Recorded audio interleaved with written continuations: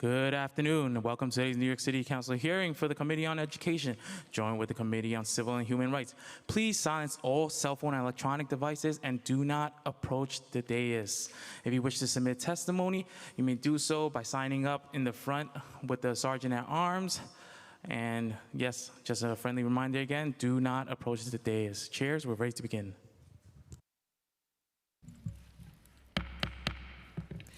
Good afternoon, and welcome to today's oversight hearing on advancing diversity and equity in New York City Public Schools. I'm Councilmember Rita Joseph, Chair on the Committee on Education, and we are joined by Committee on Civil and Human Rights, its Chair, Dr. Natasha Williams. Thank you to everyone who has signed up to testify. We look forward to hearing your testimony. Today, the committee will consider the following legislation. Intro 142, sponsored by Councilmember Sylvina Brooks Powers, requiring biannual studies on students' access to internet and electronic devices. Intro 955, sponsored by Councilmember Kevin Riley, mandating annual reports on after-school programs. Intro number 1002, sponsored by Councilmember Christy Marmorato, requiring schools to stock airway clearance devices. Resolution 718, sponsored by myself, calling for oral health education in elementary schools. And Reso 929, sponsored by Councilmember Gail Brewer, supporting the Protect Our School Act in relation to protecting students, faculty, and staff from civil arrests while attending or participating in school activities. In 1954, the Supreme Court issued its unanimous decision in Brown versus Board of Education, declaring that racial segregation in public schools was unconstitutional.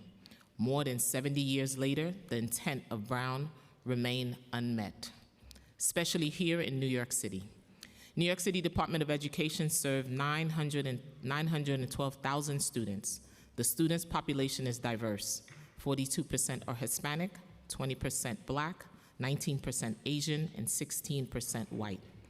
Nearly 3/4 economically disadvantaged. Yet, segregation at our schools remain deeply entrenched. In 2014, New York City Public Schools have been ranked the most segregated in the country for Black students and the second largest segregated for Latinx students. 85% of our Black students, 75% of our Latinx students, intensely segregated schools. Meanwhile, only 14% of Black students, 18% of Latinx students attend high opportunity high schools, compared to 43% of white and Asian students. Even in District 3, one of Manhattan's most demographically diverse areas, we see segregation persist. One of the 16 schools with 35% or more Black students, the average white enrollment is just 4%. This segregation affects outcomes. In 2024, Black fourth grade students scored 31 points lower in reading than their white peers. Latinx students scored 38 points lower. Students from low-income households scored nearly 30 points below their wealthier classmates. And this is despite the fact that New York City spends an average of $31,717 per student, nearly double the national average. In 2017, New York City Public Schools launched a diversity plan aimed at reducing school segregation. It set goals to increase numbers of racially represented schools by 50,000 students, reduce economically stratified school by 10%, and expand inclusive practices for English language learners, students with disabilities. It included 12 policy proposals and created a school diversity advisory group to provide citywide recommendations. Programs like diversity in admissions have expanded from 7 schools in 2016 to over 100 today, prioritizing students who are low-income English language learners and students in temporary housing. Yet, participation remained voluntary and impact has been limited in scales. Admission policies include academic screening and gifted and talented program access continue to reinforce disparities. The pandemic briefly interrupted these systems, leading to more equitable enrollment, but screens were reinstated in 2022. Now, based on fourth grade course grades, as of this year, 69 middle schools have returned to using academic screens. School choice and zoning policies also play a role. While families can technically apply citywide, in practice, Language access issues, digital barriers, and complex application systems create real obstacles, especially for immigrant and low-income families. In 2019, the Council passed Local Law 225, requiring every community school district to develop a diversity plan through the establishment of district diversity working groups. 5 years later, New York City Public Schools has yet to fully implement the requirements citywide. Only a few districts have published plans. I am concerned by the lack of transparency and accountability. Research has shown that integrated schools produce stronger academic outcomes, increase civic engagement, and improve graduation rates. But progress requires more than good intentions. It requires structure, urgency, and sustained action. Today, we will hear from New York City Public Schools, students, families, educators, advocates, and we will ask, what are we doing, not in theory, but in practice, to create a public school system that truly reflects the diversity of our city and its values? And we will talk about advancing equity in our schools. We must also confront the disparities that exist in access to basic preventative care. This is why I'm proud to sponsor Reso 718. Equity includes the right to learn without avoidable pain or shame. Thank you to the members of the Education Committee who have joined us today. Councilmember Williams, Lewis, Momorado, Hudson, Brewer, and Narcisse. I would also like to thank committee staff Nadia Jean-Francois, Chloe Rivera, Andrew Lane Lawless, Gray Amato, Rose Martinez, Eric Brown, Ann Driscoll, as well as my own staff, Giovanni Piquant and Joel DeSouve, for their work today. I will now turn to my co-chair, Dr. Natasha Williams, for her opening statement. Thank you. Good afternoon. My name is Natasha Williams, and I serve as chair to the Committee on Civil and Human Rights. Thank you to everyone joining us for today's joint hearing with the Committee on Education. And of course, a big thank you to my co-chair, Councilmember Joseph, for working with me to address this topic. I'd like to start off by wishing everyone a happy Juneteenth tomorrow. Yes, I'm greatly honored to be in a position to help facilitate such important conversations on the eve of such an important day. New York City did not gain its reputation as the melting pot of the United States by accident. Our city's identity is largely built on its role as a haven of opportunity for the people who come from all over the world to build a better life, a fundamental aspect of which is access to quality education. There are currently over 900,000 students enrolled in the city's public school system. These are the students who will grow up to be the future of our city and our country. A driving force behind what makes this city great is the effort, attention, and dedication of our parents and our educators who work tirelessly every day to foster and shape the next generation of New Yorkers. Racial and income disparities have persisted as obstacles in academic achievement for far too long. As Chair Joseph pointed out in her opening statement, the vast majority of Black and Hispanic students attend segregated schools. Yet, even in instances where Black and Hispanic students attend quote-unquote high opportunity schools, they are less likely to enroll in advanced coursework compared to their white and Asian peers. While policymakers are committed to ensuring that New York City Public Schools has the resources to tackle these persistent problems, a commitment that is constantly and consistently reflected in the budget, New York City Public School remains among the most segregated in the nation. During today's hearing, I'm hoping to learn more about the work that the department has done to ensure that all children have equitable access to the educational resources and tools that will set them up for success both within our school system and beyond. I also welcome what I hope will be constructive conversation surrounding the bills and resolutions being heard today. Thank you to committee staff and the data team for their work on this hearing, and thank you to my colleagues who have also joined us today. I look forward to hearing everyone's testimony.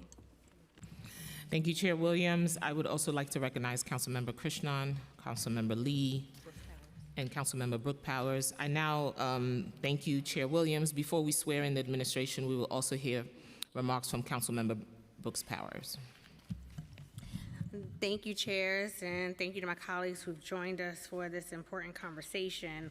I'm proud to sponsor Intro 142, which would require the Department of Education to conduct a biannual study on student access to home internet and devices.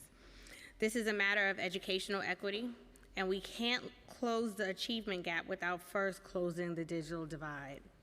We saw during the pandemic just how deeply this issue affects students in communities like mine.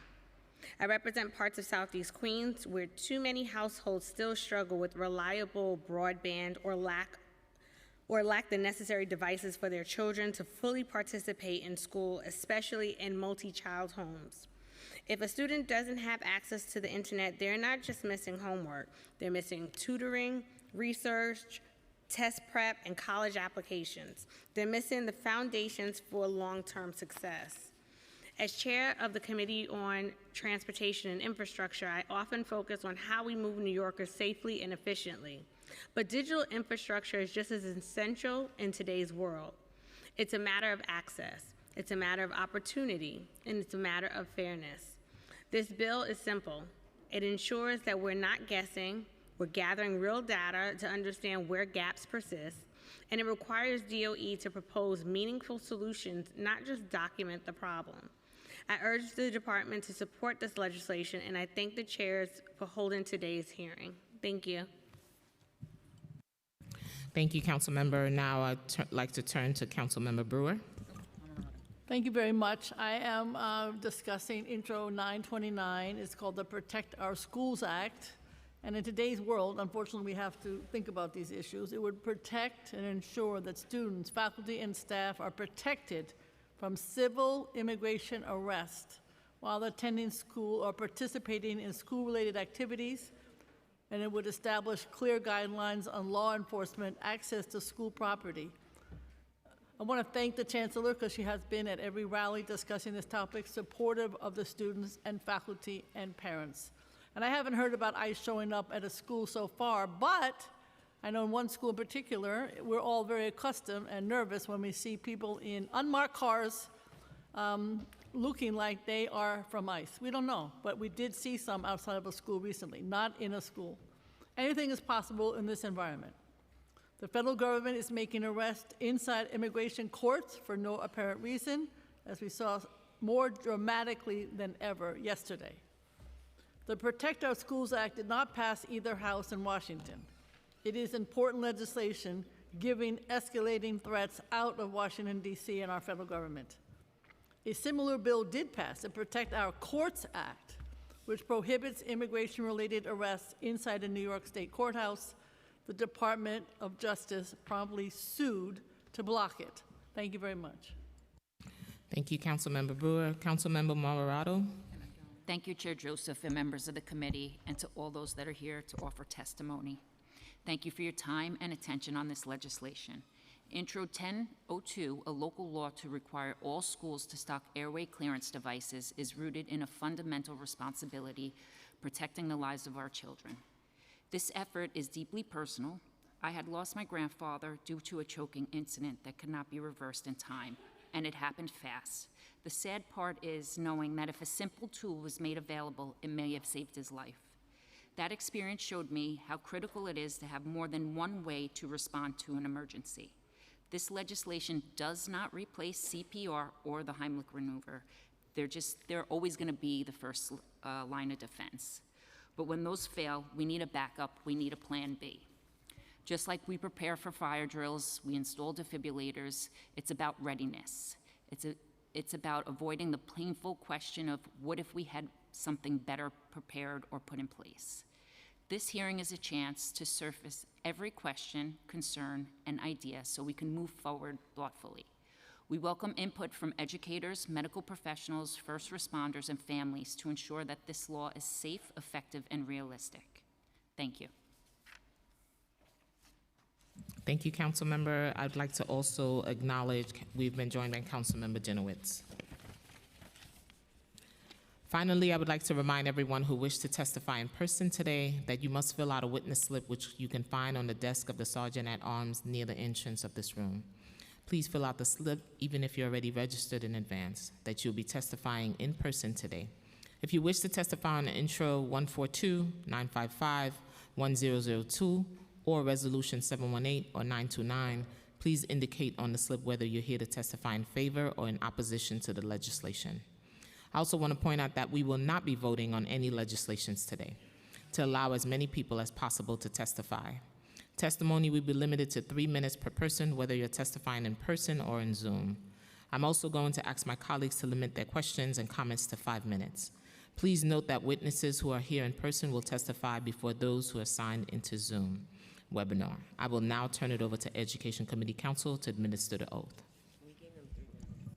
Good afternoon. Now, in accordance with the rules of the council, I will administer the affirmation to the witnesses from the mayoral administration. I will call on each of you individually for a response. Please raise your right hand. Do you affirm to tell the truth, the whole truth, and nothing but the truth before these committees and to respond honestly to council member questions? Dan Weisberg. I do. Chancellor Aviles Ramos. I do. Travonda Kelly. I do. Yael Calbon. I do. And for those here for Q&A, if you can raise your right hand as well. John Hammer. Corrine Apollon. Robin Daveson. TC Christina Melendez. Dr. Mia Teresa Date. Brenda Garcia. Kleber Palma. Kevin Moran. Superintendent Kamar Samuels. Superintendent Rafael Alvarez. Superintendent Megan Dunn. Is that everybody? Thank you so much. You may begin your testimony. Good afternoon, Chair Joseph, Chair Williams, and all the members of the Education and Civil and Human Rights Committees here today. Thank you for inviting me to testify about the diversity of New York City Public Schools, the largest school district in the nation. I am Melissa Aviles Ramos, Chancellor of New York City Public Schools, and I am joined by First Deputy Chancellor Daniel Weisberg, Chief Enrollment Officer Travonda Kelly, Deputy Chief Executive Officer of District Planning Yael Calbon, and other New York City Public Schools colleagues. I appreciate and share your commitment to this critically important topic, which feels especially meaningful to discuss the day before Juneteenth. The values of equity and diversity are deeply personal for me. As a woman, a Latina, a lifelong educator, and the mother of a New York City public school student. As you may know, my own mother sent me to Catholic school because our local public school back in the 1980s did not provide the excellent and equitable education that she knew I deserved. And I have been working tirelessly ever since to ensure that families across our city, from the Bronx to Brooklyn to Southeast Queens, have equitable opportunities within our public education system. As a teacher, principal, district leader, and now as chancellor, I put equity at the forefront of my practice. I believe that diverse schools are an important goal. All students thrive when they can learn from each other's experiences and backgrounds. In New York City, diversity is one of our greatest strengths, and our diversity is rooted in all aspects of students' and employees' identities, including cultural, racial, gender, ethnic, and religious diversity, to name a few. For context, in 2023-24, there were 912,000 students, over 912,000 students in New York City public schools of many races and ethnicities. That breakdown was 42.2% Latine, 19.5% Black, 18.7% Asian, 16.2% white, 1.8% multiracial, and 1.2% Native American. Additionally, 73.5% of our students in the 23-24 school year were economically disadvantaged. 21.6% were students with disabilities, and 16.3% were English language learners. Our families, moreover, communicate in over 180 languages. These numbers, when taken in aggregate, capture a richly diverse school system. For example, approximately half of our schools do not have a 60% plus majority of one race or ethnicity, and only 1 in 5 schools has a single racial group making up 75% of student enrollment. At the same time, I acknowledge that not all our schools reflect the full diversity of our city. In large part, this is due to demographic realities, most of which have been outside of our control. These include entrenched housing patterns, families' decisions around where to reside within New York City and where to enroll their children. And our enrollment processes are largely driven by family choice. Families moving outside the city in the wake of the pandemic, as reported in the New York Times in 2023 and 2024, families registering their students in private, parochial, or charter schools, and more. Additionally, consistent with Supreme Court precedent, New York City Public Schools does not use race as a factor in school admissions. As mentioned, New York City Public Schools admission processes have been historically guided by family choice, and while we cannot control families' geographic or educational preferences, we can uplift and support communities that are eager for increased diversity in their schools. To that end, there are numerous local diversity initiatives that we have encouraged or helped facilitate. For instance, we operate diversity and admissions initiatives in over 100 schools, which are calibrated to create greater access for groups that are underrepresented in those schools, such as low-income students, students in temporary housing, English language learners, and more. Each DIA initiative is driven by community efforts like those in Districts 1, 3, 13, and 15, and/or school leadership teams. Further, we set aside seats for students with disabilities at every middle and high school to ensure representation and access for these students and to ensure compliance with the law. This September, we will open our third new accelerated high school. These schools will together serve upwards of 1,500 students at scale, with admissions priorities that promote greater representation of students from across neighborhoods and demographic groups while still ensuring access for local families. We have also successfully increased diversity at some of our highest demand schools by relocating them to buildings where they can grow or merge with other schools serving different demographics, creating more diverse schools that are accessible to even more students. These schools, including PS 150 in District 2 and East Village Community School in District 1, enroll students through our diversity and admissions program and have grown significantly since these changes, with substantial increases in their percentages of students living in poverty, even doubling at PS 150. Additionally, we have worked hand in hand with community education councils to center diversity and integration in our rezoning work. We aim to simultaneously tackle overcrowding and integration by drawing new school zones that are appropriately sized and geographically manageable for families, and that increase the diversity of these zones wherever possible. I want to take this opportunity to highlight some of the excellent integration initiatives that have been driven by communities such as District 15, 13, and 3, whose superintendents are here today to further speak to this work. Implemented in 2018, the community-driven District 15 diversity plan focused on middle schools across the district, an area that includes Boerum Hill, Carroll Gardens, Cobble Hill, Fort Greene, Park Slope, Sunset Park, Red Hook, and Windsor Terrace. This plan prioritized admissions for underserved groups and supported equity-focused programming. I'm proud to say that the district has made notable gains in building inclusive school cultures, ensuring individual schools better reflect the demographics of the district, and uplifting community voice in decision-making. Similarly, in Districts 13 and 3, community members and leaders have worked together to implement district-wide diversity plans and intentional school mergers. For example, the merger of the Academy of Arts and Letters and PS 305 in Brooklyn a few years ago has allowed for diverse classes along with purposeful and thoughtful opportunities for peer-to-peer relationship building, including via advisory, electives, after-school programming, and more. We've also seen success with the merger of Lafayette Academy and Westside Collaborative in Manhattan. I'd like to thank the superintendents here today for their leadership and for empowering their families as we work to uplift and encourage more diverse school communities. I want to close by zooming out for a moment to look at equity and opportunity with a broader lens. School integration is often portrayed in the media in black and white terms, literally. But that one-dimensional portrayal simply doesn't reflect the demographics of our city in 2025. And with it comes an inaccurate and dangerous implication that if we just put students of color in desks next to white students, then achievement will automatically rise. I reject that premise entirely. So while of course we should uplift diversity in all its forms, I believe increasing equity goes far beyond simply moving students' enrollments. What families tell us matters most to them and what will guarantee we deliver an equitable education to all students is ensuring that every one of our schools, no matter the demographics or zip code, provides an academically rigorous, world-class education.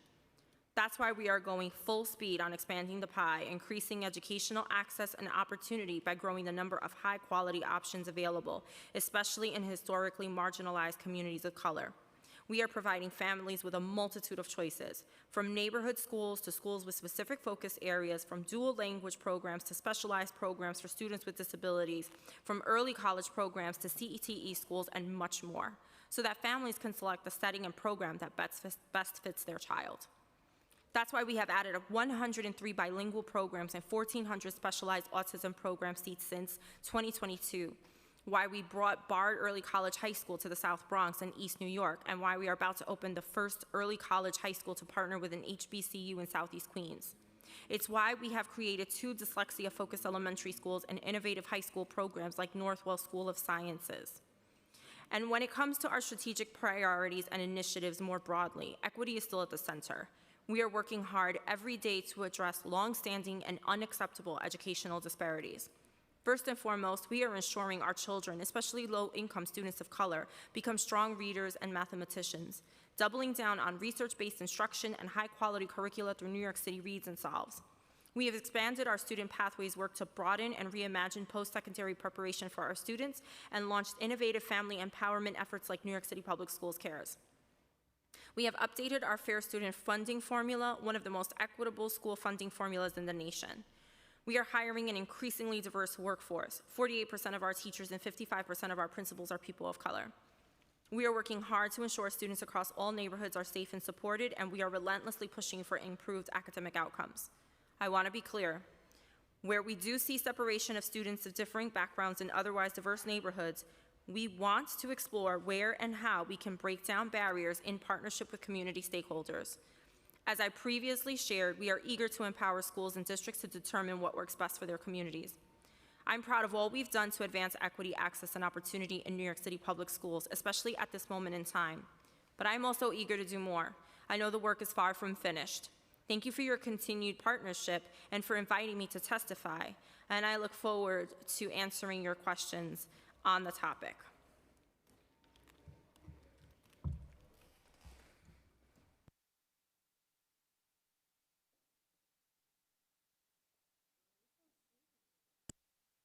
And the legislation part.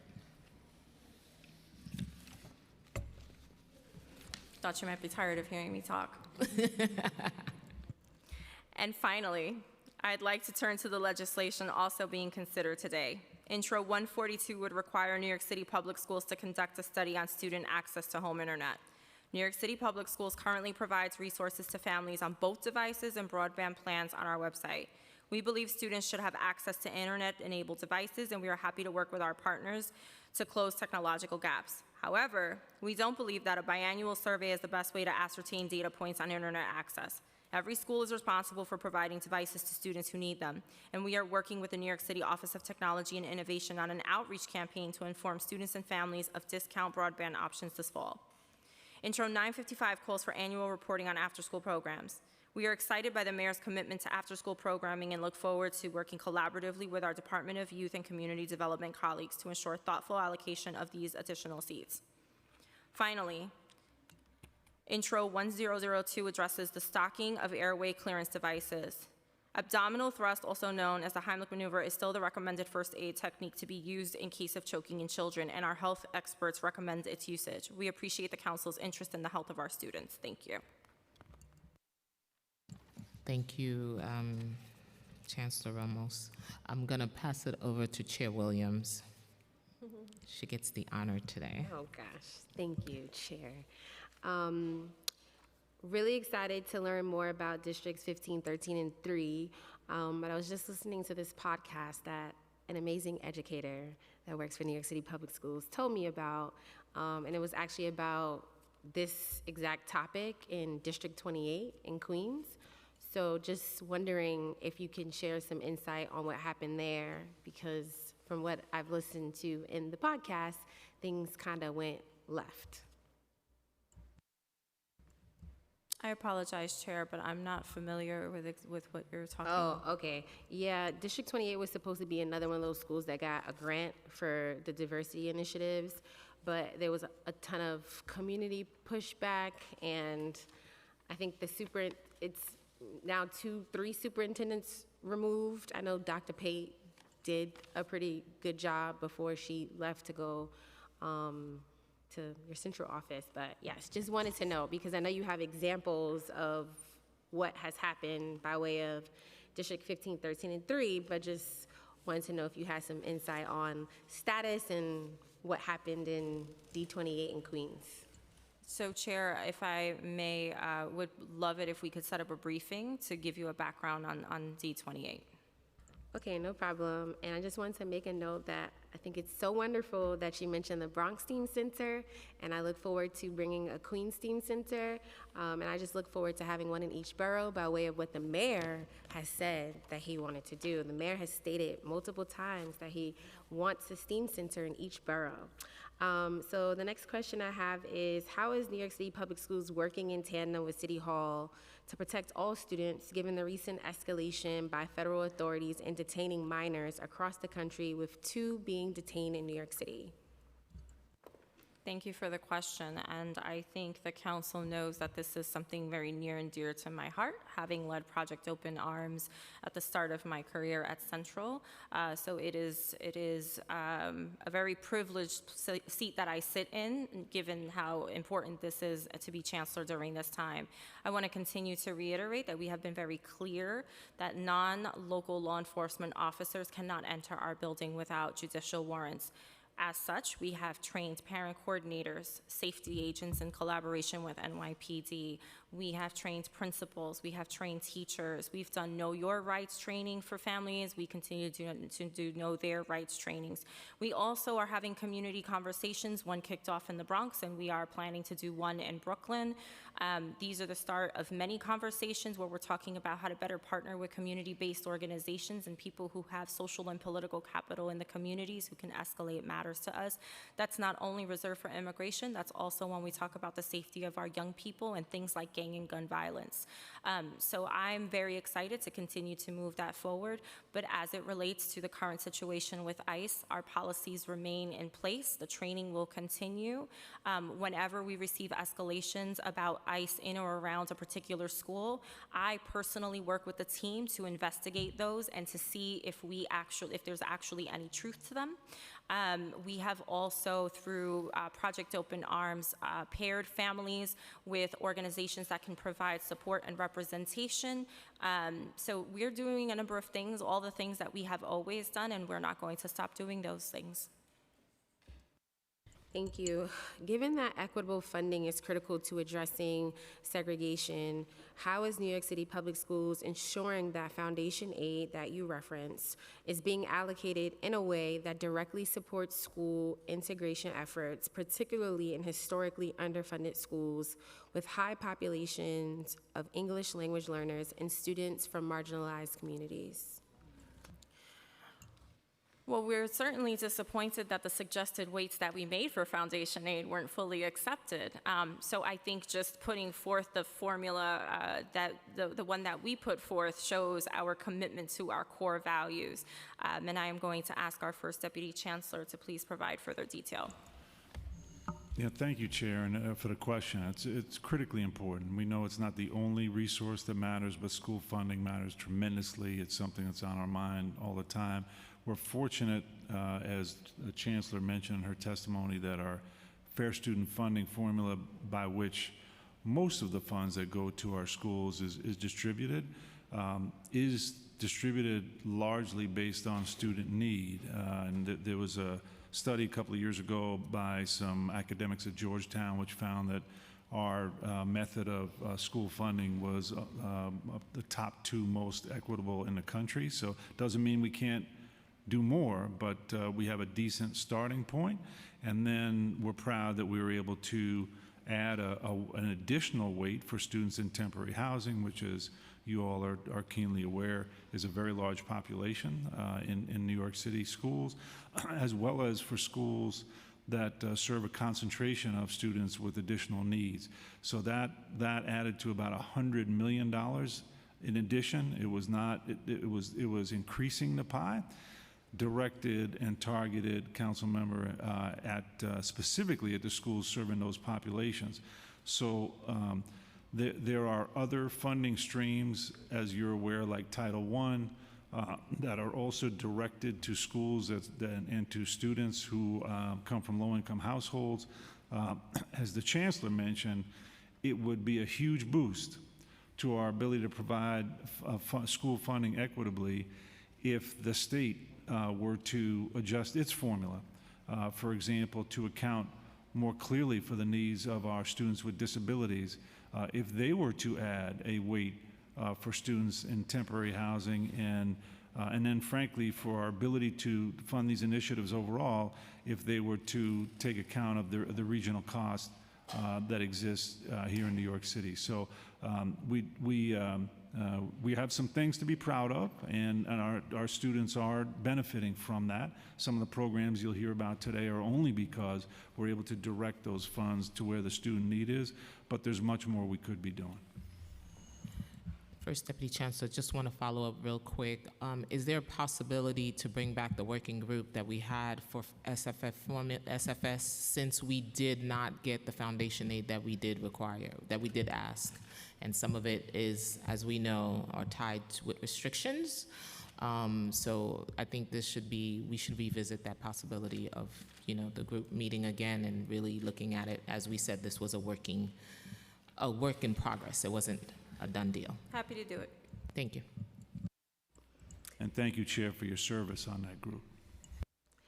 Are there any funding sources that the city has made directly available to schools to utilize to further diversity initiatives? For example, schools that wish to implement school-wide enrichment models instead of G&T programs are two vastly demographically different schools that may be merging. Are they given resources, funding to facilitate community discussions before, throughout, and directly after the process?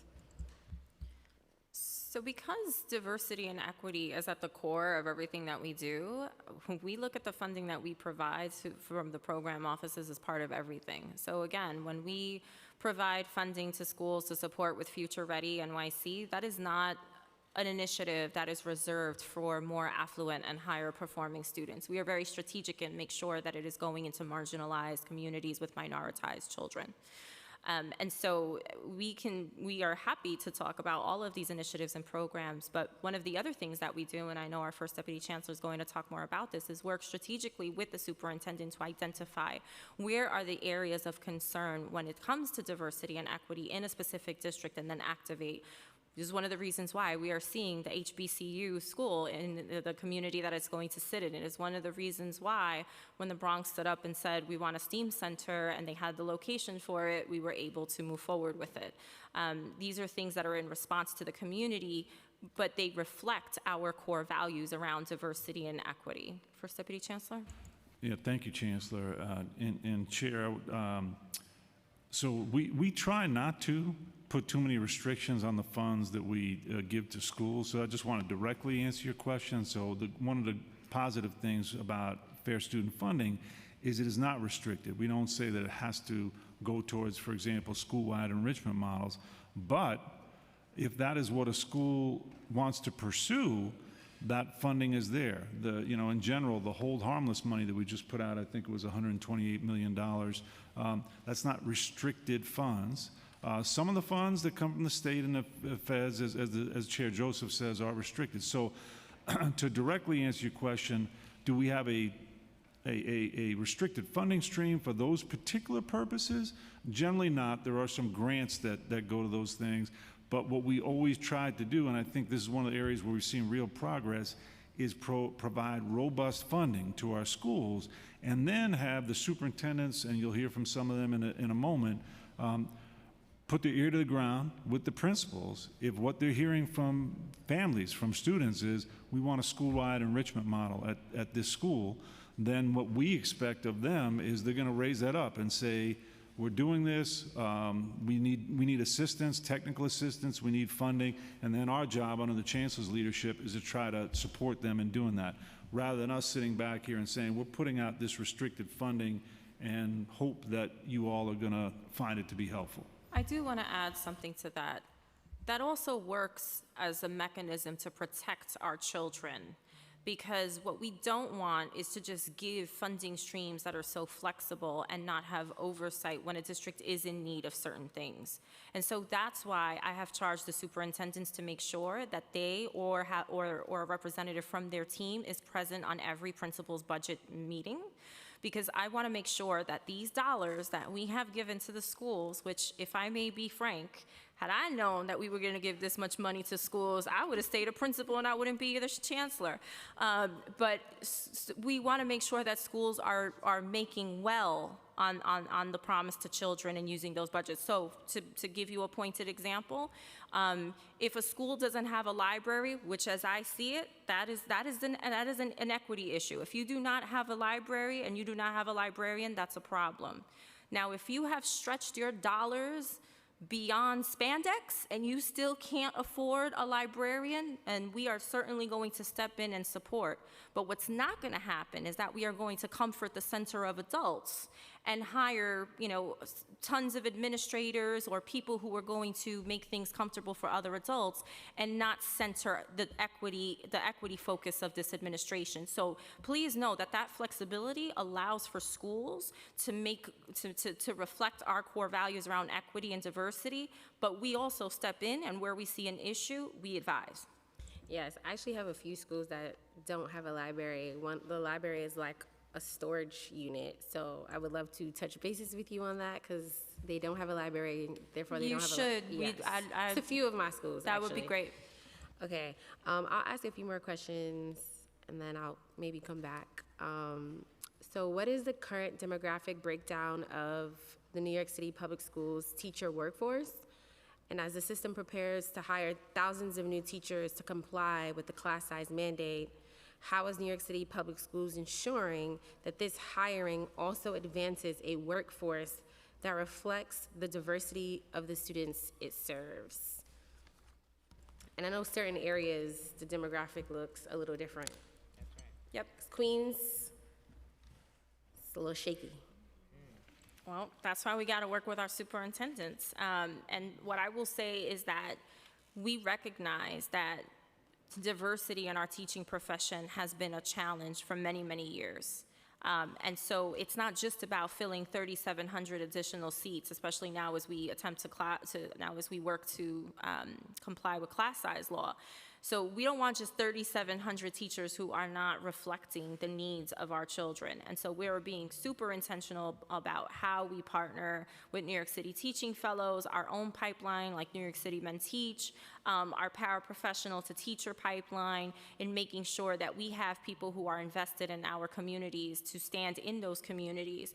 That's not only for our teachers, that's also for our social workers. So one of the things that Chief Mark Rampersad has been really intentional about is working with universities to identify social work interns who can actually work in communities that they understand and that they have an investment in.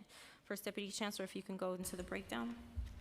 Sure thing, Chancellor. So the current breakdown for teachers is 52% white, 16% black or African American, 19% Hispanic, 8% Asian, and less than 1% of other demographics. Principals, by the way, I don't know specifically, Chair, you asked about principals, but 45% are white, 30% are black or African American, 19% Hispanic, and 5% Asian. And just to put a little bit of context on that, that makes us, New York City, the most diverse educator workforce in New York State among any of the large districts. And I'll just put that out there, not to say that, as the Chancellor says, we don't have a long way to go to make sure that we are hiring equitably across all groups and making sure that our kids are seeing tremendous diversity in their educator and other workforce. This is in a country where about 80% of the teachers are white nationwide. And we're about now, a majority of our students nationwide are now identify as students of color. And just to say on what we're doing, right, we're about to do a big hiring push for purposes of lowering class size. One of the best tools we have on diversity, which we're really trying to lean on, is alternative certification. Our teaching fellows, many of you know about teaching fellows. We are very fortunate to have a chancellor who came to New York City Public Schools through the Teaching Fellows Program. That gets us both shortage area teachers, a good supply of shortage area teachers for disciplines like special education and ENL, but also our most diverse pipeline. And so we have doubled the size of our incoming Teaching Fellows class. Just final comment, Chair Joseph has heard me say this before. one of the main barriers, we did a survey of our paraprofessionals who should be an amazing pipeline for our teacher workforce and a huge boost to diversity as well. It's a pretty small number of paraprofessionals who get their teaching license every year, and we surveyed them because we want to increase that and asked them about obstacles. You know, first of all, asked them about interest, and as you can imagine, overwhelming majority said they had an interest in becoming teachers, and we asked them, what are the obstacles? The number one obstacle was cost. And so one of the reasons our alternative certification teaching fellows program is successful is we subsidize tuition. That takes money. We have to find a budget for that. We need help from you all and others in order to do that. But it's extremely effective at broadening the talent pipeline that comes into New York City teaching profession. Wanted to do a quick follow-up on your teacher recruitment, but there's also a study that says that most of the teachers that are newly hired are also in low-income neighborhoods. How do we look at that? And that's the reality, right? When we really talk about outcome and how do we really serve our most vulnerable New Yorkers, is making sure the talent is also in low-income neighborhoods, and how do we support that? Well, a couple of things. One is that we have been really focused on retention just as much as recruitment. And that's why with New York City Reads and Solves, it was important that we have the coaching mechanism in place to support those teachers. Because what we didn't want is for the curriculum to decorate the shelves like in the past, where we would get books and materials. Chair Joseph, I know you know what I'm talking about. We probably had a shelf with about 5 or 6 different editions from year over year. We didn't want that to happen, and so we knew that something different had to happen, and that difference is in the coaching. So having shoulder-to-shoulder, job-embedded support, not getting feedback just on a 15-minute snapshot, but someone who was telling you in real time how you can adjust your practice. That allows for that ensures teacher retention, because teachers aren't trying to figure it out on the ground. The second part of it is the most important component, which is making sure that we're giving them the curriculum and curricular resources they need. So teachers are not designing curriculum, as I'm sure you did too, because I did too. We were writing our own curriculum. It was advertised as teacher autonomy, but it was not teacher autonomy. It was us flying while we were building, and that is unacceptable. And actually, the union, CBA, tells us we need to make sure that we are providing curriculum, which we have not done across the system. So that is also contributing to teacher retention. The other piece of it is making sure that we are celebrating the adults and creating pipelines for leadership. And I don't just mean going from teacher to assistant principal and principal. There are people who want to stay teachers forever.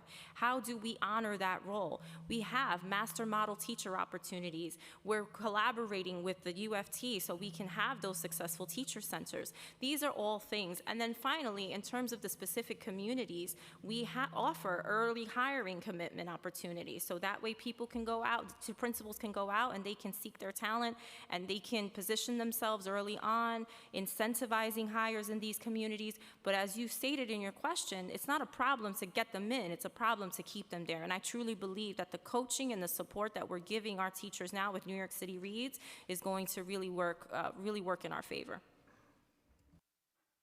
So just a follow-up to that, question around culturally responsive and sustaining education, CRSE, which remains available on the New York City Public Schools website. How has New York City Public Schools continued to advance this approach? What professional development, curricula, or programming, if any, are currently in place to support and implement the CRSE framework across schools? I know there's like a ton of books. I feel like, I don't remember the title, somebody told me a title about like, you know, white teachers in black communities. I think there's like lots of resources. And when I saw this, I thought of these resources and thinking about how that is getting implemented, considering that while there is diversity, you know, culturally responsive professional development, I think is so important. It's very important. And the work of Chris Emden and Dr. Goldie Muhammad, it all continues to live very much in our schools. One of the things that I'm super proud of is that we took a lot of people from our teaching and learning team, which was at Central, and we redeployed them into district teams. That was key because now that gives extra experts in the teaching and learning field to be able to work directly with districts and go into schools. Our DEI team is still alive and strong under the leadership of our Chief Diversity Officer, Karina Pollan, and we also have Jonathan Foy, who started that work in previous administrations and continues to lead that work. So our DEI coaches are still very much providing professional learning, and not only are they providing professional learning, but they're working, again, shoulder to shoulder with superintendents. I also want to bring up our meeting the moment work, because when we talk about CRSE, it goes beyond what we have talked about historically. When we think about the uptick in anti-Semitism and Islamophobia, the meeting the moment work has been incredibly important, and it all goes back to education. And so the training that we do with Facing History is also part of our DEI work, because we know that when young people understand differences in race and culture and ethnicity and linguistic diversity, but still see the through line across all the different communities, they do coexist in a very meaningful way. And so this work continues. It will continue despite everything that's happening. We don't shy away from that work. I also just made my 8-month anniversary, if you will, and it's been a busy year. So we're excited to close out this school year and bring together groups. I have my student advisory council, my superintendent and principal advisory council, starting a teacher advisory council. We have an amazing parent advisory council. And this is a topic that is perfect for our subcommittees to really tackle, so we can have engagement across stakeholder group to inform us on how we can further this work in the upcoming school year.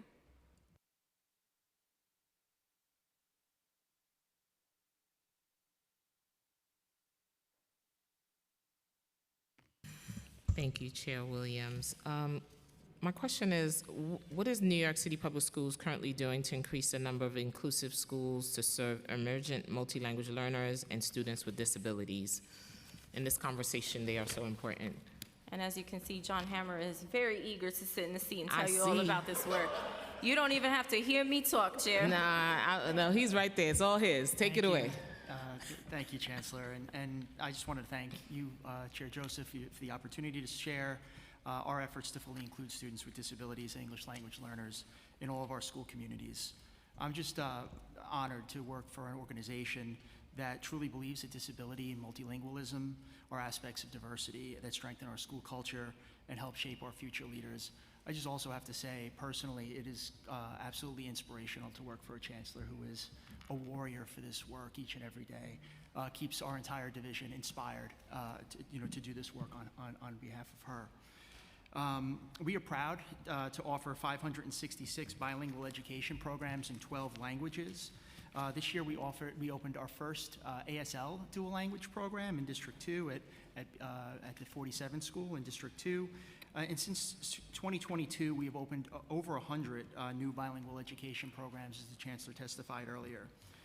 Turning specifically to special education, not only are our schools expected to welcome and serve students with disabilities, but schools are expected to meaningfully include those students with disabilities in a general education classroom to the greatest extent appropriate for every student. I'm proud to share that 2 out of every 3 of our students with IEP spends the majority of their school day in classrooms that are inclusive without students, and includes students without IEPs. One of the areas that we're currently focusing this work is around including students with greater needs, students that are traditionally recommended to receive services in District 75 settings. For context on District 75, 91% of students come from low-income families, 75% are Black and Hispanic. Broadly, we are working to disrupt a system where families that have resources attend private schools via Carter cases, while low-income students of color are served in District 75 far from their homes. Mm-hmm. Now, our District 75 schools, they are doing phenomenal work. I'm so proud of our principals, our teachers. But the truth is that many families, they want access to services, high-quality therapy, high-quality instruction. They want that in their local community school so that their children can learn alongside their siblings and their neighbors. We believe in a system where no child should need to leave their community to receive those therapies and those services. So how do we do that, right? That's the big question. And it's our belief that the programs we offer, NEST, AIMS, Horizon, for example, we believe these programs are highly competitive to any non-public school program that is out there. And our families largely agree.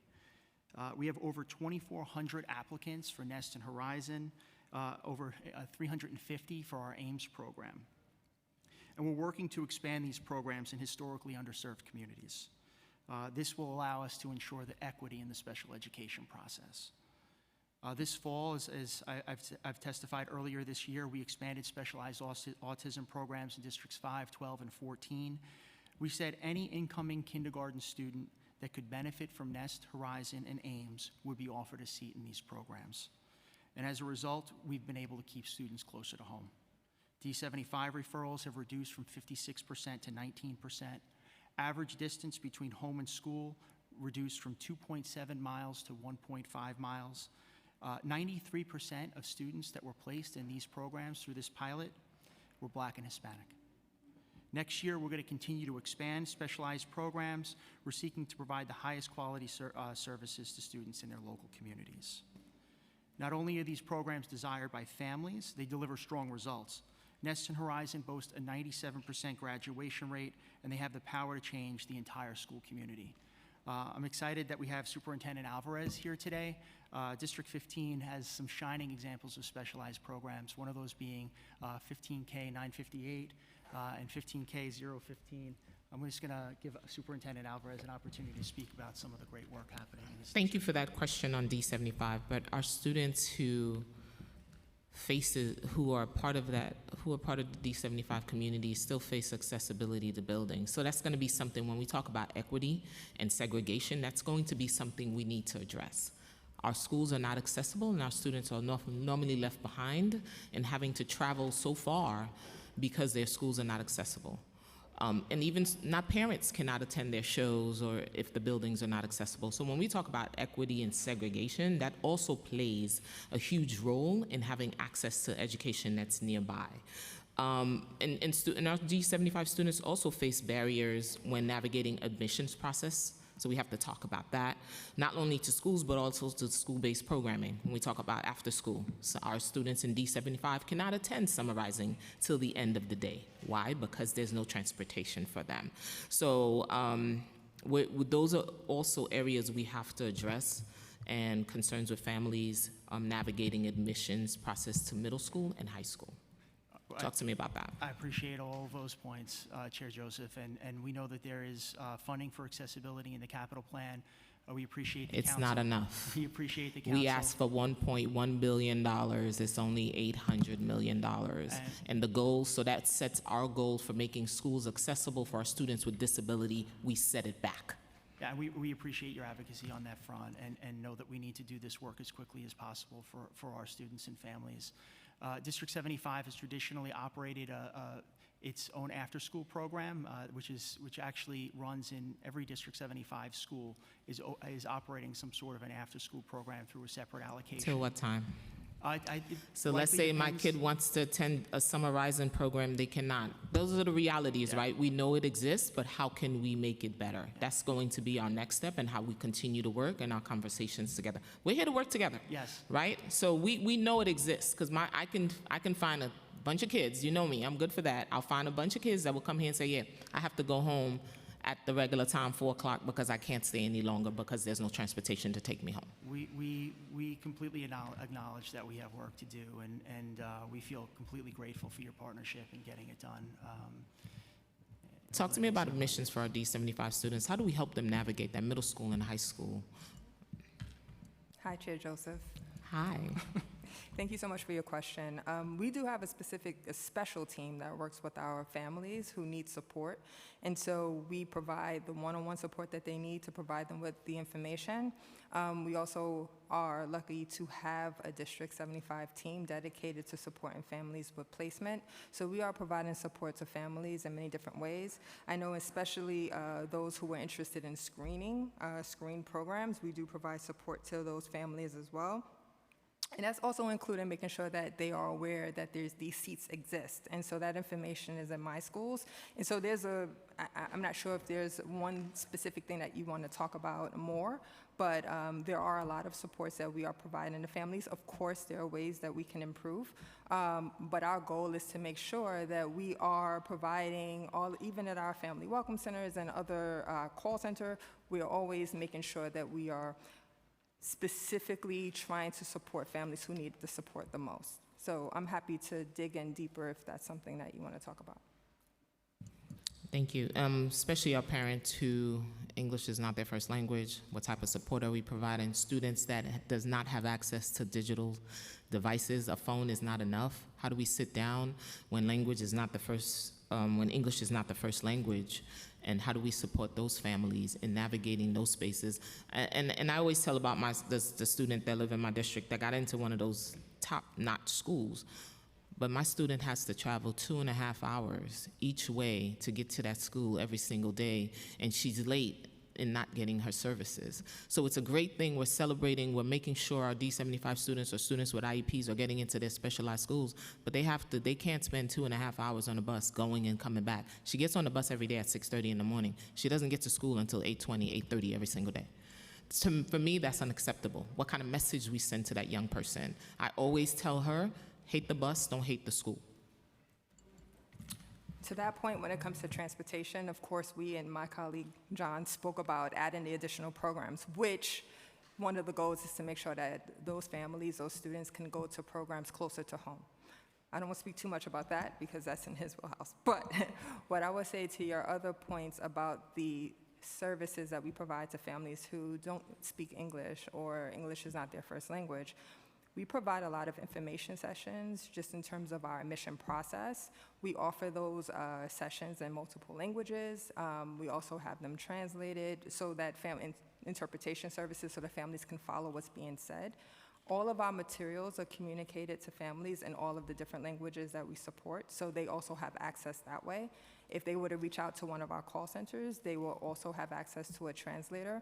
Our family welcome centers also provide support in languages. Either we have counselors who speak a variety of languages that mirrors their communities, or they will use our translation services as well. So we are trying and we are getting better at ways in which we can use these tools to make sure that we are giving families who don't speak English that one-on-one support where language and that communication is not strained because they don't speak English. And so we are trying to get better there, but we do provide a lot of services in the languages of our communities.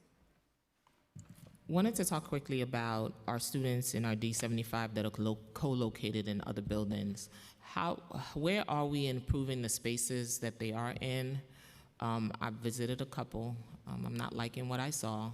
I'm hoping, especially the ones that's supposed to have life skills in their building, I'm not seeing what I visited and I'm not liking what I'm seeing. So I'm hoping to see some improvement on that aspect. If our goal is to make sure they go through our system and having the life skills they need to function as regular community members, we have to make sure they have all the tools in their toolbox. We completely agree that that is an important component to educating our students with disabilities, especially in District 75. I'm sorry to hear that you've seen some examples of areas where we need to work on. I'll be sure to follow up with you following the hearing to get some specifics on those schools and to get some team members out there to pay them a visit. I would say that I have seen some tremendous examples of schools delivering life skills curriculum.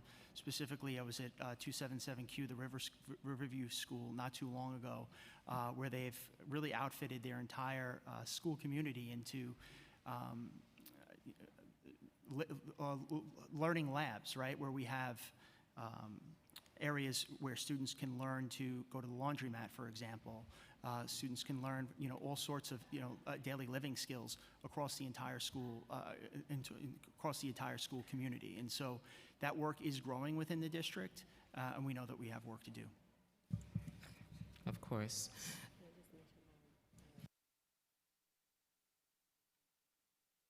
Yeah, I just wanted to chime in really quickly because I received an email today from the CEC for District 28 about a resolution that touches on the topic that the chair raised. I hope you look at the resolution, it just came out, but the resolution essentially is calling for you all, hold on, let me make sure I have it right, is calling for an establishment of mandatory co-location agreements that are collaboratively developed with D75 administrators, parent leaders, and staff to ensure equitable access to shared facilities, schedules, and school-wide opportunities, creating a standardized co-location framework, appointing a dedicated co-location liaison, providing mandatory inclusion and disability awareness training for all school-based staff, ensuring parity in school leadership structures, adult and remedy facilities, disparities in co-located schools to guarantee that D75 students have equal access, and then elevate the voices of D75 families and students in co-located settings by creating inclusive feedback mechanisms and requiring meaningful parent engagement across all school communities. So clearly it is an issue like on the grounds, and it just is very befitting that I got this email about this resolution specifically on D75 issues in District 28. I hear you on that, and I would just say that, everything that I heard in that resolution is absolutely our expectation for co-location and principals working together. And so, obviously we will support the District 28 community in implementing that resolution and those recommendations. I just want to very quickly, as we bring up District 28, I've spoken a lot about specialized program expansion. Right? But there is a piece of this work that we're very excited to expand upon, right? It's taking the best pieces of our autism programming, the training, right? Creating the inclusive learning conditions, strengthening communication between teachers and families, teaching social skills and behavior support, adapting instruction. It's taking all of those pieces that make our specialized programs, special, and it's how do we train full districts in implementing these strategies. And so this fall, we're going to be rolling out a new initiative. It's called Inclusion Innovators, where we're going to be partnering with superintendents that have really come forward and said, I want to identify a team member on my district team who's going to become an autism expert. I'm going to offer access to the special education office, the Office of Autism, to all of the schools in my district to provide this support over the course of the school year with coaching support. Proud to share that Superintendent Blake in District 28 has come forward as one of the superintendents that's going to be participating in this work. It'll also be happening in District 1, District 9, District 19, and District 22. And so we're going to have a lot of opportunity to work with District 28 in the upcoming school year, and just really grateful for Superintendent Blake's leadership. I want to jump in really quickly on the co-location piece because it's not only specific to D75. And let me just lead with this. None of your questions are an I gotcha for us or something eye-opening. We completely own the pockets and places and spaces of improvement that are needed across the system. And I don't only say that as a chancellor, I say that as the mother of a public school student. And one of the challenges with co-locations is that sometimes you have multiple superintendents in one building. And so one of the things that we have started to do is make sure that we are speaking to all the superintendents in the building, because there was a time where maybe one superintendent would show up, but not all of them. Our expectation is that all the leaders, from the principals to the superintendents, are around the table. We also know that our space planning folks, they can go in and they can take a look at who's entitled to what in terms of footprint. But there is a nuance to this, and that involves programming. And so there are a number of schools in the city where lunch starts at 9:15 in the morning. I don't know about you, but if it's not coffee, I'm not doing anything at 9:15 in the morning, let alone lunch. And so that is unacceptable for our children, right? We have a lot of work to do. But I do want to bring something up, and I'm actually glad, Chair, that you mentioned this resolution from CEC 28, which I have not had the privilege of reading yet. Because It's new. I just got it this morning.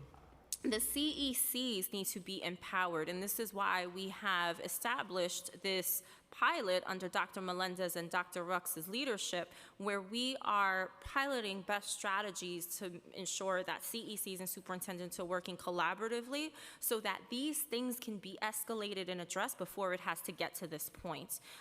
So stay tuned. The last thing I'll say about that is I'm visiting SLTs myself. Why? School leadership teams are a very important part of all of this process, and we don't talk enough about them. And so that's something that Dr. Melendez and I, as we do our roadshow around the city, we are meeting with school leadership teams, first of all, to make sure that they're functioning. Second of all, to make sure that they are at the table to speak about space planning issues and equitable programming around shared spaces, particularly for our D75 students. And then how do we activate on a plan that is fair for all parties involved? Thank you, Chancellor, and I do agree. We weren't trying to get you, we were just trying to connect the dots and see where the gaps are and where we could come in and get them. I'd like to recognize Councilmember Sanchez on Zoom and also Councilmember Hanif. Now I'd like to pass it along to Councilmember Hudson. Thank you so much, chairs, and good afternoon, Chancellor and everyone. Chair Joseph addressed the need to implement practice over theory in her opening remarks, and School District 13 in my councilmanic district is doing exactly that. Just last week, I attended District 13's monthly anti-racist town hall, which was a celebration of the district's growing commitment to using restorative justice practices in schools to build strong communities and to mitigate harm and to heal when harm happens, which I think is a perfect example of the type of work we should be fostering in all of our public schools. I'm really proud of the work Superintendent Megan Dunn, who just joined the dais here, is doing, especially in a school district that's facing rapid gentrification. And I do want to say that the pivotal work started under the leadership of Superintendent Kamar Samuels, who's also here. I don't know, Superintendent Alvarez, was it? Is that okay? But you're in good company, obviously. So I trust that you're doing just as amazing work. I'm wondering if you can just talk a little bit more about the work public schools is doing to facilitate anti-racism principles in schools and to mitigate harm that may result as neighborhoods change. And while I recognize that creating a more equitable school system doesn't necessarily have a one-size-fits-all solution, I'm curious to know if there are any system-wide efforts to further the work of Districts 15, 13, and 3, which you referenced in your testimony. And then after, I have one other question. Thank you. Thank you so much, Council Member. And yes, this is why our diversity, equity, and inclusion team is very, very important, and that specific training that works with our superintendents to craft a professional learning plan that is specific to their community needs. Some districts are more advanced in this work than others. And so it's at that point, it becomes a capacity building model, right? Making sure that the leaders, although their core values are reflected in some of their plans, they're building capacity in people from teachers to school aides to parent leaders that share those same core values. And so that's one model, right? But then there's some communities that the changing of the mindset needs a lot more intentional work. And so that's why our central team gets deployed into the superintendencies to work in concert with the superintendent, identify the needs, and then activate. The superintendents who are here with us today, you know, this work is natural to them. I had the privilege of working with Superintendent Alvarez when we were in the Bronx. As a matter of fact, he mentored me. And so, you know, we have amazing leaders, but what we know is that communities change. Communities are dynamic. And so those needs assessment and paying attention to the needs of the community and then responding with the appropriate professional learning and support for the community is important. So that's one piece. And then I'd really love for our superintendents to have an opportunity, which is going to shut me up, and then we'll get to hear directly from our great leaders.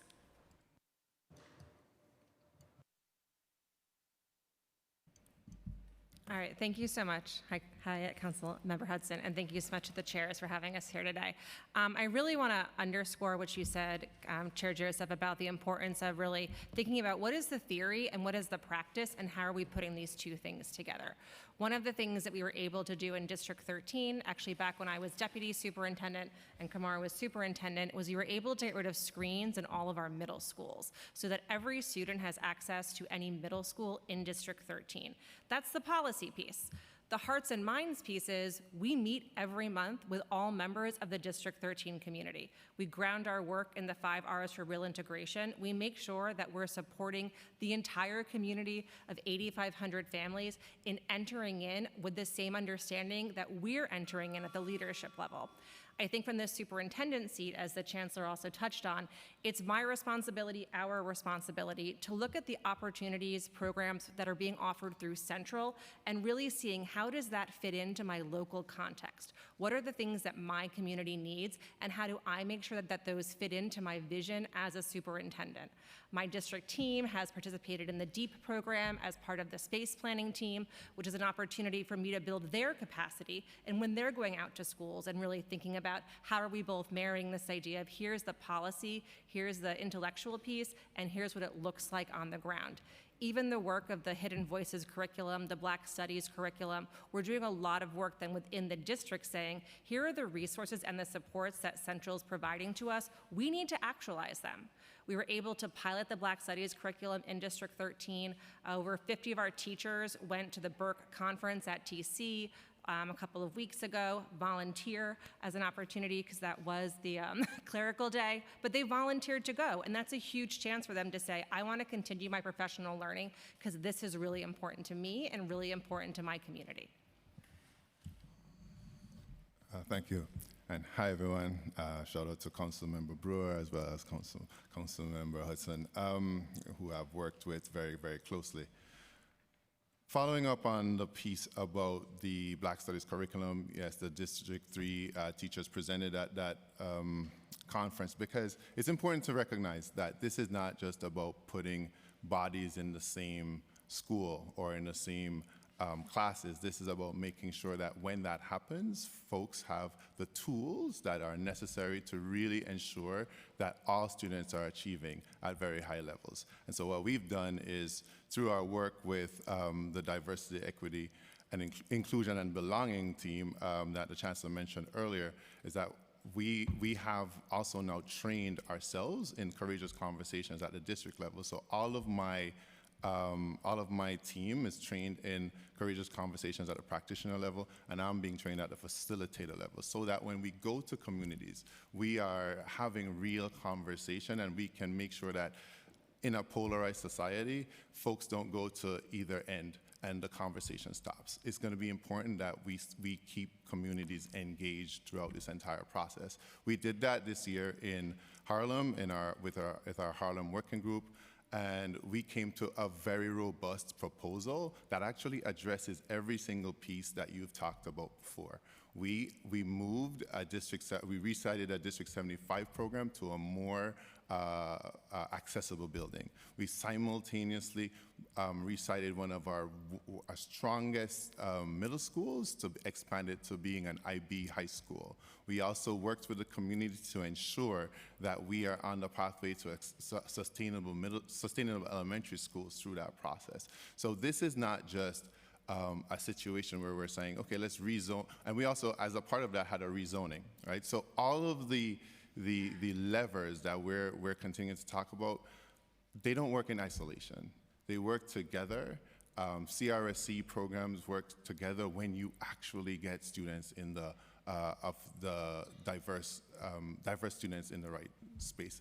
And then teachers have to be trained, not just teachers, but we are not, as a society, really ready for some of the conversations. And so the good news is there have been no time before where there's so many tools to actually help us to have those conversations. We focus on the polarization, but we should also focus on there are real tools that you can use to keep communities together. And that's what we're doing in D3. And how are you using those tools? And how are families engaged? How do you get families engaged? That's very important. We keep Absolutely. So we have a Harlem Working Group, which is comprised of parent coordinators, families, and as well as the principal. And we meet every month, and we discuss data. We discuss all of the things that people want to see. We've been doing that in D3 since June 2023. And so we meet every single month, and that's where the proposals come from. And that's why they're great, and that's why they're so robust, because they come from community conversations and community. So when they get to a point where I need technical assistance, I call on my colleagues from the Office of District Planning. I call on my colleagues from FACE. I call on my colleagues from the Office of Enrollment. But that is generated every month from community conversations with all our 6 schools, in that particular case in Harlem. I know we have 2 other working groups that are now beginning to have the same conversation throughout our district. So the parent conversation is central to what we do. During our monthly town hall series, we really consider them family opportunities. One of the things that we've moved towards is we're having middle school students participate with their families. So this past month, actually, in May, Minnie Jean Brown, who was one of the original Little Rock Nine, attended our virtual series and was interviewed by middle schoolers in District 13. And it was a real chance to have a cross-generational conversation around what does integration mean for schools, like what are our lived experiences, and how do these show up in our district? So Chair Joseph, hi, how are you? And all committee members, just to sum this all up, it's really about community engagement and how we foster community engagement in the process of what we do as a system. So when we're talking about CRSC and talking about the work, all the work is through the funneling of the channel of the community itself and where the community is. So in District 15, we use the PAR process, which is the Participatory Action Research. We started off in our neighborhoods as Red Hook and Sunset Park, which are our marginalized communities in District 15. And we started with a group of parents who worked independently with Maddie Fox, who was someone who we utilize as a resource to support, helping to move the work around understanding the community, understanding its history, and then understanding how do we move forward. In the conjunction of that, we developed our Youth and Adult Congresses, which is a group of parents on the Adult Congress and Youth Congress, so that we're fostering student voice, choice, and agency and advocacy from our community. The decisions around rezoning, mergers, programs being added in our district, all that is inclusive of the decision-making that parents come to. So when John Hammer spoke a little bit earlier and was talking about the inclusive schools, 958, and which is in Sunset Park. It's an inclusive school that has an AIMS program. That came about through the PAR process in Sunset Park, where the community said, we need this, we want this. And through the leadership of our central offices, have provided us the supports to actually have those programs happen in our district. It's flourishing, everyone wants it. In Red Hook, having the ACES program that actually at PS15, which created more access to special ed services in the particular community. Recognizing that sometimes, in some cases, some community members don't want to leave their neighborhood. They just want more services or more quality structures. And at the superintendent's level, we've been able to do that through the process of community engagement. I know you talked earlier about the CECs. Heavily involved with the CECs, walking through schools, figuring out which schools needed accessibility, which schools need elevators, which schools need more services.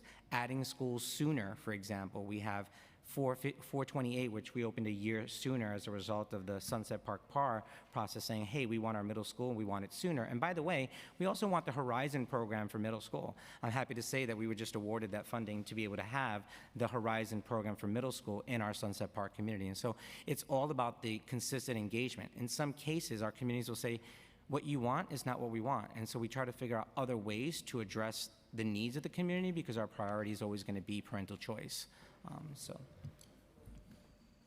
And just finally on this,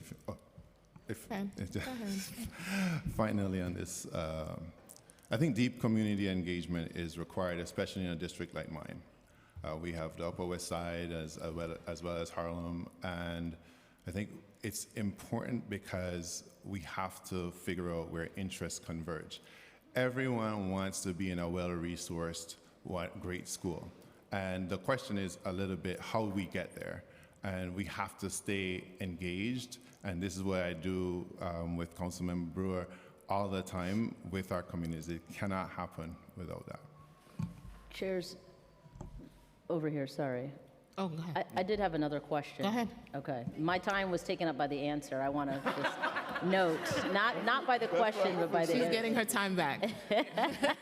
But we appreciate, all of the information, and those are the types of answers that we are, in fact, looking for, especially being on the record. But given today's topic and the recent decision from the Supreme Court to rule against the safety and livelihood of trans youth, as well as the Trump administration's decision to cut all funding for LGBTQ+ suicide prevention services, what is New York City Public Schools doing to affirm the existence and needs of trans and gender nonconforming students specifically, and the LGBTQIA+ student body more broadly? And thank you, chairs. We have continued to and will always support our LGBTQIA+ community. In fact, when the executive orders came out, the first thing we did, just like we did with immigration, was have our legal team analyze and see what were the implications for us.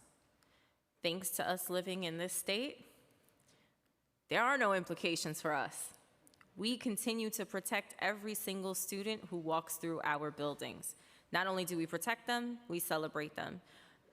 Our work with our GSAs, our celebrations for our students, our strategic pairing of social workers and communities to make sure that they are supporting young people in these very, very difficult times, as well as central-wide messaging to tell young people from all walks of life, you are protected, you are seen, you are valued, and we are here with you. We just recently held a celebration for our LGBTQ+ community at Tweed, where we heard from a number of students, we heard from a number of staff members. We also celebrated them at Yankee Stadium and their acceptance of scholarships after they wrote their essays talking about their journey. And one of the things that the team and I spoke about is how young people, we talk so much about the macro level and everything going on at the federal level, but what we still have to remember is that there are young people who are not being accepted and seen by their families. And so in many cases, we are their families. So we're also talking about what further supports can we provide to those specific young people whose families have not accepted their sexual identity. And that is something that we continue to do. In terms of the federal funding, this is why state funding is so important, because we know that it is a part of our budget, right, the federal funding, but it's a much smaller portion than our state funding. And so this is why we continue to tell the state, we need you to show up as big of a way as you possibly can, because the city has shown up in a very, very huge way.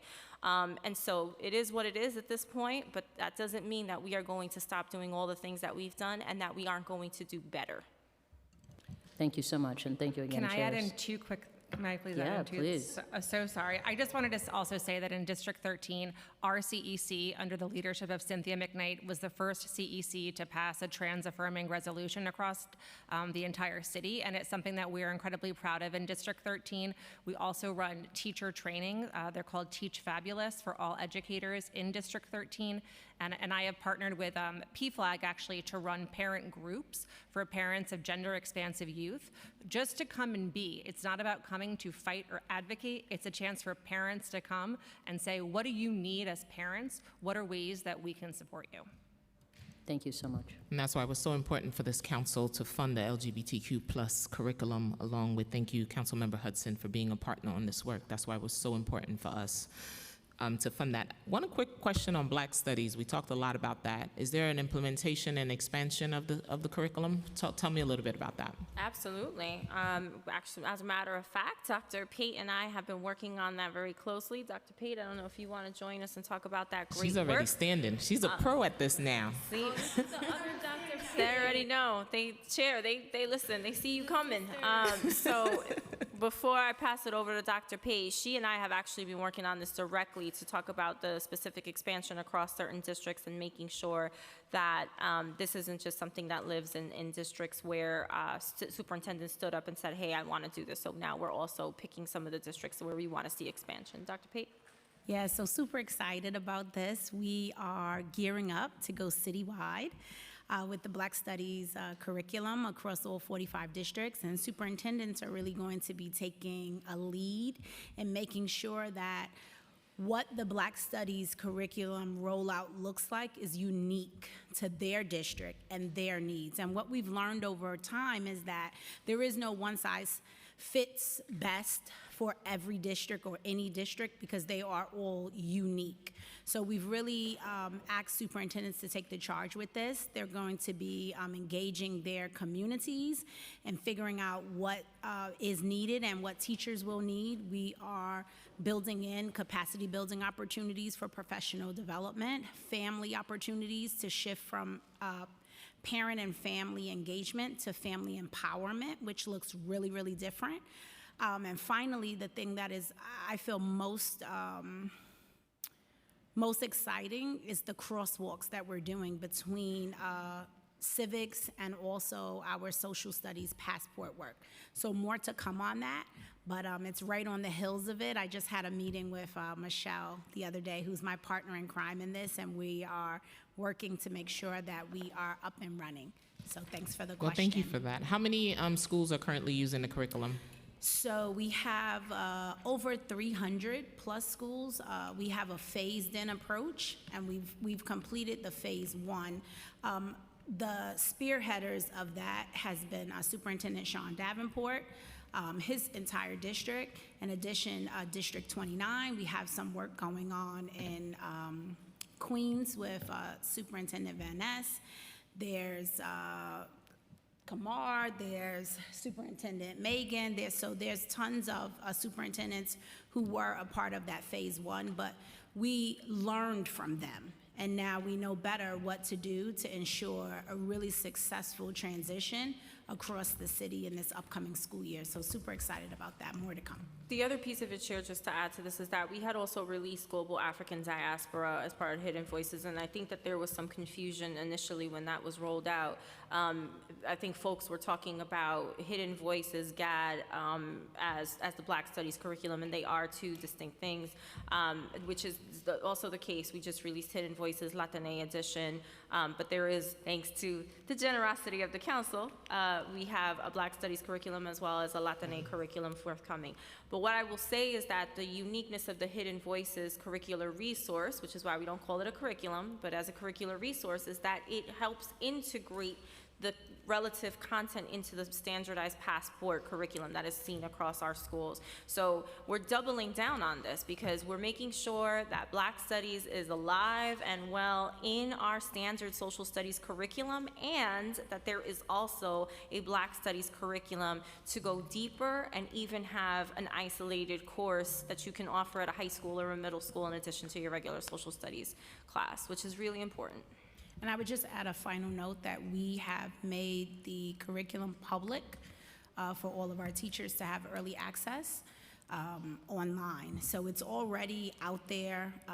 Teachers have already begun to look at it and to think about creative ways to implement it. And now I think the next step for us is really doubling down on greater exposure and also the capacity building opportunities for teachers and building leaders. Will there be opportunities for PDs? Are we engaging administrators as well? Because sometimes we come out with new curriculums and we don't show it to the administrator. They just either pay for it or they carry it, they put it in the classrooms and they walk away. How are we engaging administrators in this conversation? Every single school that has been engaged around Black Studies curriculum, the principal has been part of that engagement process. As a matter of fact, when there are panels and where there are events, we see the principals just as much as we see the teachers, so they're very committed to this work. Mm-hmm. And the curriculum is free, so. You can stay there. What steps are New York City Public Schools taking to ensure that transfer students and students over the age of 21 have equitable access to diverse and inclusive school settings? Done a lot of work in the D79 and transfer school space.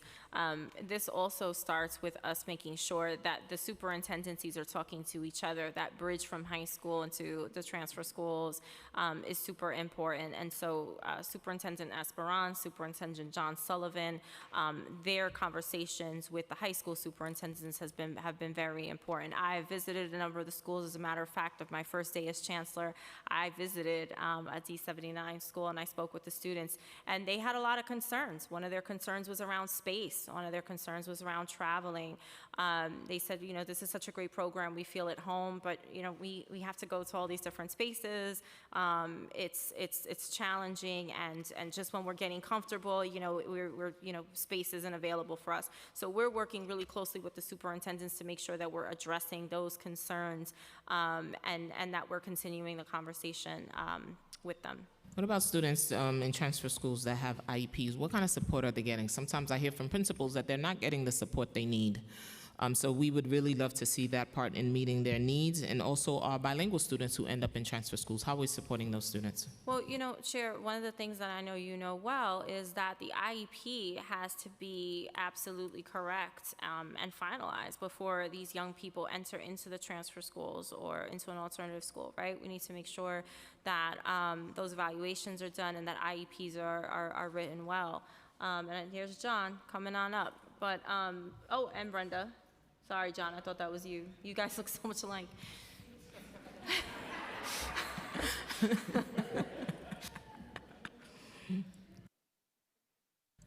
Yeah, Chancellor's absolutely right. I mean, part of this is ensuring that the IEPs are well developed and that we're implementing services for students in District F79 settings, just as we would do in every other school. And it's definitely work that we've been doing pretty deeply in P2G, and it's work that we have to continue to strengthen and improve on. So I appreciate you bringing that up. Our Chief of Multilingual Learners, Brenda Garcia, is here as well. She can talk a little bit about bilingual supports. Good afternoon, Chair Joseph. Thank you for your advocacy for multilingual learners over the years. We have partnered over the years with Superintendent Sullivan specifically. A few years ago, we launched a true effort to increase bilingual transfer schools, and that work has continued. We have, from the Office of Multilingual Learners, provided funding to Superintendent Sullivan, who's been partnering very closely with Superintendent Esperance in District 79 on ensuring that they are bringing the best practices and expanding them across all schools. So they've been partnering specifically with the Internationals Network and doing a lot of professional learning in that area, and we plan to continue to support that work. In addition, we have been advocating with the state in terms of expanding GED availability in languages beyond Spanish, which we know is a real need. And so we've had conversations collaboratively with the Office of Bilingual Education and World Languages at the state and Superintendent Esperance. That was going to be one of my follow-up questions, and having the opportunity to have GED programming in different languages. One of the biggest requests I had especially was around having the GED in French. So that was very important. Transfer schools, I know advocates have been asking for one in Brooklyn. We don't have one in Brooklyn. A bilingual. We can certainly look at the data and look at what supporting Superintendent Sullivan and expanding that work in Brooklyn would look like. Thank you. I will come back, and now I'm going to pass it over to Councilmember Brewer. Thank you very much. Just like others, PFLAG is fabulous, and I think I've told you, Chancellor, District 79, I'm working with a lot of the African immigrants. They are fabulous at District 79. The reason that Kamar Samuels, one reason is so successful is, of course, he offers food at his events, and it is not plant-based. And so people eat it. I just want to make that clear. Also, he has he just had a phenomenal robotics program and a phenomenal civics program, bringing people together. There was one kid named Max. He was better than Abraham Lincoln in terms of what he had to say. So it's just, that works. It really works. So I have a couple of questions. First of all, in terms of, I'm a supporter of G&T. Not everybody is, but I am. And I wanted to know from your perspective, in order to increase admissions for communities of color, I think the citywide admissions test for G&T was replaced with a lottery system in 2021. And then there was an expansion of seats. So I didn't know if these efforts have increased admissions of communities of color, and can you share the data on that issue? The reason I say that is I'm obviously a big supporter of Anderson. And they are not ecstatic about this new program. They feel like before they could make the community more diverse. I would love to see more G&T. I'd love to have it much more diverse. There are so many kids of that 99.9% in our city, and I believe they should get this opportunity. But how do we make them more diverse? Thank you, Councilmember, and I'll make sure that next time you visit us at Tweed, we don't give you veggies. Thank you very much. Thank you. Although I have to tell you, I had some slamming peppers from a school in Queens that they grew from their hydroponic lab the other day. I like it from the hydroponics. That's fine. That's delicious. Just not from, and I love Chris, but not from him. I got you. So our philosophy remains that when it comes to G&T, that we respond to the needs of the community. This is why it's so important for us. If a community overwhelmingly says they want more G&T programs, then we're going to work with the superintendent to expand them. And to discuss, some of the nuances in enrollment, Trevante is going to take it away. Sure, thank you for your question.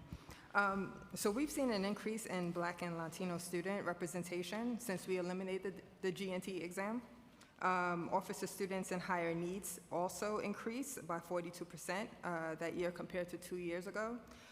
The percent of Black kindergarteners in G&T programs rose for 4% in school year 20 to 2021 to 14% in 23 to 24.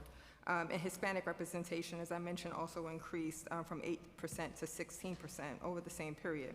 However, to your point, we have gotten feedback from educators and families who are not in love with the lottery system, and so we've been working across just trying to see exactly how we can make that balance. But that is the information that we do Okay, have. the woman named Donna Smiley, who just retired from Anderson, and she would be somebody to talk to because she, I think, is talking about this around the United States and would be helpful in trying to achieve our joint goals. One other quick question. In order to create better schools across the board, does magnet school work? In other words, if you have some kind of a draw to that school, is that something that helps in terms of quality and diversity? I don't know, I'm just asking.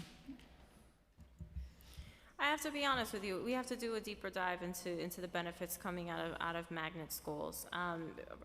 Right now, because we know that diversity and equity are a priority, we need to look at all options. So looking forward to doing further research on that, particularly zoning in on the successes that our magnet schools have had, and then happy to speak with you further about what we find and then coming up with an action plan. All right, and then we have Black, Latino, and Jewish curriculum. How the hell are you going to get all those into the schools? You got 3 people. I'm sure somebody else is going to pop up with their ideas too. I can't wait. It's New York City, council member. I You know. Everybody gets a curriculum, and that's what I we're know, all but about. I think it's not fair to you to try to figure it all out. But you know, actually, it's a charge that I welcome, because Okay. I'd rather us at Central help the schools figure that out, so they're not negotiating based on their own preferences what's more important. And this is why the curricular resources with Hidden Voices are an excellent way to bring that content into the standard passport curriculum. Now, in addition to that, there's also a Black Studies curriculum. There is a Latinx Studies curriculum coming, as well as a Jewish curriculum coming. I have it right here. But that said, those classes can be taught as standalone courses, and there's also a way to integrate some of those units of study into both your English classes and your social studies classes. So there's a lot of flexibility, and our teaching and learning department is very eager to work with schools on those integrations. Thank you very much. And I also agree about accessible schools. I have many friends in wheelchairs, and they actually have to meet with their, children in the playground. So these are the parents who, so I know you're working at it, but people forget that the parents also need accessible. Thank you very much. Thank you. And we also have the AAPI curriculum coming out. It's a true reflection of what New York City is about, so they are needed in this space. So who has final authority over drawing or redrawing school zone boundaries? Whose job is that? And how do you pick the districts you draw the lines? How do you pick it? What's the process? Walk me through it. Chair, before Yael talks about the process, you heard a little bit from superintendents. Hopefully we'll have time to hear more from them. The process that Superintendent Samuels described and Alvarez and Dunn described, where these ideas come from community conversations, that's the same is true with rezoning. And so while Yael's team, and she'll talk about it in their constant conversation with superintendents, might point out data and might look at how residential patterns are changing and flag it for them. What we do is support the superintendents as they're hearing that a community might be interested in rezoning, and then there is a very particular process. But Yael, why don't you go through that? Yeah, thank you, and thank you for the question, Chair Joseph. The rezoning process is inherently collaborative between NYCPS, CECs, and communities. NYCPS works really closely with those CECs to develop the idea for the rezoning, the possible scenarios that a rezoning could look like, drawing maps, sharing data, digging into the implications, partnering hand in hand with CECs to do the community engagement. That looks like a million different things in every different community. SLT meetings, PTA meetings, CEC meetings, meetings with all of you when these are happening in your districts, but also really localized efforts to make sure that both we and the CECs are understanding the reality on the ground. and what it's going to look like for the families who are impacted by the ultimate proposal. So as you've heard from some of the superintendents, and they can share a little bit more, that has looked like neighborhood walks, surveys of communities, the participatory action research process that Superintendent Alvarez spoke to, and similar processes. Ultimately, our office, the Office of District Planning, does a lot of the heavy lifting around crunching data, drawing maps, engaging around those possible scenarios with the CECs in the impacted communities. Ultimately, we deliver a proposal to the CEC that the CEC has to approve. So we cannot rezone without CEC approval. CECs cannot put forward or implement a rezoning without a proposal coming from NYCPS. So it's really a very collaborative process. And just to your earlier question about how we identify these opportunities, that is also very collaborative. I will say a lot of times it is triggered by a new building or an expansion on an existing building. So when we have an opportunity to open a new zoned school or to expand a zoned school, those are sort of the very obvious triggers for those conversations. Other times it comes up through mergers or truncations or closures of zoned schools that we work on, again, with superintendents in the communities. And then other times, simply in our conversations in partnership with superintendents and CECs, we may identify opportunities to rezone across existing schools for one reason or another. But I'll turn it to the superintendents to speak a little bit more about what this looks like on the ground for them. Chair, did you want them to jump in now? You might have had follow-up questions on rezonings. Yeah, I was going to ask, how do you prioritize voices of marginalized communities in this process, right? We have communities that are more engaged than the others. How do we engage that voice? And how many rezonings have you done so far? Anybody has a number? Yep. So in the last 10 years, we have done 28 rezonings at the elementary level, impacting 135 schools. Can you share that, not now, but can you email that to us, the we will list follow of up with schools that you have done the rezoning? Absolutely. And to my question, how are you elevating voices of marginalized communities in this process? Yeah, I think that's, again, what the superintendents can speak to. Yeah, so it was 28 rezonings. I've been responsible for 2 across 2 districts. In District 13, we started with, as you said, it can be triggered by a merger of a school. So when we merged Arts and Letters 305, it triggered a rezoning in the Bed-Stuy area, which meant that we had to engage the Bed-Stuy community about what we wanted to do. And we had several meetings with maps, with different options for what they needed to, what they wanted to think about. And I want to say in all of these are not absent disagreements. These are not absent pushback, but what we do is to really make sure that we have the skill set to keep folks engaged so we can come to some real agreement around. So, and in the District 3 context, that was more recent actually, where we had this reciting and merger that created an opportunity for us to have a rezoning conversation. That one, it was in the context of our Harlem Working Group that we had been engaging in, and they had come up with the proposal to begin with. So they had questions about what would this mean for the remaining schools, and we had to get the Office of District Planning to work out our options there. We had in District 13, the option was to keep pretty much similar zoning. In District 3, it was actually quite different. It led to a shared zone, so now all of our Harlem schools operate under the same zone, and that was voted on by our CEC unanimously after significant engagement. The partnerships have been with the CECs to start off with, but to your point around the marginalized communities in District 15, that would be our Sunset Park, Red Hook, and Gowanus communities. They underwent the PAR process, which we will submit an abridged version of the PAR process and what it entailed, so that every member has on the committee for your review.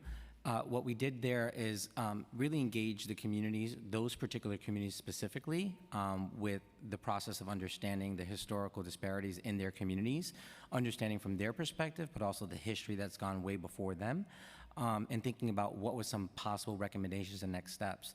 In, for example, one of the zonings, the CEC was able to vote on it from the recommendation that came from the report from the community that recommended certain things around subzoning within communities to ensure that there's more forms of integration, which the CEC was able to buy into. Again, all of this about community engagement. On the opposite end, we're talking about when there's possibilities of mergers. So for example, I recognize, for example, PS10 and 295 that was on the list that was discussed.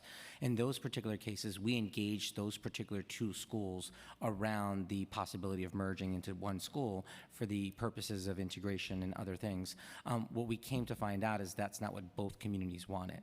But what we were able to get as a result of the conversations was agreement for the schools to work in partnership with professional development, to work in partnership with PTAs from one school to the other, collectively and collaboratively.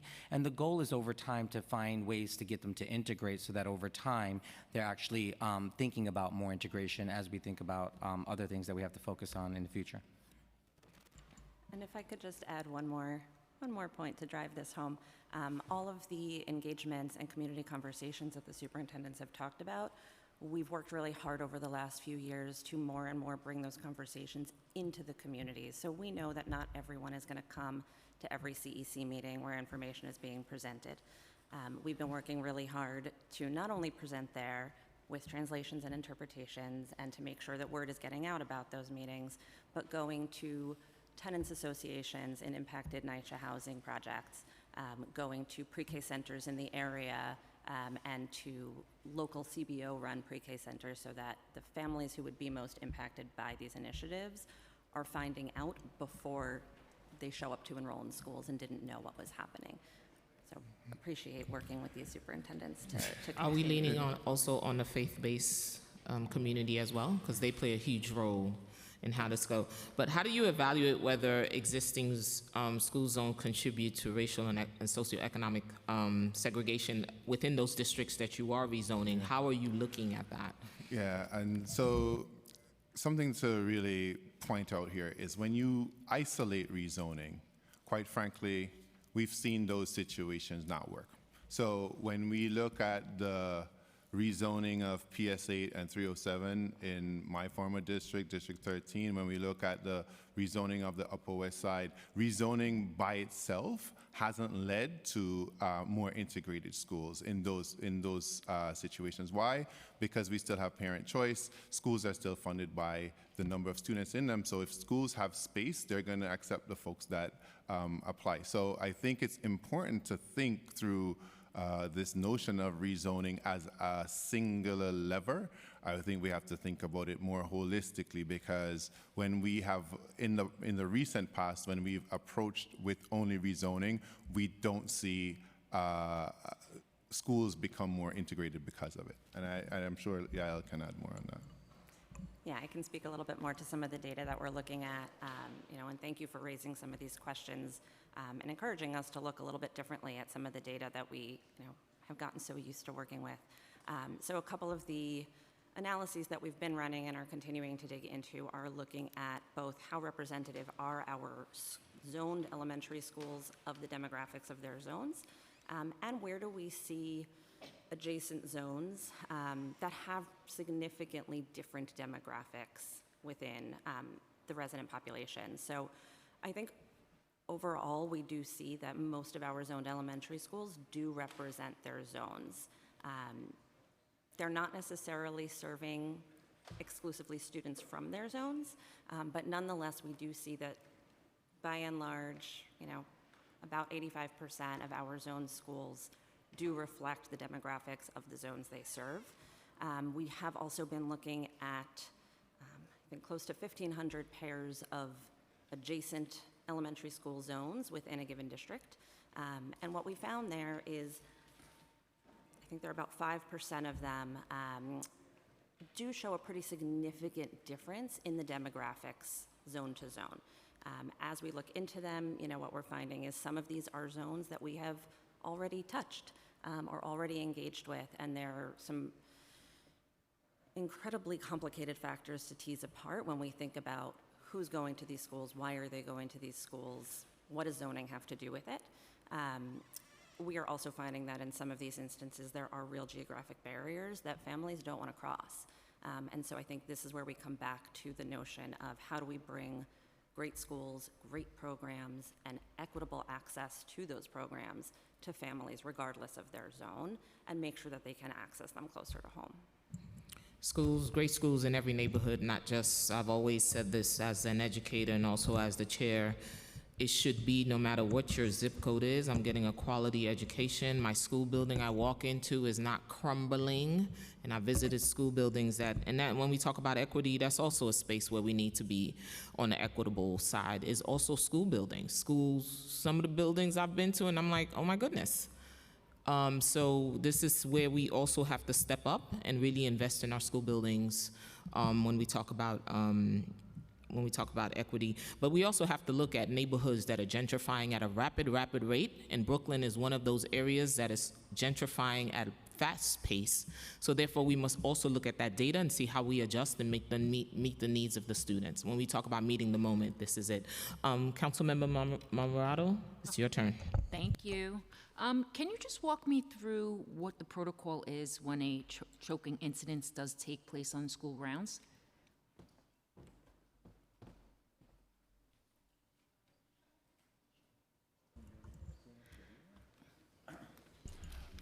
When a choking incident takes place, well, first of all, we assess the situation and we make sure that someone who is trained in the Heimlich maneuver, that they attend to the child immediately. We have school nurses, we sound the alarm, make sure that people are responding immediately. This is why we have trained professionals. It's incredibly important. Okay, is there like a response team put together in each school? Mm-hmm. Okay, and how many members are on that response team? Chief Rampersad, I know you're just joined. Do I need to get sworn in? I mean, am I good? I swear. Yes, every one of our schools. Council, do you want to swear? I'm sorry, yes. Chief Rampersad? Please raise your right hand. Do you swear to tell the truth, the whole truth, and nothing but the truth, and to respond honestly to councilmember questions? Yes, I do. Thank you. Go ahead. How are you? Thank you. So the question is, what do we do in a case of a choking incident of a student? First and foremost, you should rest assured that every one of our schools has to do what is called a school safety plan. As part of that safety plan, we have to outline everybody who is CPR and AED trained. We cannot complete the plan until we do. If we have a young person who is in fact choking to the point of choking period, we have people who are trained to respond. The way by which we respond is over the PA system. We call a code blue, and then there's a response team that shows up. That can be the nurse. Usually our gym teachers, all of our phys ed teachers are certified in AED, as well as some members of the building response team. They respond and provide aid. The amount of aid is determined by, how severe Also the choking our is. coaches. We have a number of coaches who are pedagogues who are not necessarily PE teachers, which allows for a contingency plan should somebody who is trained not be present in the building at that time. There are other people in the building who can participate. Our phys ed teams can't happen unless there are trained people that are on record. Okay. It's interesting that you keep bringing up somebody that's trained in AED, because what is an AED machine? It's used after CPR is not actually working, and that is the point of my bill. I understand that the Heimlich maneuver is the first line of defense. Correct. Medically across the board, and that if in certain cases or circumstances, this is a new device that can help, God forbid, we're ever in a situation like that.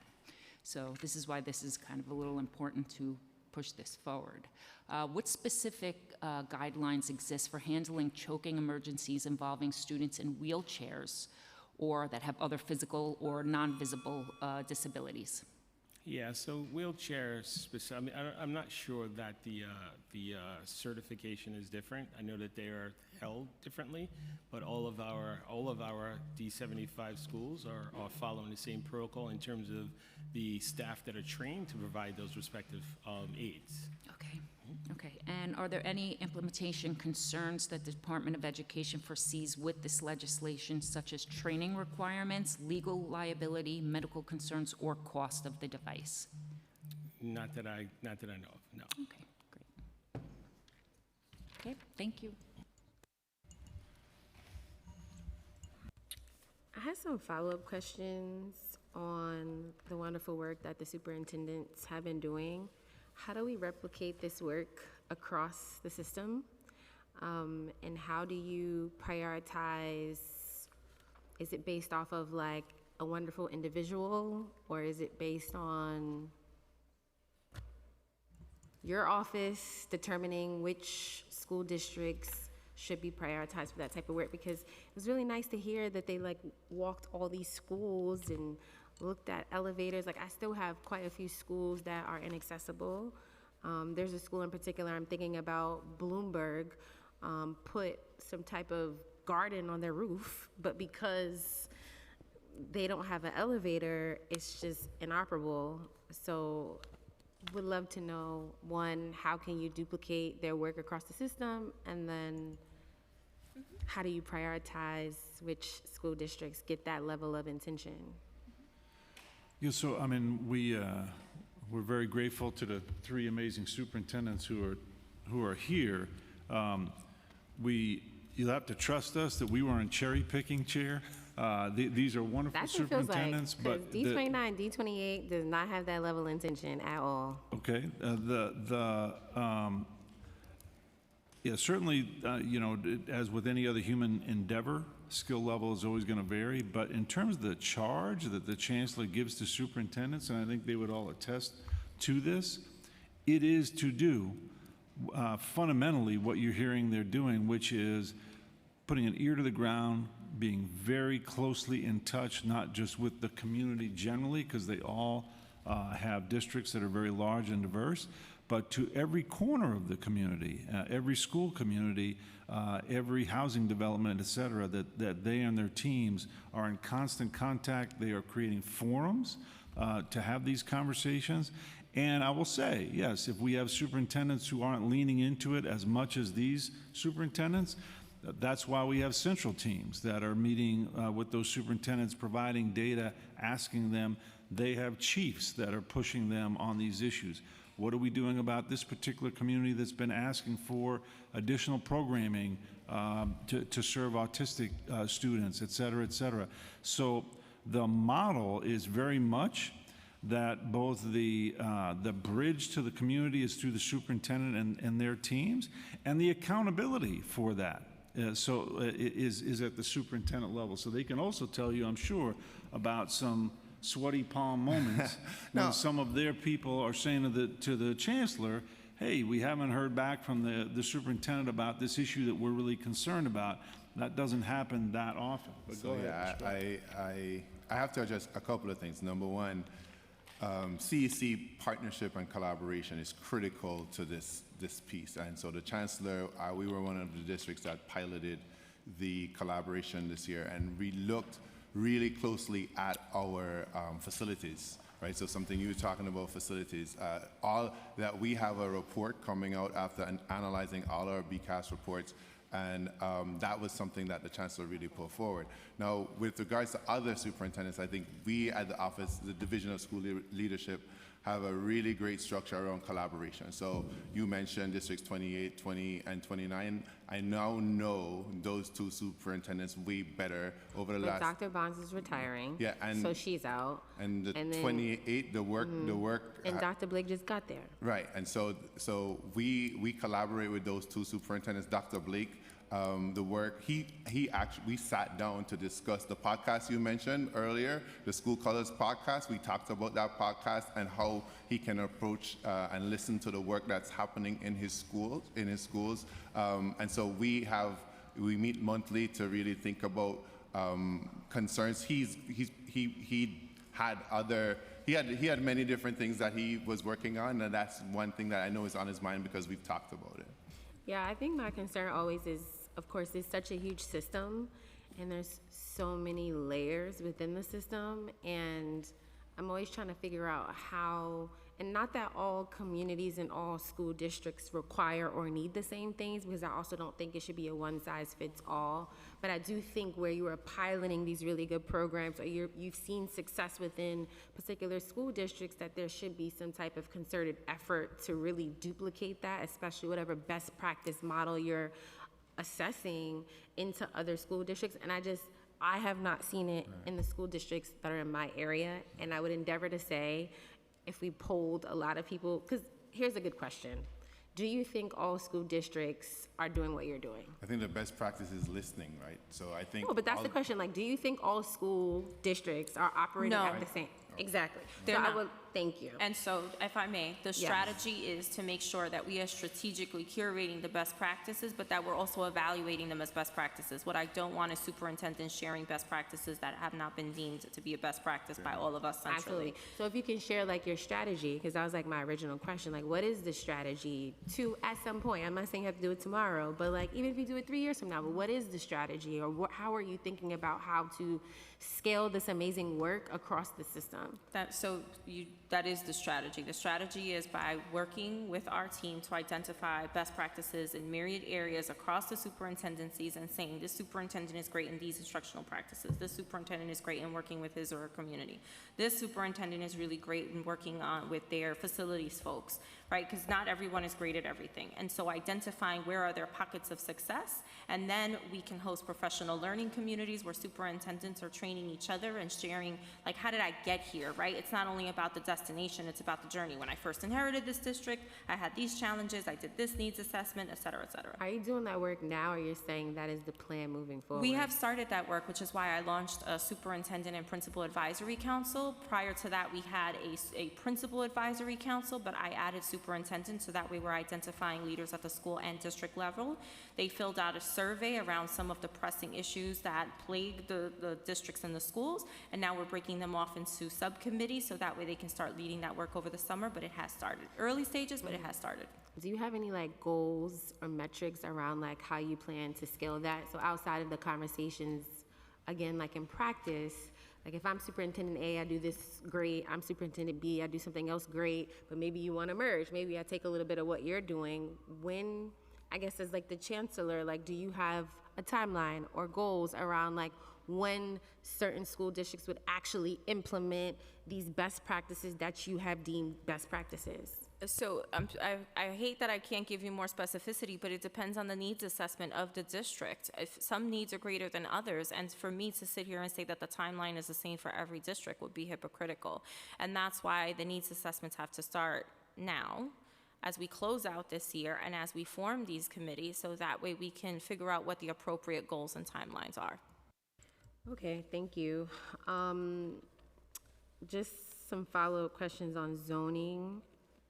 What I took from the answers is that there's no uniform process. It seems like the process is based off of whatever collaboration in whatever area, which is great because that means we are attuning our efforts based off of the needs of particular communities. But then I also am like not sure how to even properly evaluate what you're doing because it doesn't seem like there's any benchmarks or criteria for how you even assess what the different recommendations are. So I'm sure you might have it, I guess it just wasn't shared. So if you do have that.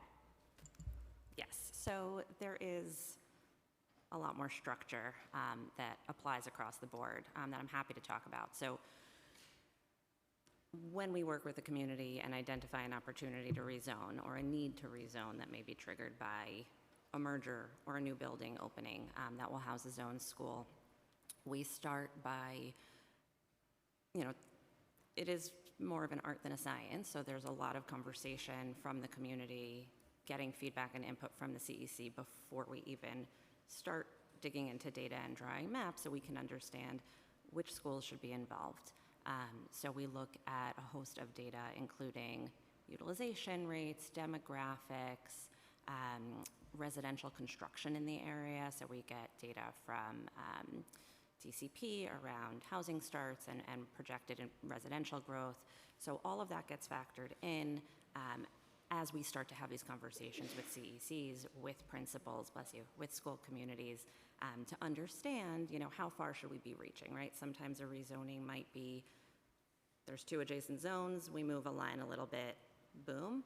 Other times, there's a new school opening in one zone, we carve out a zone for it, we also pull in from surrounding zones to balance it out. So essentially what we have to do is figure out where can we draw lines that are practical for families that also result in the right number of students living in the zone. And so to determine that, we look at historically how many kids who live in the zone go to a given school. how many, what has happened in the zone recently and looking at all of those enrollment trends. And so it is a very iterative process where we look at sort of a pretty defined set of data, go through it with CECs, school leadership teams, community members, draw maps, get feedback, redraw the maps, go back again. So it kind of goes on and on like that until we have a map where the CEC seems to be on board, we're getting positive feedback from the community, and we do feel that we're ready for a vote, and that's the point at which we submit an official proposal to the CEC. The CEC then has 45 days to vote on it, and once they vote on it, we can move ahead and implement it for the following school year typically. But adding on to what she said, the structure though is every single year, we sit with every superintendent in the city sits with the Office of District Planning and other departments throughout Central, and they tell us, okay, these are the priorities of the chancellor, these are the things we want to really look into. They give us a vast amount of data to review, and then we look at our districts and sometimes talk to each other and come up with what we want to engage in based on the priorities of the chancellor. And we also have our DCEPs that we strategically actually look and try to set goals and play out through this process as well. So that's the structure that we work with. Thank you. And I'm happy that she mentioned DCP. So I actually have a neighborhood plan that I'm doing in Jamaica, and the draft environmental impact statement does stipulate that there will be a need for increase in school seats. All the schools in that circumference are already at capacity. And so just wondering how you make those assessments, and are you thinking about planning now? We hope that the plan gets passed and comes to the council in the fall, but how are you assessing that? As another example, the Queens High School of Sciences is in that area. They also did a resolution, by the way. They want a new school. Should mention that. I know they're in my district, whatever. And then for instance, there's a school that's being built on Hillside. And I know there's been a lot of conversation about what's gonna go there. Is it gonna be an elementary school? Is it gonna be Queens High School? So I know they're petitioning for that. York Early College Academy, which is another really good school, is co-located in a middle school in my district. So all of the schools that I just mentioned are all in the study map for the Jamaican Neighborhood Plan. So I would love to, if you have thoughts now, we can talk offline, but would love to know in general how you make those assessments, when you make those assessments, and if you are thinking and planning about school seats in the Jamaica area. Yeah, so we should definitely follow up. There's a lot to dig into here. And yeah, we're really excited about the Hillside building. It is high school capacity, which is desperately needed in Queens, and in this part of Queens in particular. We are in initial conversations with communities about how to best use that space. As you just described, there are really a million different ways we could make excellent use of it. And so we want to make sure that, as with rezonings, we are hearing from communities, we are weighing all the options and coming out with an equitable outcome that best meets the needs of students and families. In neighborhood rezonings like the one you're describing in Jamaica, so we do, again, partner really closely, not just with DCP, but also with the School Construction Authority. They obviously have a very large role in helping to figure out where those new school seats are going to go and what the timeline is. It's a bit of a delicate dance as we try to assess when these housing units will be realized, when the residential growth will be realized, and then when the necessary school seats come online. I know we're sort of having some similar conversations right now over in District 30 around some new capacity coming online there and figuring out how to both address projected housing growth and some existing overutilization within the capacity that we do have at the moment. So we'll have continuing conversations, and we look forward to partnering with you on that. Yeah, I'm just, again, concerned because so many of the schools in that area are currently at capacity, largely because of the migrant crisis that we had.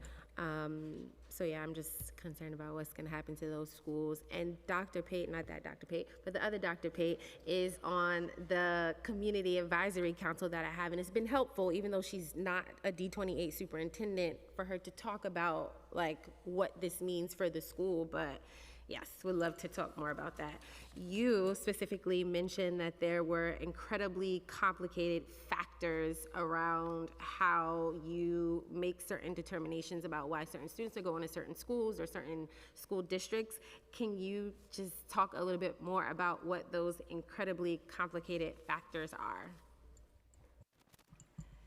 Yeah, I mean, family choice is nuanced and individual, so we obviously can't speak to the choices that individual families make, but I do think that, you know, we see families who are looking for a specific type of school in their neighborhood, and it may not exist, and so they choose to travel. We see some families who believe deeply in being able to go to their neighborhood school, and they want to stay there, you know, regardless of whether it's the most integrated option or has sort of everything that a school a mile or two away can offer. So I think, you know, a place where we really saw this come up especially prominently was in the District 15 rezoning in Red Hook, where we did the PAR process.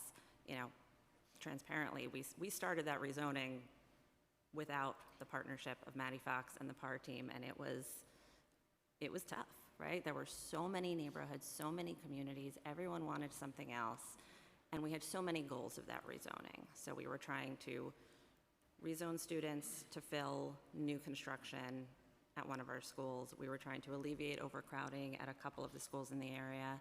And we were trying to integrate across zones because they are quite different from each other in this area.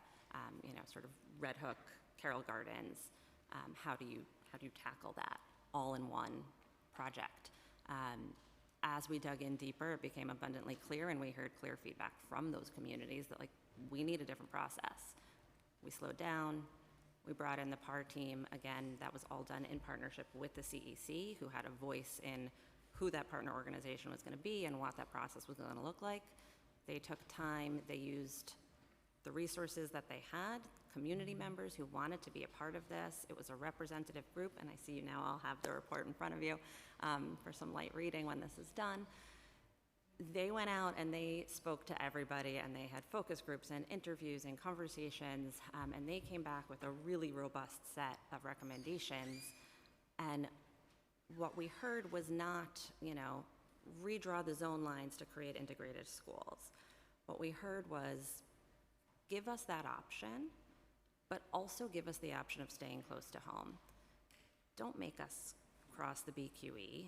Don't make us go to schools that don't feel like they are part of our community, and don't, you know, sort of unweave the fabric of our community by drastically changing it in the name of this value if we haven't had a say in it. And what we ended up doing there was actually quite interesting and extensive. We drew zone lines that kind of aimed to achieve all of this as much as possible, but at our schools where drawing diverse zones was incredibly challenging just because of residential segregation, we drew those lines in a way that allowed us to keep seats for out-of-zone students who could be admitted using the diversity and admissions initiative that we've talked about a few times today. So in that way, we were able to say to families in Red Hook, you can stay zoned to a Red Hook school, but you will also have priority to these other schools through DIA if you want to exercise that option. And then we also actually completely reconfigured the Red Hook Neighborhood School, PS 676, from an elementary school that was just historically under-enrolled and really struggling, in partnership with the community and the PAR process, actually converted it into a middle school.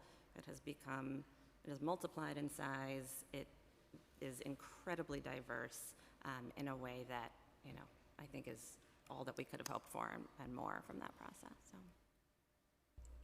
Yeah, I will endeavor to say something controversial, which is I actually think integration was harmful to Black communities in a lot of ways because it kind of like crippled and weakened for us, by us, community right to determination. So yes, I'm not, just for the record, I agree with the chancellor's testimony. I don't think moving kids into a school with other type of kids equal academic success. And I think, as has been the common thread, I think, from us and from you, which is great, we're on the same page, that all school children, their parents, families, they should have choice if they want to move their children around. But if they want to send their kid up the block, they should be able to do that. I know in my district we have a problem of what I call cream of the crop kids.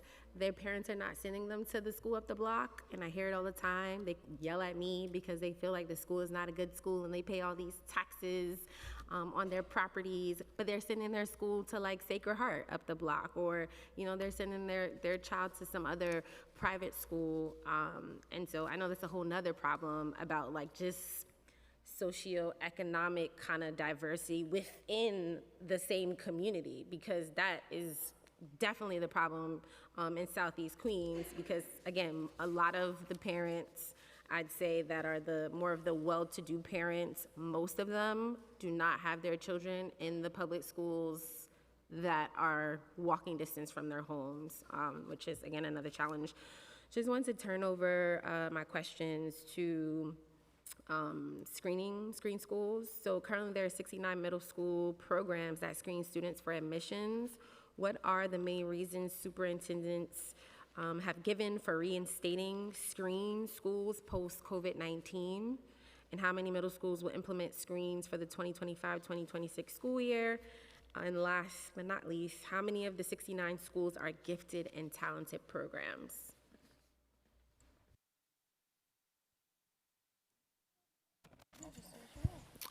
Thank you so much for your question. I think the most general way to answer the question is that they work with their communities to determine if they're going to maintain screening in their schools or not. We work with our superintendents to understand exactly what it is that they're looking for those schools. We also use data to make sure that we can discourage sometimes add-in screens, because we do understand that what they may be trying to achieve in their schools, just in terms of sometimes it's increasing enrollment, is not always going to be the outcomes. So that is usually the conversation. Now, in terms of the specific data questions that you have, I don't have them on hand, but I can definitely provide them to you at a later time for sure. Yeah, and I'm sure you know where we're asking that question, because screen schools can eliminate opportunities for certain students to potentially matriculate in them. Right, which is, we definitely understand and we're on the same page about that. But I also want to say that our process, we do, have a process in which we believe is one of the fairest processes that we have put in place over years, where we're looking at the top % of kids across, specifically in a school, but also within districts. And so once we have that, we're able to increase the representation of all demographics in our screen schools, and we do have data that shows that as well. Thank you. Chair. Thank you, Chair. I so agree. There's a middle school in Brooklyn, Medgar Evers Middle School and High School. It is a gem, and majority of the students who attend the school are Title I students, but they all look like me. And what they're achieving in Brooklyn is magic. And I've always shouted them out, and I told Dr. Wilshire that I'm gonna shout him out for the amazing work. The kids are cornerstones. They are in every honorary society they can be. Those are the things we also wanna celebrate as when we talk about diversity and all of those other things. I'm gonna say the most controversial thing ever, Councilmember Williams, is that okay? The schools that are highly anticipated, students who wanna go there, why are we not capping enrollment and allowing them to go into other schools? I know we had this conversation before.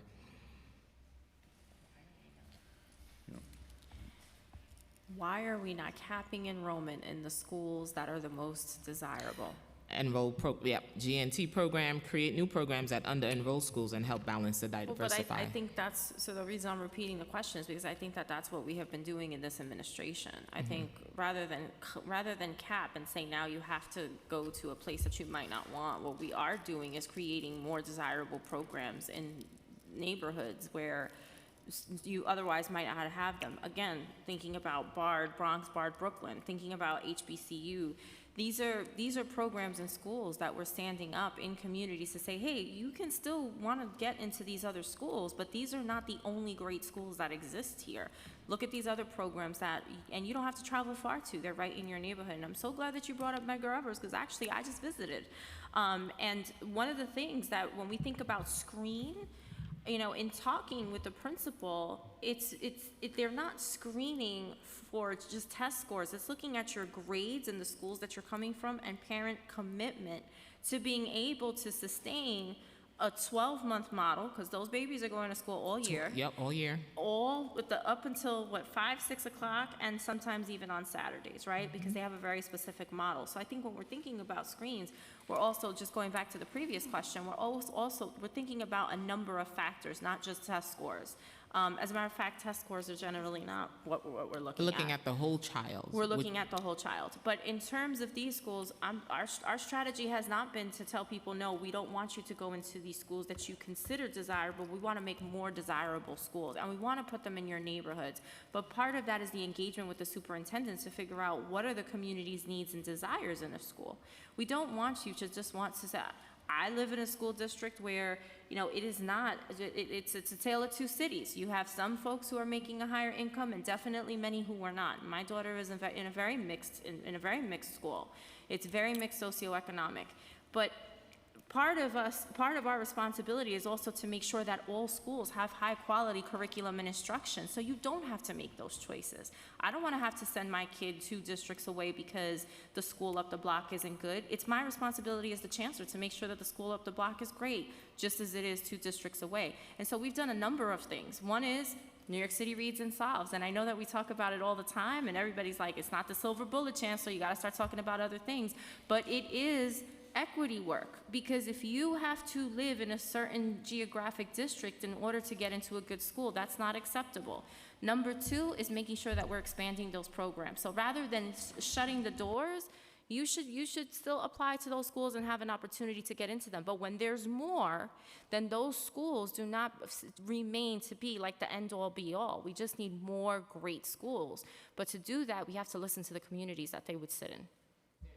Is there a need assessment when you do also look into that? Is there a need assessment, and how do we center voices of community? I know you say you do, but not every parent go to CEC. Not every parent is on the SLT. How do we center parent, and are we talking to young people? As we always want to make decisions for them and not with them, how do we engage young people also? We also have to center their voices. Yeah, so I can speak a little bit to the sort of annual needs assessment district planning process that I think Superintendent Samuels referenced earlier.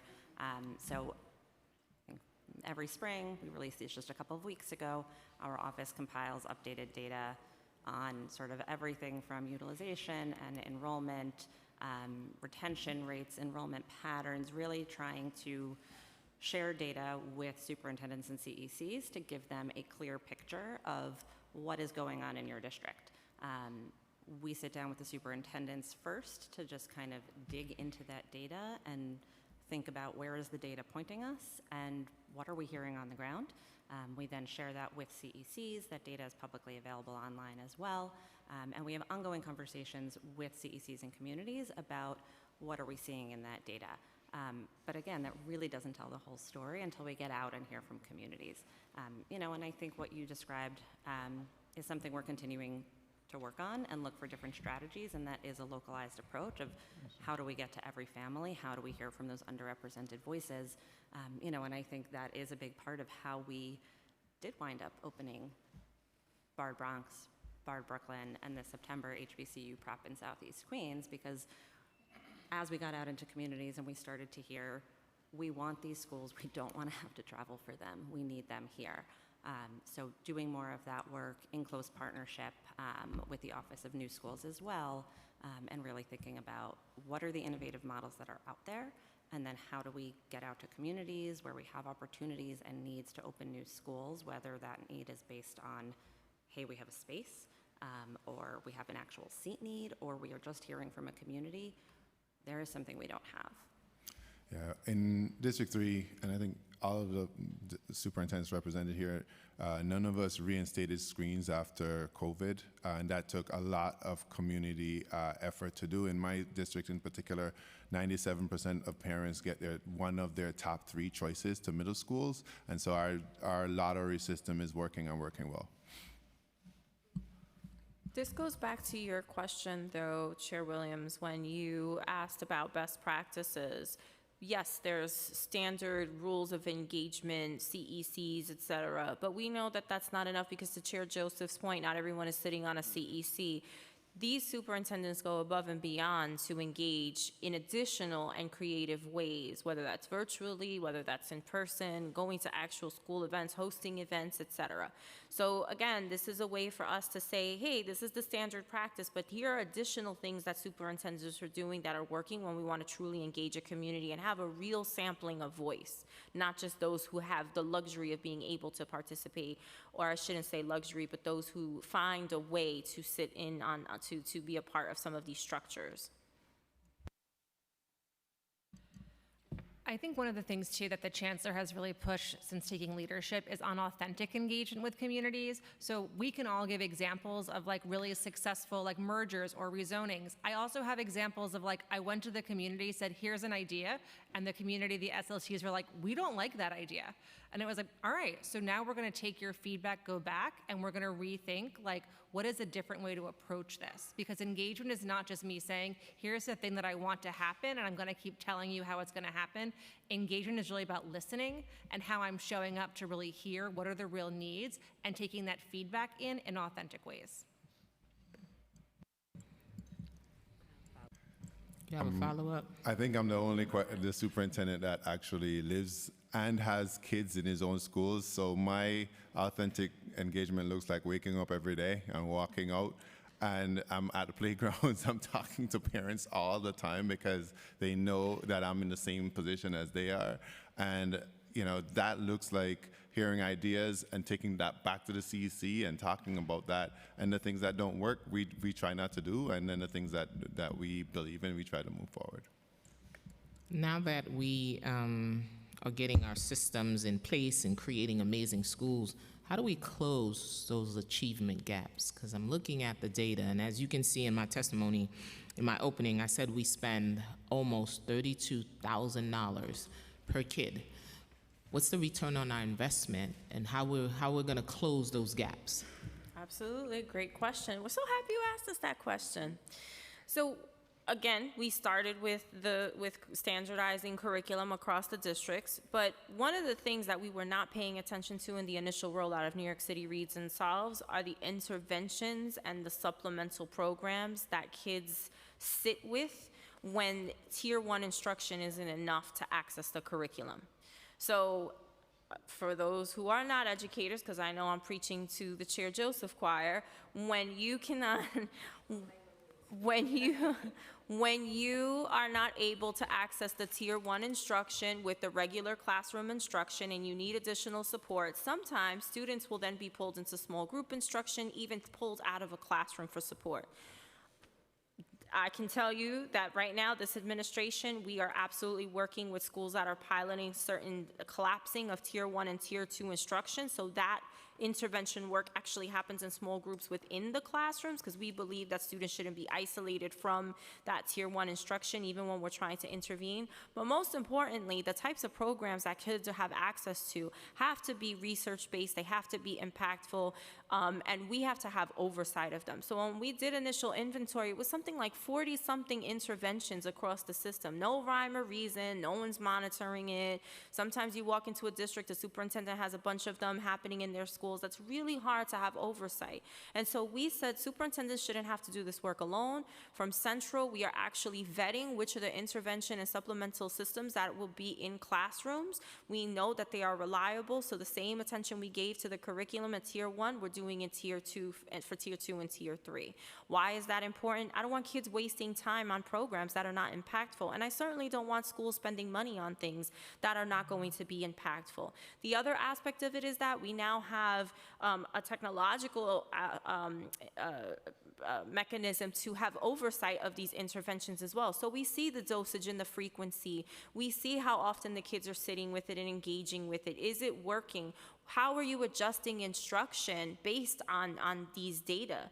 That's really important because we don't want to over-test kids, but we want to make sure that based on what's happening in the classroom on day-to-day instruction and these interventions and supplemental programs, that when we see these red flags, we're adjusting instruction to address them in that moment. So when you're talking about the achievement gap, it's not just about instruction and curricular resources. There's so many more pieces to this. And when we talk about instruction, how do we norm across this very, very large system on what a good instructional practice is?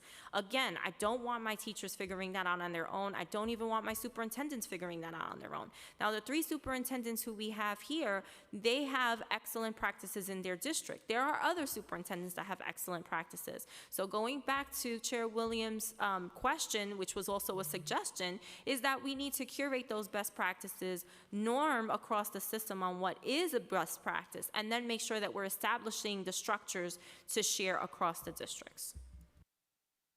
But you're right, 31,000 and change is unacceptable to have these kinds of outcomes. And the sadder thing is that ours are not the worst in the nation. It gets much, much worse.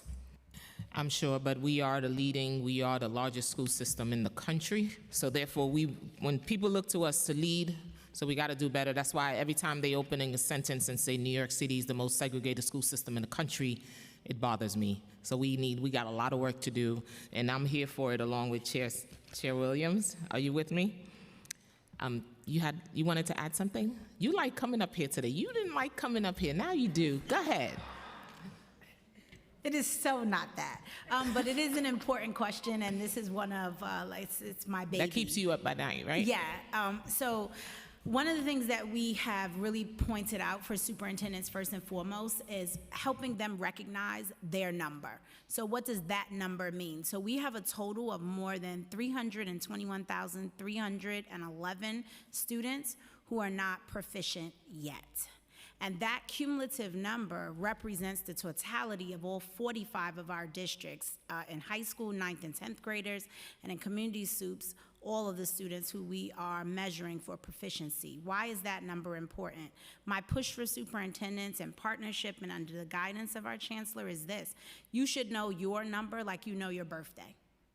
Because in the professional world, this number is equally as important, and recognizing that that number actually equates to a child. So for me, I have 2 children in New York City Public Schools.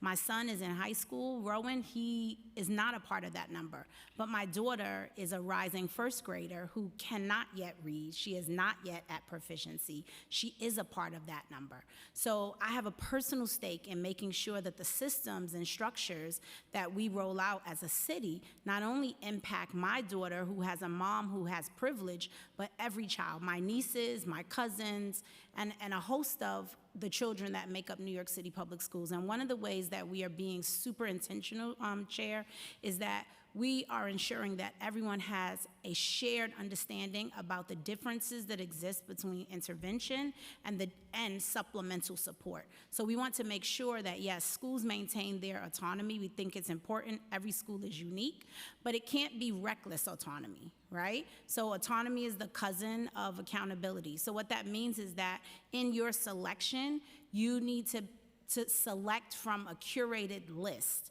that identifies interventions that are working, supplemental programs that support students, and also we recognize that there are superintendents who are doing great work around programs that have not quite been tested or proven as something that we would endorse across the city, but they're on like our watch list because they are showing a value add.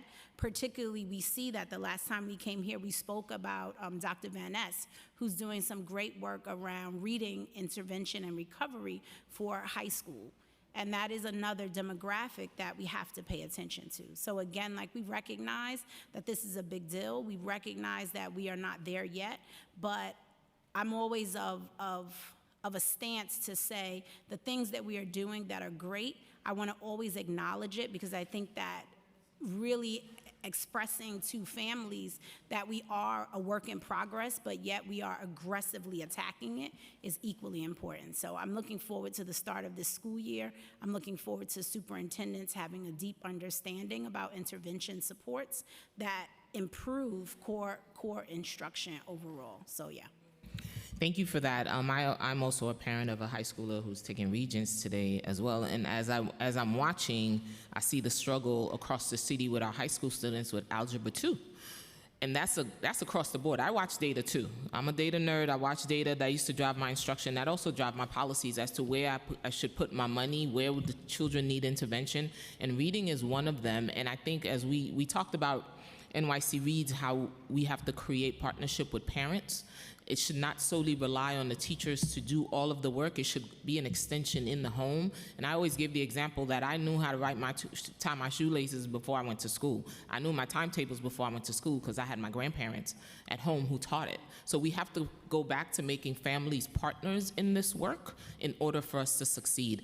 And these amazing, great schools that we have out there, how is your marketing, what's your marketing budget to let parents know about these amazing programs that sometimes all we hear is how terrible New York City Public School is, but there's some amazing programs happening. But again, Deputy Chancellor and Chancellor, no one knows about them. No one knows you have amazing college now programs. You have CTE, you have P-Tech schools. No one knows about them because they're hidden secrets inside of New York City Public Schools. So what's the plan to make sure that people know how amazing the system is? And these are the great things you're doing. So respectfully, I think that we've made a lot of headway on shining light on the hidden gems. I definitely think, there's a lot of work to be done, but through the use of social media and being really strategic with our platforms, we have actually made sure that we are highlighting the schools that are unsung heroes. Along with that, we also highlight on the ground frontline people like our school safety agents, like our cafeteria workers. Why is that important when advertising these amazing schools? Because we want them to know that it's not only the instruction, it's the environment that you're getting. You want a village to raise your child? This is the village. And so in my PS Plus U, nobody wants to hear from me all the time. They don't want to hear about that's not a diary entry for the whole city to read. It needs to be about me saying, hey, went to this school and met this amazing parent coordinator who's been in the system for 25 years and who started English speaking classes for parents. I can continue? Sorry. Go ahead. It is highlighting the programs that are coming out of our Future Ready initiative. It is highlighting the programs that are tied to CTE. It's talking about the great instruction that's happening in some of these schools. And guess what? They are in Brooklyn, they are in parts of Queens, they are in parts of the Bronx where most people say, I don't want to walk through those neighborhoods. Because we do not want the stigma attached to these schools where we know that some people say, oh, if it's in that neighborhood, it can't be a good school. We absolutely know that that's not true. So using social media, using our different platforms, we have done that work. We also have partnered with our superintendents to say, you are the best narrator of your story. Like, what is happening in your district? So I'll give you an example. Superintendent Deans in Bronx High School 8, 10, and 11. No bias here. I might have been the superintendent a little bit in that district and taught and was a principal, but I'm not personally invested in that district. But he came up with a brilliant idea that I didn't think of when I was in the district. He actually made a video with parents and students and teachers and principals talking about all the different programs and showcasing it. It's a very short video, but it gives a comprehensive overview of what is offered. And what's important about this example, he's got Bronx High School of Science and American Studies in his district. Guess which two schools were not featured in that video? Bronx High School of Science and American Studies, because they don't need the marketing, right? So this is important for us to also work at the superintendent level and the school level to say, what are your hidden gems and how are you going to market them strategically? And here's the support from Central. Thank you, Chancellor. So in 2017, New York City Public Schools released a diversity plan with 3 goals to be achieved within 5 years. Increase number of students in racially representative schools by 50,000, decrease the number of economically stratified schools by 10% or 150 schools, increase the number of inclusive schools that serve English language learners, students with disabilities, Did New York City Public School goal of increasing the number of students in racially represented schools, did you achieve that by 2022? No, we have not. The report, absolutely. It is something that our team continues to review.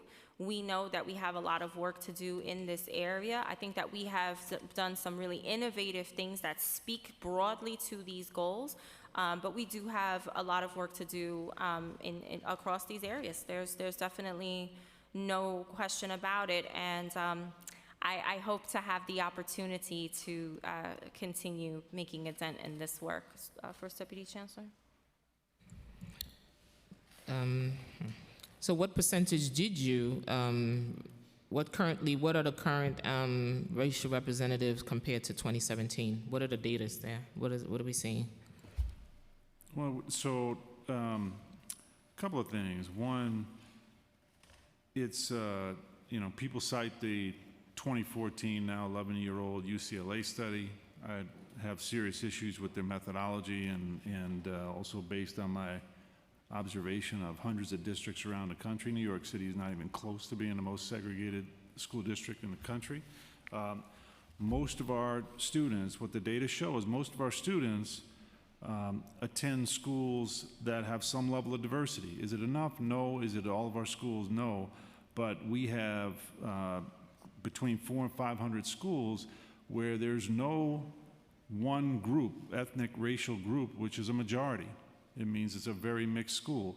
We have about half of our schools, there's no predominant group, meaning that there's no one racial ethnic group that's more than 60%.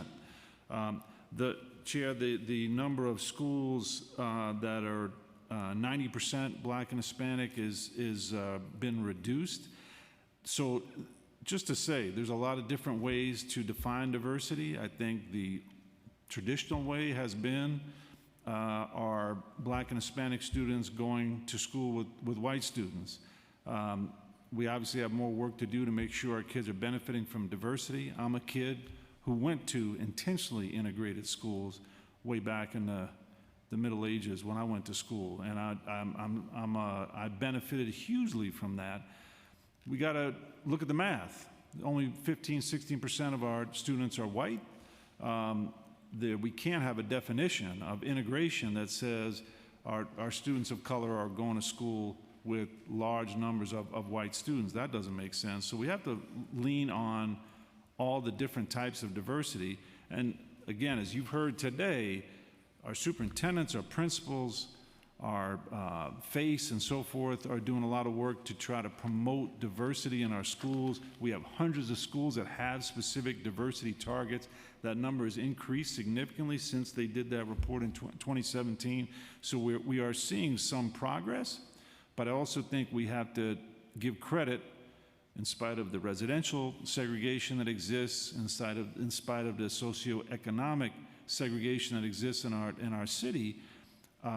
Most of our kids are attending schools with people who don't look like them, don't have the same background, and many don't have the same economic circumstances. So that's a good thing. That is a good thing. It's something to build on. While there's certain district in the city, when you go in, it's only represented by one group. So that's still happening. I'm still seeing it in real time, and anybody knows I go and visit schools. I visited a school, and it's in an area that the students in the area don't go to that school. It's a lot of outsiders that come to that building, and even the educators are not representative of the students. And even though there's 1,300 students, there's only about 150 students of color that got into that school. So when we talk about doing the work, there's so much more to do in terms of making sure we're meeting that moment. And making sure our students have all access to quality education. So no one can tell me secondhand what's happening because I'm seeing it in real time because I'm in school buildings as much as I can. Has New York City Public School achieved the goal of reducing economically stratified schools by 10%, or how is that accomplished? How is that looking in terms of economics? No, we haven't achieved that goal.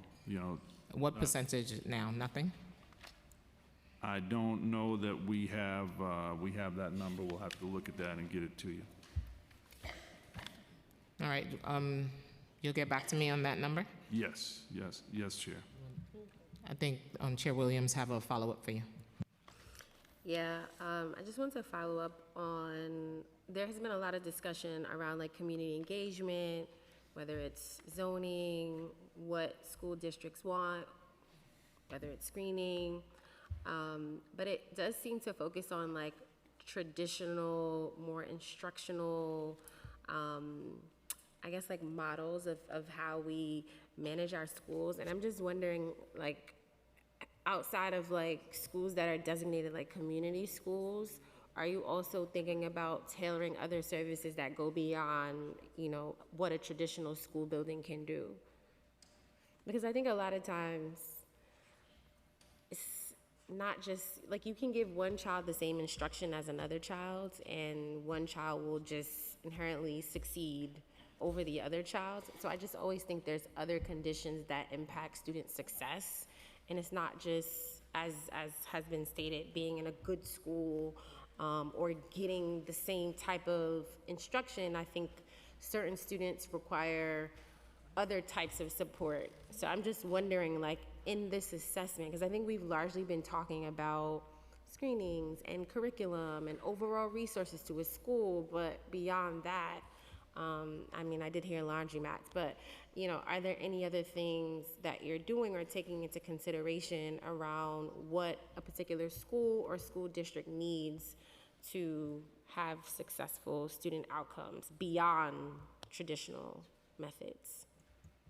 If I understand your question correctly, because you started with community schools. I know, because I thought about like community schools is the only model where they are looking at these other aspects that impact whether or not a student can be successful. But even outside of like schools that have been designated community schools, what else are you doing as it pertains to like the topic, right? Like diversity, access, opportunities. Are you going beyond just looking at curriculum? And whether or not a school is getting the same amount of money as another school? Are there other things that you're looking at? 100%. So first of all, one of the reasons why we made sure that the community school expansion that was built on temporary dollars remained in place is because we do believe in the community school model. So I wanna lead with that. But understanding that that takes a lot of funding and readiness, and not every school, although I would love for every school to be a community school model, right now that's not something we can immediately do. We do look at the aspects of success from the community school model and what is scalable. So as Chair Joseph knows, we have an Office of Foster Care now, right? We weren't paying attention to our foster care students the way that we should. Working in close partnership with ACS. That's really important because we need to be able to educate our families and support them. The other thing is our incredible work with the Students in Temporary Housing Office. You know, we know that students who are in temporary housing, the obstacles that they face can absolutely impact things like attendance, engagement, and not because they are any less capable, but because they are facing some very, very real challenges. So we do have a holistic approach when we do these needs assessments with schools and figure out how we need to further support them.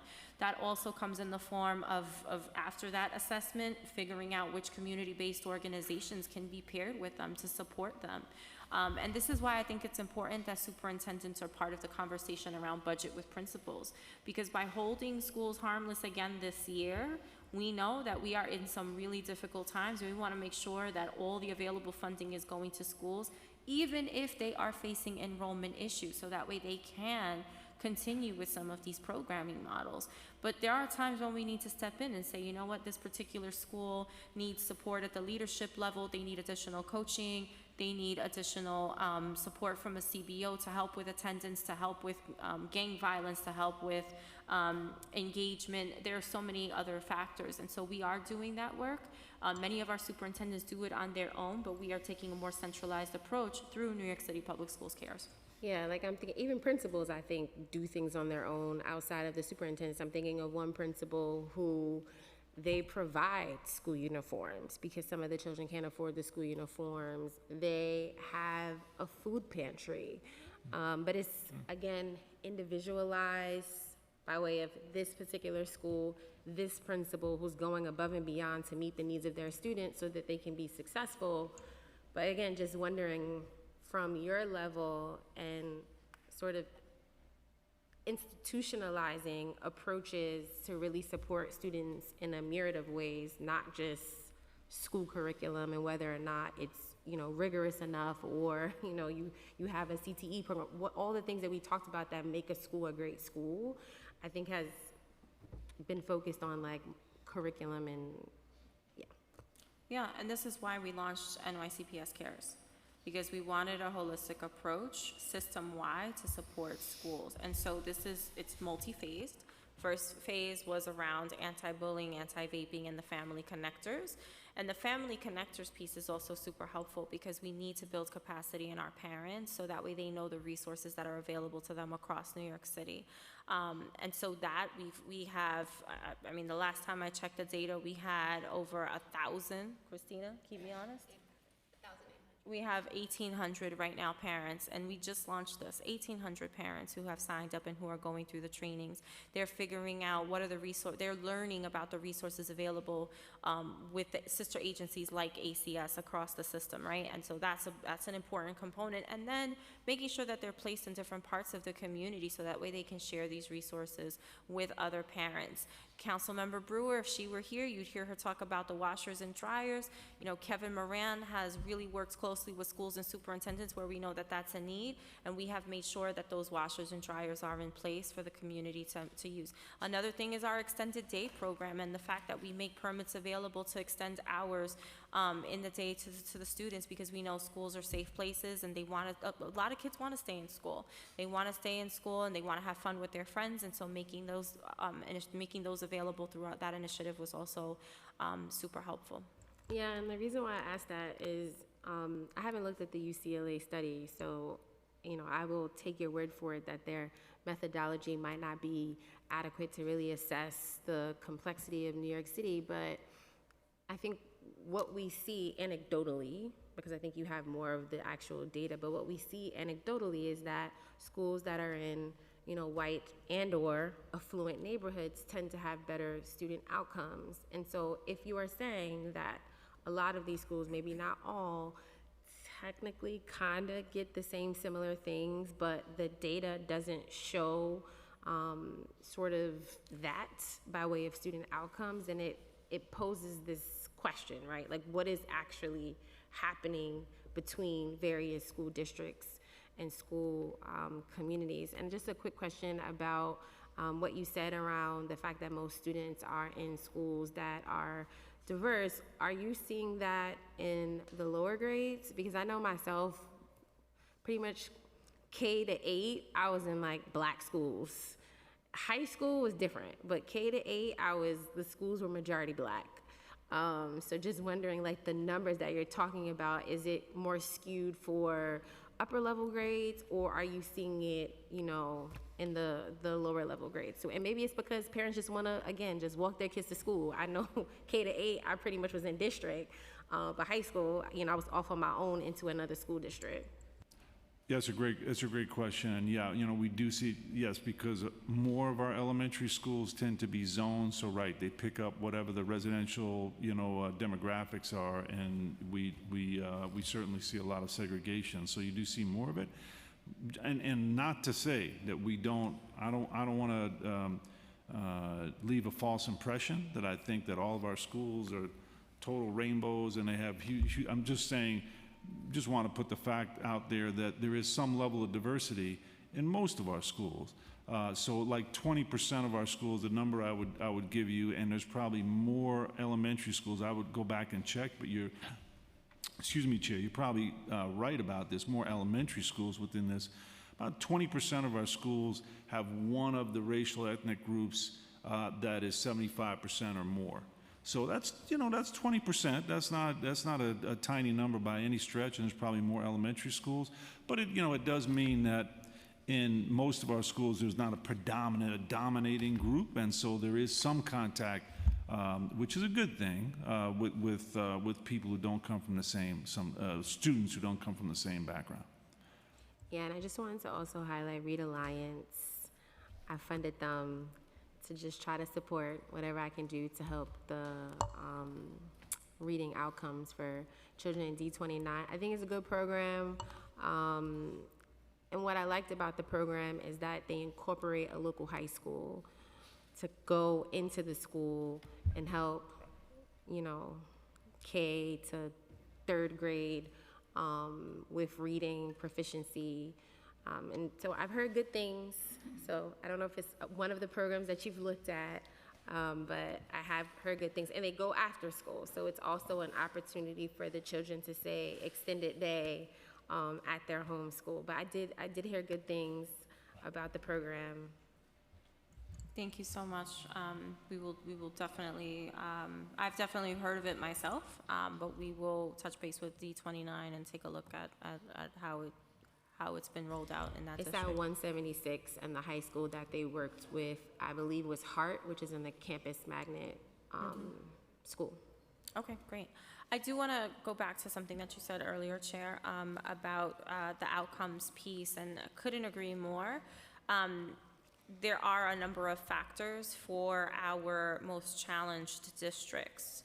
A lot of it is sometimes teacher retention, right? If you have a revolving door of teachers, it's very hard to maintain that instructional sustainability. It gets difficult, which is why we've learned from that, and we are incentivizing to put teachers who are deeply committed in those districts. That's one factor. Another one is that we actually weren't giving them the same thing, right? This is only the second year that we've been giving them the same thing.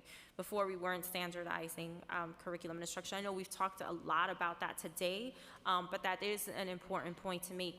When we're talking about equity, we have to make sure that those resources are going into the schools that they need, along with the coaching. The other piece is we cannot ignore poverty, right? We don't have an achievement gap. We have an opportunity gap. And so how are we making sure that we're giving kids what they need when it comes to clean clothes, when it comes to access to programs and initiatives that are going to motivate them to want to persevere despite their challenges? And then how are we making parents partners? If I'm walking into a school building as a parent and I don't feel like I'm welcome, I feel like I'm being judged, then I'm not going to want to be your partner. And something as simple, I'll end with this, on how we approach attendance, right? This has been a really challenging year for all the reasons that we don't even have to list because we know them. And yet our attendance, you know, even with some fluctuations, we're still holding right now overall year attendance at 90%. And I think that speaks a lot about the efforts. But one of the things we did was adjust our language. We weren't sending out letters that say, send your kids to school, you're not sending your kids to school. We've changed that language to say, hey, we noticed your child isn't in school. We know these are some of the barriers and we're addressing them.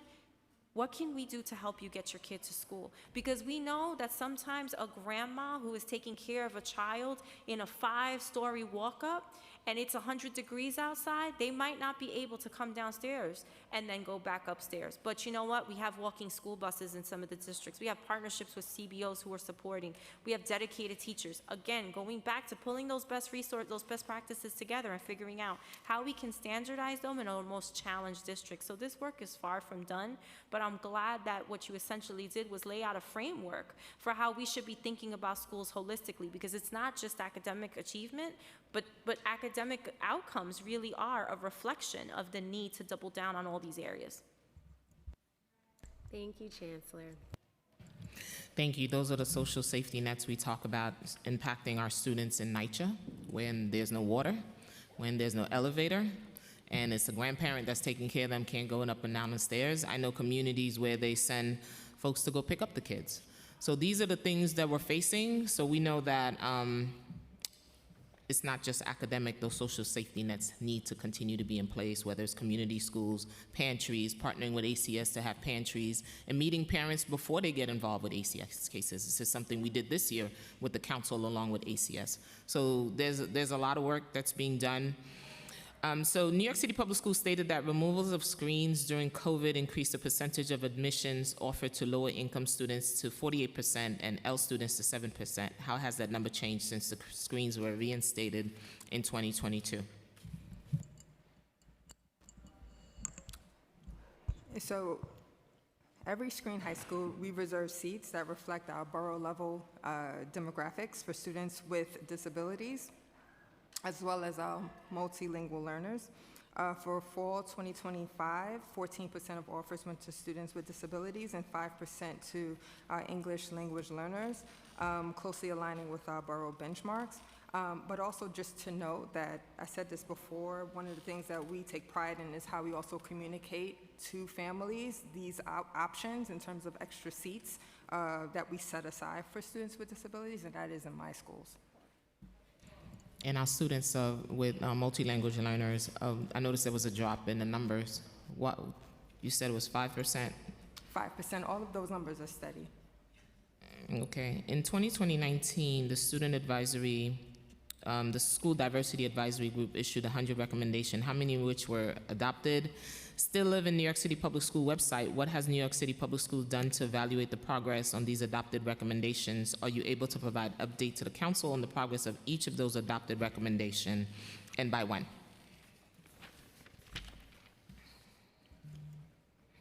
Chair, I'm sorry. I think it's a coffee time for me. I'm going to need you to sit. If you could please kindly repeat that. Oh, sure.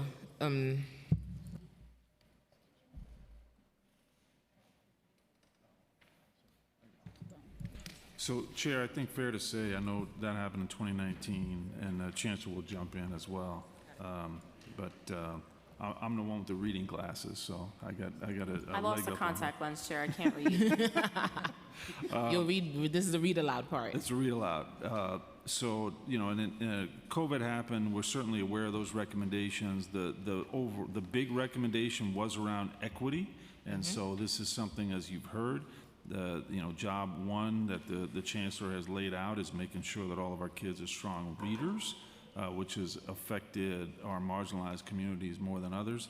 On the specific recommendations, we are looking at them to see which ones are still relevant and dovetail with the chancellor's priorities. So we'll be happy to meet with you to talk about that. There was a report that came out that said that this administration has set the school system back from all the progress that it had made in terms of diversity. In terms of, we would take issue with that. If anything, our system is more diverse. One of the things, I'll give you an example. Our screened high schools, where I think we did a good job of kind of harmonizing, we were hearing from different groups of parents who in some cases had diametrically opposed opinions. They should use test scores with rank ordering of kids 1 to 10,000. Other people say no screens ever, anywhere at all. If you looked at our screen, the demographics of our screened high schools, some of them are the hidden gems, Chair, I think you're talking about. 2/3 of them come from economically disadvantaged households. Majority are Black and Hispanic students. The percentage of demographics, white, Asian, Hispanic, are relatively close to what it is overall. So, and again, we're not forcing anybody to go to those schools. These are screened high schools that our parents are choosing. We try to make that process under Travana's leadership more and more transparent. So we think we're actually making quite a bit of progress.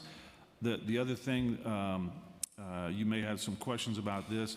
We put out some social media on this recently. AP tests, advanced placement, which we hear a lot from our students and our parents wanting access there.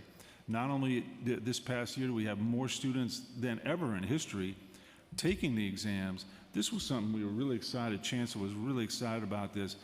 We have more students, including double-digit gains of Black and Hispanic students, passing, meaning they get college credit, meaning they don't have to pay tuition on that.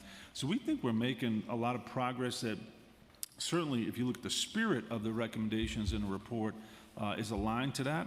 The specific recommendations post-COVID, some of them are more relevant than others, and we're certainly analyzing that.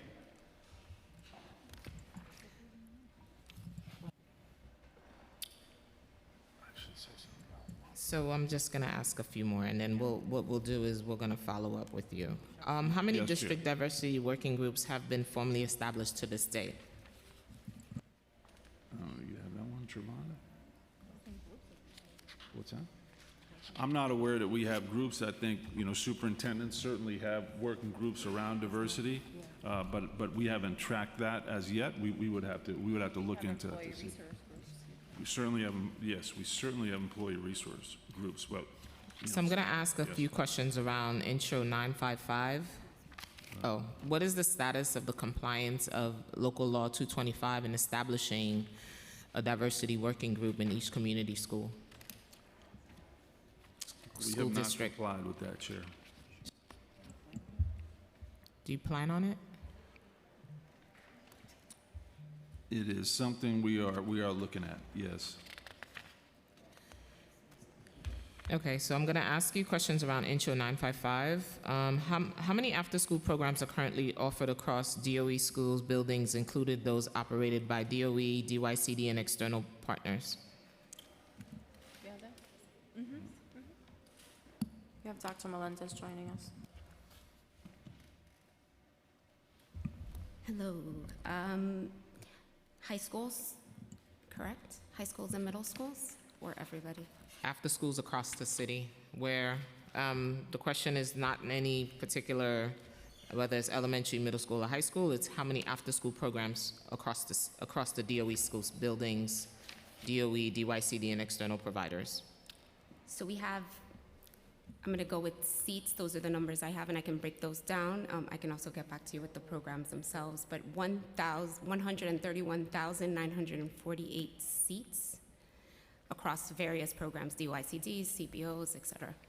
How many students are currently enrolled across these programs? We have the 131,000 seats. I don't have the actual numbers of the, never mind. 490 in our elementary schools, 247 programs in our middle schools, and then 204 in our middle schools. How many seats, how many total seats are available, and what's the percentage of those seats that are currently filled? Yeah, I haven't done the math on that, Chair, but that's the 131,000. You can ask her. How does New York City Public School coordinate with Department of Youth and Community, DYCD, to collect shared data on after-school programs, such as location, seat availability, enrollment, and attendance? We do our very best to work in partnership with them, particularly now in their expansion and thoughts. We've been very strong collaborators in that work. Even the 40 schools that they are starting with, we had, we were strongly connected in the conversations and thinking about their selections. Okay, so this question won't be able to answer that as well then. All right, so this part of the question, I'm gonna send it in writing, and I need it to be answered. I'm gonna talk about class size. How does New York City Public School ensure that implementation of class size law does not exacerbate existing patterns of social or economic segregation? Well, our initial concern with the class size law was precisely that, which is why, and Yael, I know you'll jump in, but I just want to initially say that that's why our process on asking principals to submit proposals on how to solve their issues specific to their schools was really important. That gave us an opportunity to work with UFT and CSA and make sure that all schools that were facing this issue were given resources equitably. And so very, very proud of that work, because that is where we're going to see an increase in the number of teachers, some office spaces or other spaces being converted back to classrooms. Those are all ways that we are going to make sure we are complying with class size law while still making sure that we're paying attention to the equity piece. And in the in the draft class size reduction plan, does it address how equity, diversity, and integration will factor into implementing this law? Yes, I think one thing to add to the Chancellor's response to your last question is just that in the plans that schools submitted, they had to demonstrate that they would do this without reducing enrollment and without eliminating any of the programs we talked about today, like dual language programs like NEST or D75 inclusion. So that's been a critical part of the process, and at this stage, enrollment reductions are not a part of the process that we're up to at this point. In the draft class size reduction plan, we do demonstrate that what we're seeing right now in our compliance data is that our schools with higher economic need are already in higher compliance. And as the Chancellor said, we're going to continue to work across the board and with our union partners to continue to prioritize those schools in ensuring that they are able to maintain and grow those compliance rates.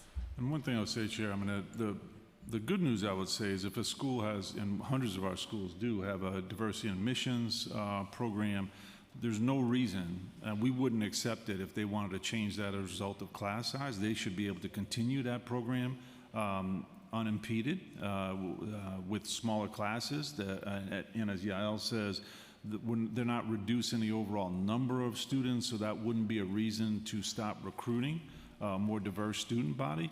So hopefully we will not see that, that sort of interruption of diversity efforts. Obviously, we have concerns, as Yael is pointing out, that there is a correlation between fewer classes being in compliance and higher income levels in the surrounding areas. So that that is something we're looking at. The law doesn't give a lot of discretion in how it is implemented. In 5 years, we have to get to 100%, and we're obviously committed to complying with the law. For Councilmember Narcisse left, she left me a couple of questions to ask, so this will be my last set of questions. What targeted strategies is the DOE using to recruit more teachers in our public school system? I think we talked about that. And how is the New York City Public School addressing mental health needs of immigrant students, particularly those who have experienced trauma, housing instability, or discrimination, or where stigma around seeking help is still exists within our communities? So I know we talked a lot about the first one. So if I could just go directly to the second one, Chair, I appreciate you. We have expanded mental health clinics, which is very important to us. We also, thanks to all of you here at City Council, we have been able to ensure that every single school has access to a social worker, a school counselor, things that unfortunately were luxuries. And when we're speaking about equity, we know that those are not luxuries, they're necessities. The other thing is I also want to continue to uplift and repeat the outstanding work that Mark Rampersant does. We talk a lot about the work that he does in the physical safety realm, but we don't talk enough about the mental health space. And he and his team have really worked closely with universities to strategically partner schools with social work interns who really are invested in the communities. And so mental health is very important to us, and we are making sure that that those things continue and they expand. The other piece of it is, as part of New York City Public Schools Cares, we have some announcements on the horizon specific to mental health supports, and happy to brief you before those announcements. Chair, if I could just very briefly build on Mark Rampersant's answer to Councilmember Marmorato in her bill. We, first of all, very sorry for the loss of your grandfather. And second, that sounds like a terrible event, so we extend our condolences there. Our understanding, while we're always looking for new technology, we appreciate your saying that the abdominal thrust, the Heimlich, are the primary maneuver to deal with choking. We're always on the lookout for if there are additional technologies or training that would improve our ability to save lives. We're open to that. Our understanding is that the LifeVac or similar devices are at least not yet FDA approved, so we have concerns about using them until they get that approval, but would be happy to work with you to maybe learn about other technologies, other equipment, other training that might enhance our ability to keep our kids and adults safe. Thank you. It's always great to see you all. We'll follow up with some other questions offline, and we look forward, as always, to work with you to move the needle. Thank you so much. Thank you, Chair. Of course.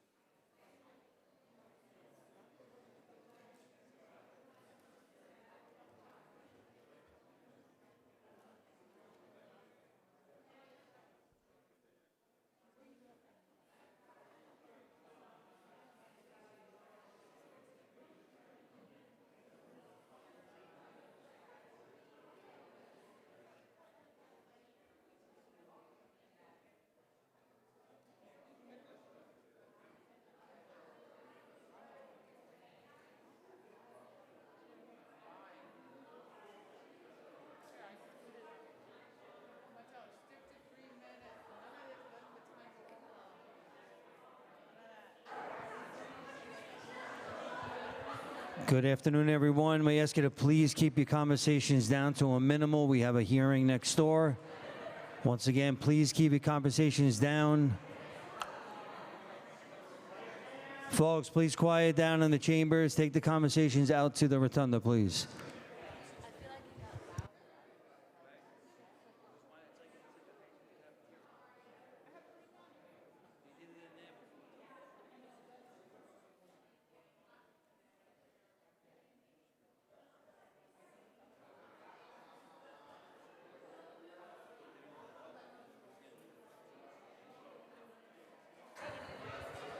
Folks, please take the conversations outside. If you're going to be loud, please take the conversations outside. Thank you.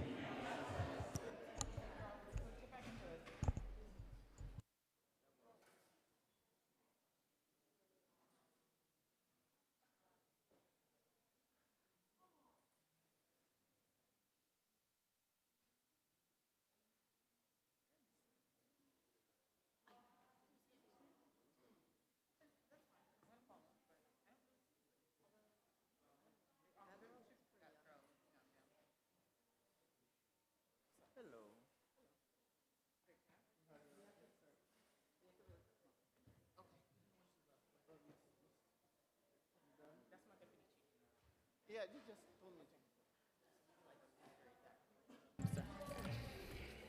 So I don't think that I'm ever coming back to another education committee.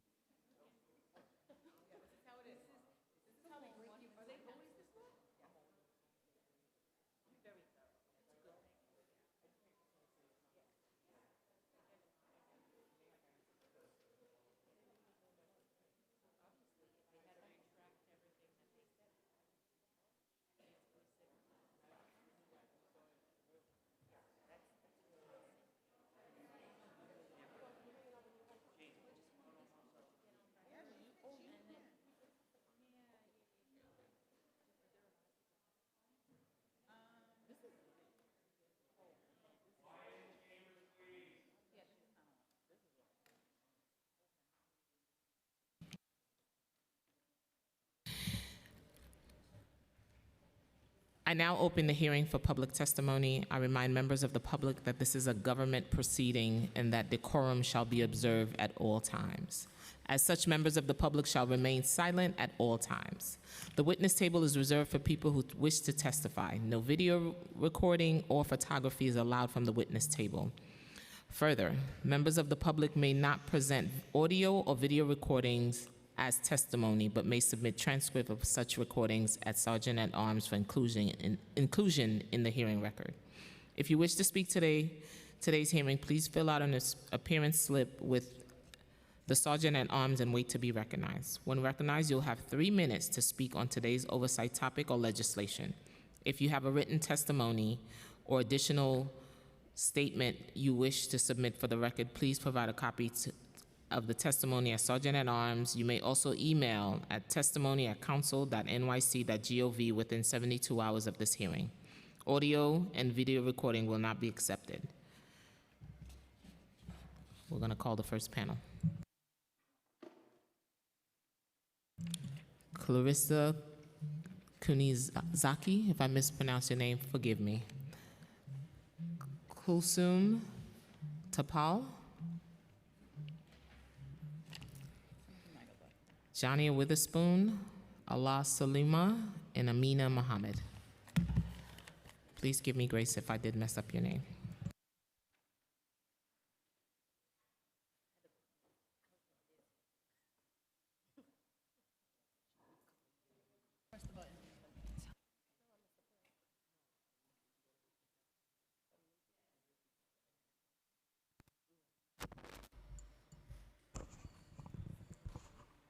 Good afternoon.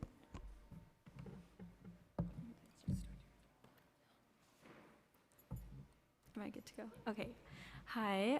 Thank you so much for convening us today and for a really informative session so far, and thank you for allowing us to testify. My name is Kulsum Tapal, and I'm representing the Coalition for Asian American Children and Families.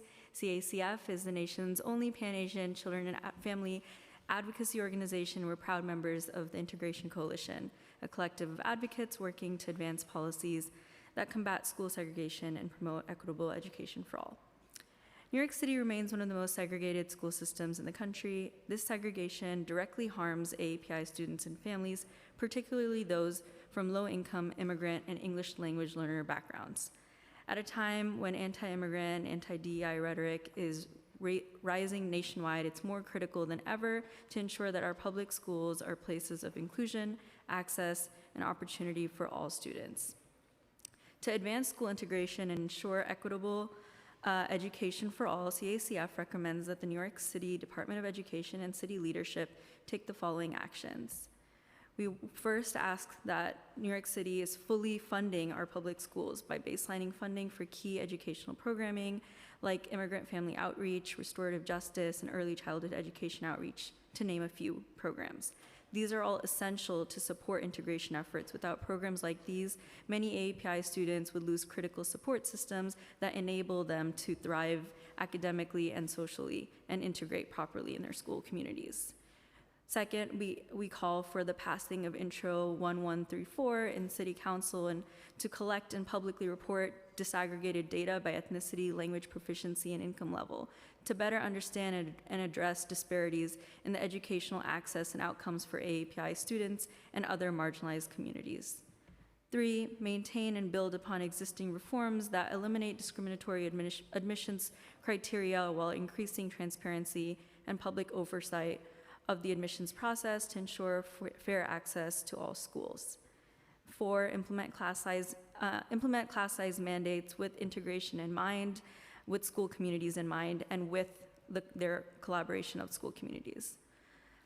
5, ensure a CRSC curriculum is taught, a culturally responsive education is taught in every school to ensure further integration and to ensure that a school environment that promotes integration is created. 6, strengthen language access services by expanding interpretation and translation services for immigrant and ELL families, ensuring they're included in decision-making processes regarding school policies and integration efforts. And 7, develop meaningful. Thank you. We have our ASAP right here, and I'm going to introduce. Hi, everybody. Thank you so much for facilitating this conversation. I want to specifically thank Chair Joseph and the rest of the council for having me here today. So my name is Clarisse Kanazaki. I'm a junior at Brooklyn Technical High School in Brooklyn and a youth advocate at the Asian American Student Advocacy Project, ASAP. ASAP is CACF's citywide youth leadership program. So before 9th grade, I attended predominantly white schools. As someone of mixed Japanese, Ecuadorian, and Irish descent, I often felt out of place in these spaces. For instance, my Asian and Latino family members were often asked if they were the nanny by other parents during pickups, and I thought that going to high school, my high school, which had a greater presence of API students, that this would free me from a lot of the racialized microaggressions and inner conflict that I witnessed before, but I was wrong. Last fall, my school was on a hold where students had to stay in their classrooms until it was lifted. Immediately, rumors that blamed a Latino 9th grader for allegedly assaulting a teacher were circulated in group chats of both parents and students. But because there are so few Latino students at my schools, many didn't question or realize the harm that this false profiling caused. And situations like this are deeply alarming realities that are perpetuated by the lack of Black and Latino students at my school. In terms of my coursework, this year I opted to take sociology. There are far fewer API students in my classes like this compared to those in my STEM classes, where we're pushed to choose because of the model minority stereotype and conditioned by society to remain quiet, submissive, and STEM-oriented. While sociology, AP English language, and my other humanities classes have been my most formative in my K-12 education, it deeply saddens me that discussions pertaining to race and oppression are often not enriched by students of color from all backgrounds who are directly impacted by these issues. The lack of students of color in these conversations is its own injustice, and these missing perspectives are manufactured. Even in a school where there are many API students, there's still a lack of understanding of our histories that are diverse, and the harm of segregation isn't isolated. It fuels anti-Asian, anti-Black, and xenophobic attitudes among all. A lot of this hate comes from not knowing each other, and when students don't form real connections, they don't care to learn and aren't given the opportunity to do so in the first place. Misunderstandings and stereotypes fueled by residential segregation are so often exacerbated by school segregation. New York City public schools fail us when they don't create spaces where all students are given equitable opportunities to thrive. And creating these spaces is not enough. They need to be actively nurtured to sustain positive impacts, including fair funding, implementation of inclusive AA and HPI curricula, professional development, and the hiring of diverse staff. I would not be in the position I am here today without the guidance of my teachers and peers of color that I see myself in, particularly in humanities subjects. But the truth is, I shouldn't have to go out of my way to search for these connections on my own time. There must be active support from legislators to ensure our students are able to learn in a diverse, integrated, and fully funded school environment. Thank you. Thank you. Thank you, Chair Joseph, and the members of the Committee on Education for giving me the chance to speak to you all today. My name is Alia Solomon, and I'm a junior at the Bronx High School of Science. I'm here today to speak not against this Discovery program, but against the way that we abandon students after its 3 to 5 week window. This program was created to provide access and opportunity to students who show promise but have not had the same resources as their peers. But once those few weeks are over, they're dropped into a high-pressure school environment with little to no sustained support, and while the intention may be equity, the result is often harm. These students are left behind to fend for themselves in schools that, frankly, do not have the infrastructure to provide the academic, emotional, or cultural support that they need. These students are left to navigate schools that are still shaped by that deep-rooted segregation, and they're placed in environments that weren't built to support their emotional, cultural, or academic needs because those supports were never designed for students from underserved backgrounds. Meanwhile, their peers, often from wealthier and better resourced middle schools, continue to excel, not because they're more capable, but because the system has always worked in their favor. At Bronx Science, I've watched as the Discovery Program students are often quietly labeled and treated as less than, seen as having received a handout. They're isolated, judged, and told in 100 subtle ways that they do not belong. And the data reflects what students don't already know. Many Discovery students struggle to keep pace with peers from more affluent middle schools, such as Booker T. Washington. And that's not a failure of the students, it's a failure of the system. So I want to propose an extension of the Discovery program. It's not just a summer boot camp, but it's a full year program that it is embedded within the specialized high school system. It provides stipends, incentives for students to attend weekly meetings, mentorship circles, and academic support sessions for the entirety of their freshman year, giving them a seat at the table and not just a foot in the door. Over time, this extension would close that achievement gap, build confidence, and create that pipeline of diverse, empowered students who feel like they truly belong and are equipped to lead. If the DOE truly believes in equity, it needs to move beyond the quotas and percentages that we all heard today and commit to a real investment in student success. Thank you. Thank you. Go ahead. Good afternoon. Thank you, Chair Joseph, members of the Committee on Education, and members of the Committee on Civil and Human Rights for giving me the opportunity to talk to you today. My name is Amina. I'm a New York City public high school student. I'm here today as an activist with the Center for Anti-Violence Education, but most of all, I'm here as an advocate for my community. I've decided to put forth all my efforts to stand up for them. I'm very grateful to go to a school that's pretty diverse and does a great job at bringing resources to its students from different backgrounds. But in my position as a youth community organizer and a high school student who has friends that go to other high schools, I'm very well aware that not all schools are like this. My friends have to walk through metal detectors in the morning and have their bags checked every day. Their guidance counselor doesn't have enough time in the day to get to them amidst the other 300 students they're responsible for. My friends in areas with large Black populations are at disproportionate risk of ending up on an unethical gang database. Every person from my community that goes to a specialized high school struggles in some way or another because their specific needs as people of color are not being met. My friend Azrin isn't allowed to pray at school. Eid holiday was misscheduled by the DOE, and my friend Hannah still couldn't miss school on Eid day because she had an important test. The thing that makes my school and community organization work so well is the implementation of restorative justice practices. I'm in spaces that prioritize me. Now, the Citywide Council for High School Students, or CCHS, is passing a resolution to halt all funding to restorative justice. They want to suspend restorative justice in schools so they can go back to suspending our students.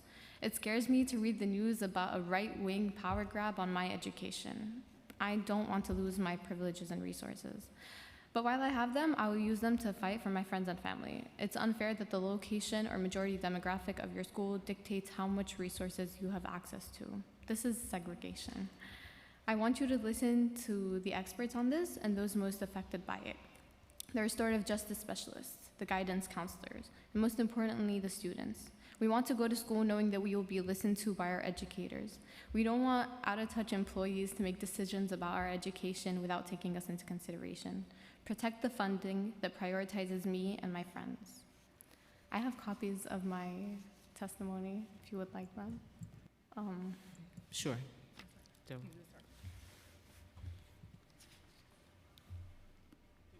Thank you. That was beautiful. Thank you, Chair Rita Joseph and the City Council for your ongoing support on arts education. I'm usually advocating on behalf of restorative justice, but I'm taking a little bit of a different lens. And I'm here to advocate on behalf of arts education. And I urge the city to fully fund the arts and build a public school system where students feel seen and are able to creatively express themselves. My name is Janiyah Witherspoon. I'm a social worker and the co-founder of the Circle Keepers, a Brooklyn-based nonprofit that trains youth as restorative justice practitioners and socially conscious organizers. And we use culture and educational organizing to heal the harms of racial segregation in schools, and harms that we hear today that are deeply rooted in both history and the present. I saw this firsthand. I'm a proud graduate of Harvest Collegiate High School, a school that valued restorative circles and creative expression. It changed my life. But even in that space, I noticed how students of color were underrepresented, even in advanced classrooms, and how access to the arts varied dramatically depending on what neighborhood you came from. As a young Black girl in mostly white learning environments, I had to learn how to advocate for myself and for others, and that experience definitely shaped everything I do now. Today, I work with youth, navigating the same inequities I faced, and in some ways, it's worse. Many of our partner schools don't have single full-time certified art teachers. Programs are delayed, underfunded, or are treated as optional. And when young people are struggling with trauma, poverty, racism, these creative spaces are not just enrichment, they're survival. One student I mentored some days back nearly dropped out due to her chronic anxiety. But yet, due to her arts program, she was able to find her voice again through her storytelling and poetry circles. Today, she leads circles in her own school, and that's the power of arts education rooted in healing and justice. But right now, that power is at risk. The loss of 14.8% of certified art teachers, compounded by expiring federal funds and looming budget cuts, threatens to erase the very programs that help students to stay connected to schools and to themselves. Arts education should not be a privilege, it should be a right, and a promise we keep to every young person in the city. And thank you for your time and your commitment. Thank you, and just for the record, this council fights hard for arts education, and it is in the budget this year as a part of our response, and it's in there. And schools who do not have certified art teachers get a grant to make sure they have arts in the building. So we outside doing the work. Thank you so much. Thank you all. Thank you for your young voices, always being advocates. We are proud of you.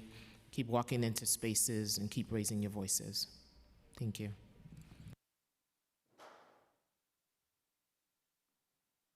The next panel, Laura Lay, Nyla Berg, Rochelle DJ, Randy Levine, Matt Gonzalez, and Matt, I took off my glasses, Chaco. I took off my glasses, forgive me.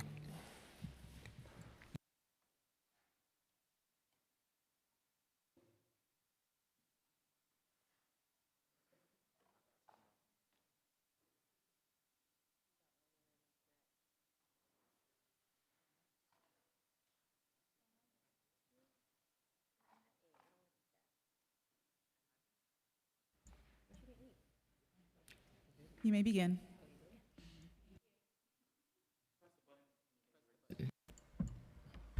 I was going to say good afternoon, but good evening, Chair Joseph, Chair Williams, and members of the City Council Education and Civil and Human Rights Committees. My name is Laura Lai, and I am the Senior Policy Analyst and Strategic Organizer for Education in the Office of New York City Comptroller Brad Lander. Thank you for the opportunity to testify before you today at this important hearing. Comptroller Lander has a very deep record of commitment to racial diversity and equity in New York City public schools. But today I'm here to discuss another form of persistent exclusion and segregation that many New York City students face.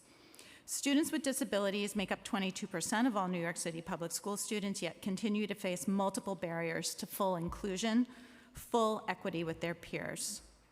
In our office's recent report, Stranded After School, made clear children with disabilities face a disproportionate lack of access to the free after-school programs that many of their peers enjoy. This report is based on an analysis of findings from a recent survey by our office of over 600 New York City public and charter school principals and their after-school programs. The survey found that the lack of after-school bus transportation is a major barrier to after-school care citywide, posing a particular challenge to the 62,000 students with IEP mandated bus transportation. Nearly a third of all survey respondents and 100% of District 75 respondents named the lack of school bus transportation in our survey as a barrier to student after-school participation. Another barrier identified by our survey is the way District 75 after-school programs are funded and operated, which significantly constrains their ability to meet students' after-school needs. Just 74% of District 75 schools in the survey have after-school programs, compared to 93% of schools outside District 75. District 75 programs do not have access to the primary source of supplementary after-school funding in the city, Department of Youth and Community Development Funding, DYCD. None of the District 75 respondents in our survey have DYC-funded after-school programs, compared to 49% of respondents from other schools. Most DYCD-funded and contracted community-based organizations cannot meet the specialized needs of students in District 75, leaving these programs to rely more heavily on funding from DOE Central and staffing after-school programs with their own teachers and paras who are paid per session. There are also inequities in City Council CASA grant allocations. Only 6% of District 75 schools in our survey benefit from CASA grants, compared to 15% of other respondents. In addition, fee-for-service programs are less common in District 75 than among other respondents. And I have a list of recommendations. I can read them to you, or you can look at them in the submitted comments. Is it in your testimony? Okay. It's in the written testimony as well. Got it. In particular, I just want to highlight the inequity in the CASA grant allocations, which I think is something that this City Council could potentially do something about. Definitely look at it. Definitely. Thank you. Mm-hmm.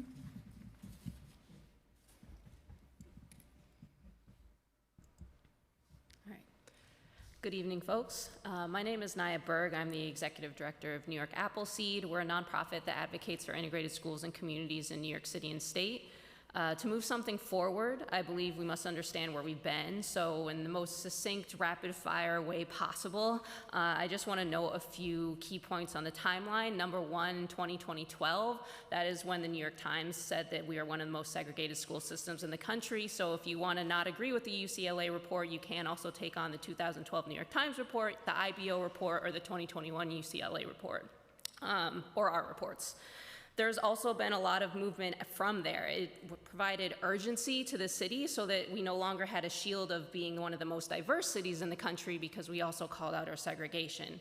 You had the diversity in admissions in 2013 and 2014. There were great investments by New York State and a grant program. Then grants went to districts 1, 3, 9, 13, 16. A lot of the districts that you saw speak today, they've all received investments from either the city or the state.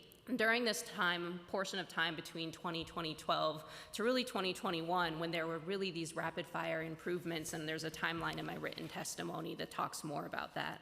But in the wake of the pandemic and amid unprecedented challenges, a change in a mayoral administration, we saw shifting priorities. And the urgency that once drove New York City's integration efforts has really faded.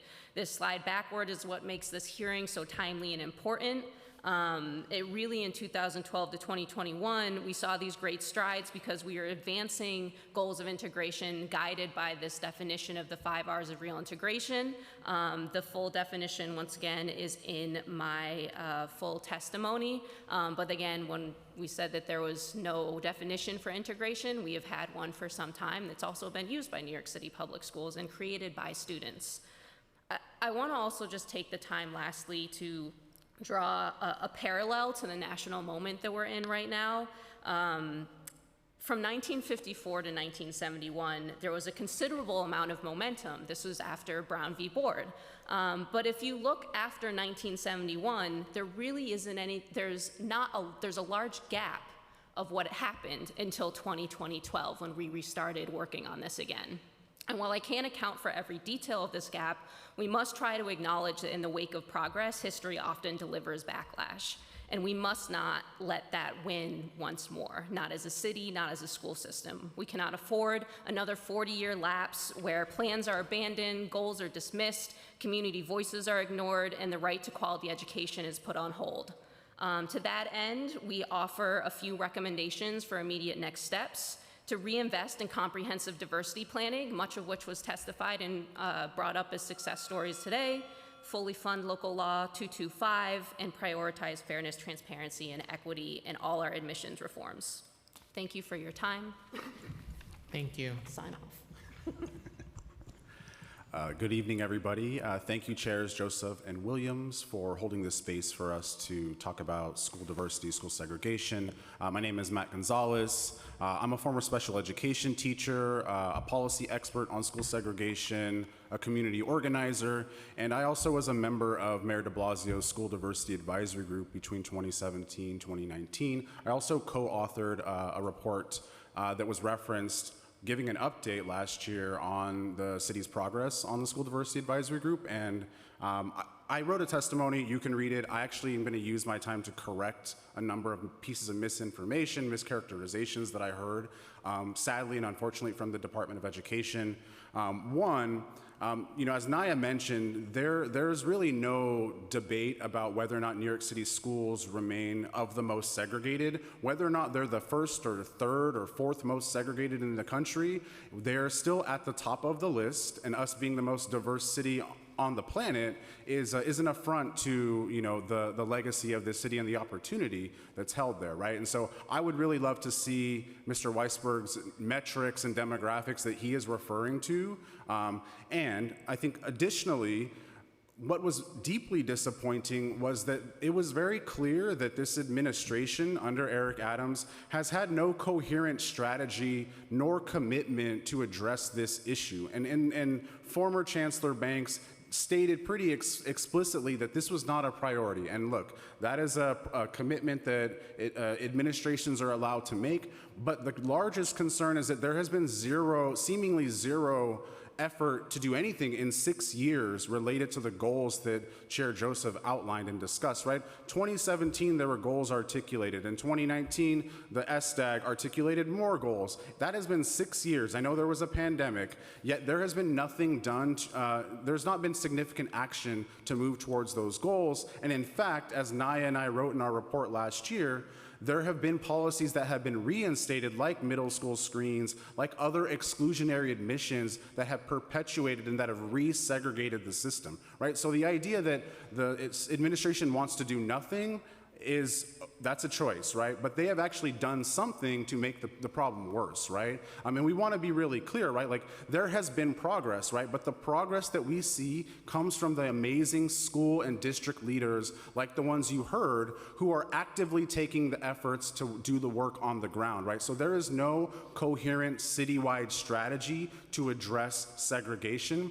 However, because there is amazing work that was done through the School Diversity Advisory Group, there is a blueprint to address segregation and to do it in a way that is racially just and consistent with the history and legacy of desegregation that has been harmful, right? And so I encourage you all to review that report, review our report. There are solutions on the table, and I hope the City Council can take action because there were local laws passed in 2019. And so because we have mayoral control, there's a lot of limitations, but you all have power to take action on this issue and to be leaders, because the Trump administration doesn't care who the mayor is, but we have control in this city to take power. So thank you for the time.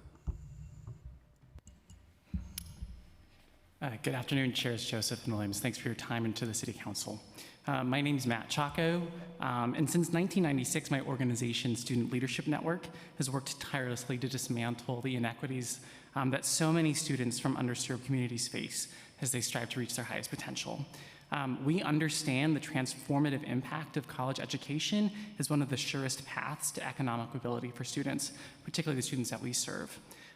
We, since over our history, have put nearly 80,000 students on a path to post-secondary success and expanded life choices. How do we do that? The first is through our College Bound initiative, which is a comprehensive college access and success program that serves young people across 26 public schools, Title I public schools here in New York City, serving 13,000 students. We place a full-time college counselor in partner schools to provide year-round expert college guidance. Each of these counselors work with families and students collaboratively with the entire school to build a college-going culture to really make sure that every student, once they graduate, is on a really great path. Our other signature program is our Girl Education Model, which we implement through our Young Women's Leadership Schools, which is a network of 6 all-girls public schools serving young women and gender-expansive youth. They serve 2,400 young people through that model. Our TWILS schools integrate research-based practices that cater to the holistic development of girls into every aspect of the school experience. This model aims to enhance both academic and socio-emotional outcomes and really delivers an exceptional educational experience for young women. And so, in this climate of uncertainty, as we face threats to Title I funding, Student Leadership Network is so grateful to you, Chair Joseph, for your steadfast support of our schools. We hope that we can continue receiving support from the City Council and from the Education Committee. We really need it. It's an important time for our young people in this city, and we hope that we can continue to work with you. Thank you. Good evening, everyone. My name is Rochelle Du, and today I'm speaking on behalf of the Integration Coalition, a coalition of various organizations and advocates formed to further New York City Public Schools' efforts in addressing school segregation. With the rise of harmful national rhetoric and students' well-being on the line, it is becoming increasingly clear that New York City Public Schools and city leaders must continue to publicly commit towards ensuring that equity, access, and inclusion are centered in policies and practices, and that they are sustained in order to honor and uplift the vast diversity present in New York City school children. Over the past 3 years, this mayoral administration has expanded segregated, gifted, and talented programming while ignoring guidance on adopting school-wide enrichment models and reinstating previously paused selection criteria for selective middle school programs. The transition away from combating school segregation holistically is also present in the constant fight to equitably fund schools and programming, especially programming for vulnerable students like multilingual learners, English language learners, students in temporary housing, and students with disabilities. As of May 2025, the state has approved changes to the foundation aid formula that would result in New York City schools receiving nearly $350 million less, putting at risk many crucial services that New York City students need, like literacy programs and mental health supports. Meanwhile, funding for initiatives aimed at advancing school integration is noticeably absent. It has either been quietly abandoned during the transition between mayoral administrations and the pandemic, such as the modest $1 million allocated to support 5 school districts in developing diversity plans, or slashed outright, as seen with the $202 million earmarked for a K-12 culturally responsive curriculum, which was among the first to be cut in 2022. The coalition firmly believes that this administration has not done nearly enough to address segregation and its harmful consequences. However, it is also important to acknowledge the policies that have sustained progress. For example, the changes to middle school and high school admissions, such as the end of individual high schools ranking student applicants with no public oversight, as well as the elimination of inequitable selection criteria for both middle and high schools, like state test scores and attendance, must be protected. Further, we are encouraged by steps to include diverse curricular offerings to New York City Public Schools' Hidden Voices series. With the nation's political climate changing once again and many students no longer feeling safe, we as a coalition stress that there must be additional efforts made to prioritize vulnerable students in enrollment, create the conditions and accountability structures necessary for real integration, and develop community outreach that elevates the voices of parents, students, and community members in decision-making processes. The Integration Coalition is facilitated by New York Appleseed and welcomes any questions and can be contacted at rdu@nyappleseed.org. Thank you.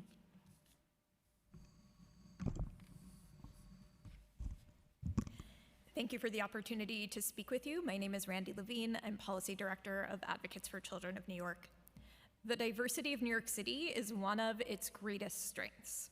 Our schools educate children of every race and religion, children born in places around the globe, children speaking more than 150 languages at home, children with a wide array of disabilities, children living in shelters and in brownstones.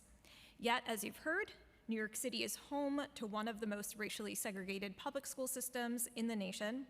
Beyond the placement of students, we continue to be alarmed by the persistent disparities in access to schools, programs, and educational opportunities, as well as the persistent disparities in educational outcomes for Black and Brown students, students with disabilities, English language learners, and students who are homeless or in foster care, among other student populations. Our city should set ambitious goals for tackling these disparities based on race, disability, and L status, across a wide array of educational opportunities and outcomes, should approach each initiative, program, and policy change with a central focus on students who need the most support to succeed in school, and should tailor support to ensure its current and new initiatives meet the needs of different communities and student populations, to ensure all students have meaningful access and can fully participate in all programs. With my limited time today, I'm going to focus on what the administration and the City Council can do in this next week as you finalize the fiscal year 2026 budget. To help meet some of the most pressing needs we see on the ground in our work with families, we urge the city to increase funding for the following initiatives: to provide preschoolers with disabilities with the evaluation, services, and classes they need, as 3K and pre-K are not for all, when more than 600 children with disabilities are waiting for seats in preschool special education classes, and more than 7,000 preschoolers are waiting for one or more service such as speech therapy or counseling. Our early childhood education programs should not leave behind the children who need the most support, and we thank you for fighting for these children and their families. Increase funding to make more schools fully accessible, because accessibility benefits everyone, and students with physical disability should have the same school options as their peers.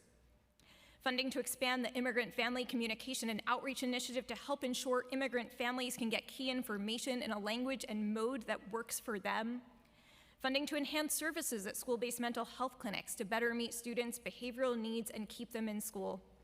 And funding to ensure that every student learns to read, because the disparities we see in reading are unacceptable.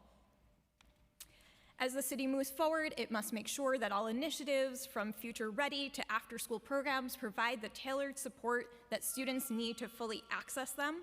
Our written testimony has additional information as well as some recommendations for the bills. Thank you for the opportunity to speak with you. I'm happy to answer any questions you may have. Thank you so much. Quick question on the bill. You mentioned to, hold on a second, fully fund and implement 2019, Local Law 2025, which called for the establishment of a diversity working group. Was there a dollar amount tied to that bill or no?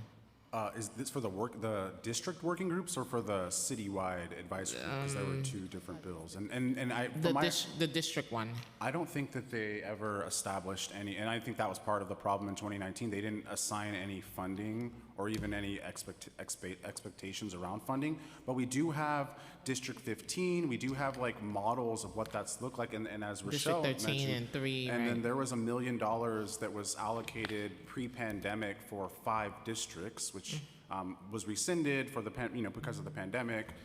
So there are models of how we could calculate what that could cost, and we'd be happy to work with y'all to figure that out. Definitely. Sorry, I just want to add that one of the citywide diversity grant recipients was District 28. I know that Chair Williams had talked about District 28, and so that was one of the starting points of that process, was that they received this citywide diversity grant funds to create this comprehensive community process. They got a little spicy as time went on. Happy to talk with you more about that, as I was involved, if you would like, on another time. That would be great. Lara, thank you for this recommendation, and we will definitely be talking more about this. There's some good stuff in here.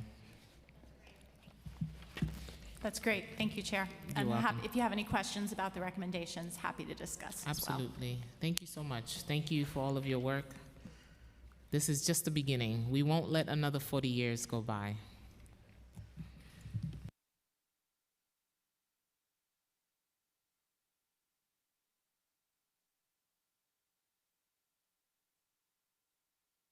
The next panel is Allison Rosenthal, Heidi Beth Felix, Athenia Albahate.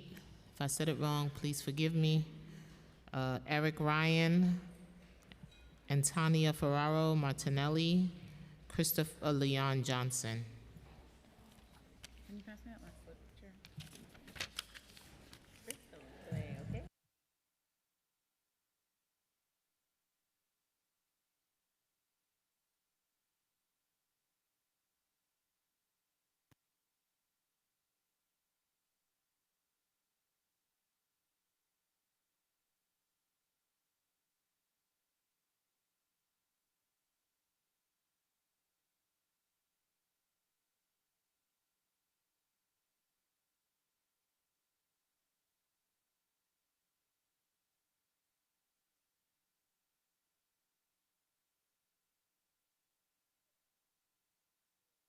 Thank you. You're all fine. Are we missing someone? Probably, but they're not here. If there anyone else, They're in the restroom. if there's anyone else that wishes to testify. Is there anyone else that's testifying?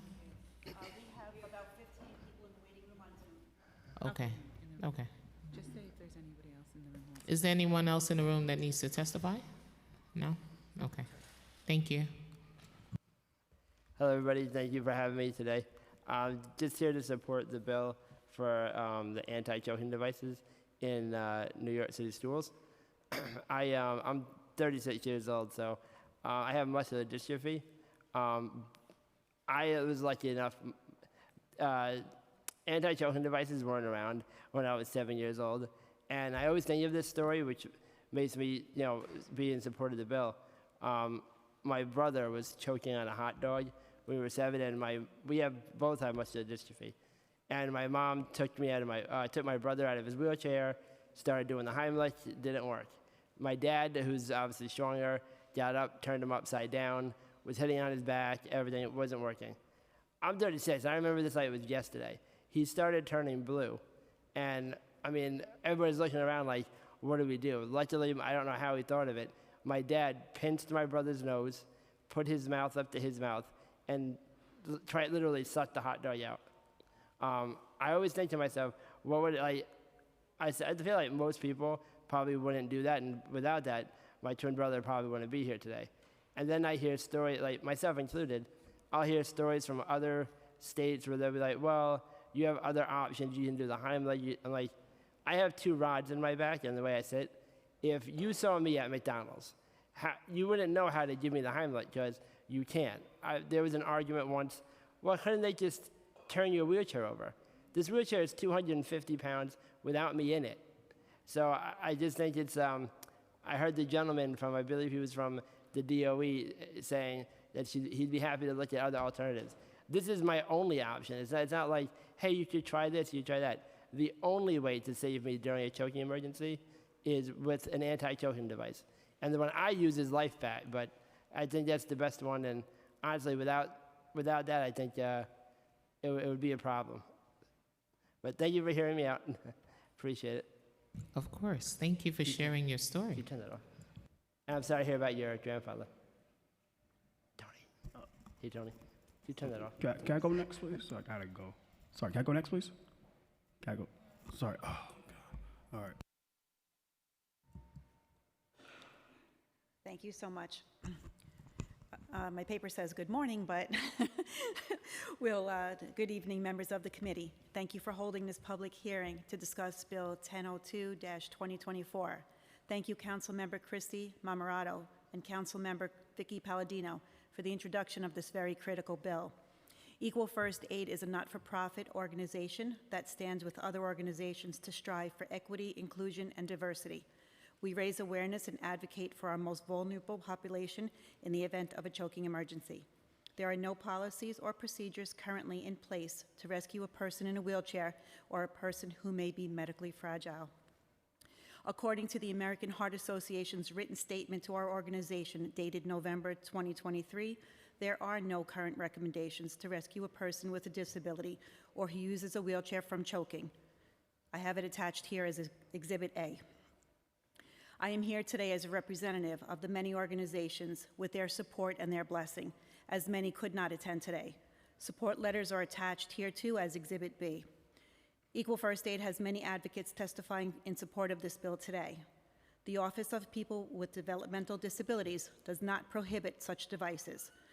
I have a letter attached as Exhibit C. Our mission at Equal First Aid is to improve people's lives and bring an equal opportunity for all to be rescued in the event of a choking emergency. We believe this bill will bring inclusion, diversity, and equity to all. According to the American Red Cross Advisory Council meeting dated June 2023, it states, and I will quote, "If standard first aid for management of choking or foreign body airway obstruction is not effective or feasible, anti-choking devices may be considered for attempted relief of airway obstruction." I have that attached as Exhibit E. This bill is a proposal that is a step in the right direction to fulfill the obligations of the American with Disabilities Act and to create an immediate positive impact that will generate peace of mind for parents. The ADA law mandates reasonable modifications to a public entity's rules, policies, and practices. That's attached as Exhibit D.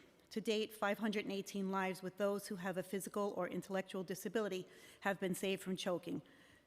20 of these lives have been saved either in a facility, a care home, or an organization. Our outreach now spans across 12 states. If protocol fails or it cannot be done, devices are a backup option. With little cost to the schools, it takes the place of million-dollar lawsuits filed by the families of children that have tragically passed. Please understand that having devices in our schools does not delay the current rescue protocol. It is simply another rescue tool when protocol fails and it not be done. Your time in reviewing our support for Bill 1002-2024 is greatly appreciated. Please take the time needed, as we need a suction device where there is no other option to rescue an individual. Thank you. Thank you. Good evening. Hello, my name is Heidi Felix, and I'm really proud and honored to represent LifeVac. We actually are the manufacturer of an airway clearance device that is manufactured here in New York on Long Island. So did you know that there's 5,000 choking deaths per year and that one child dies every 5 days?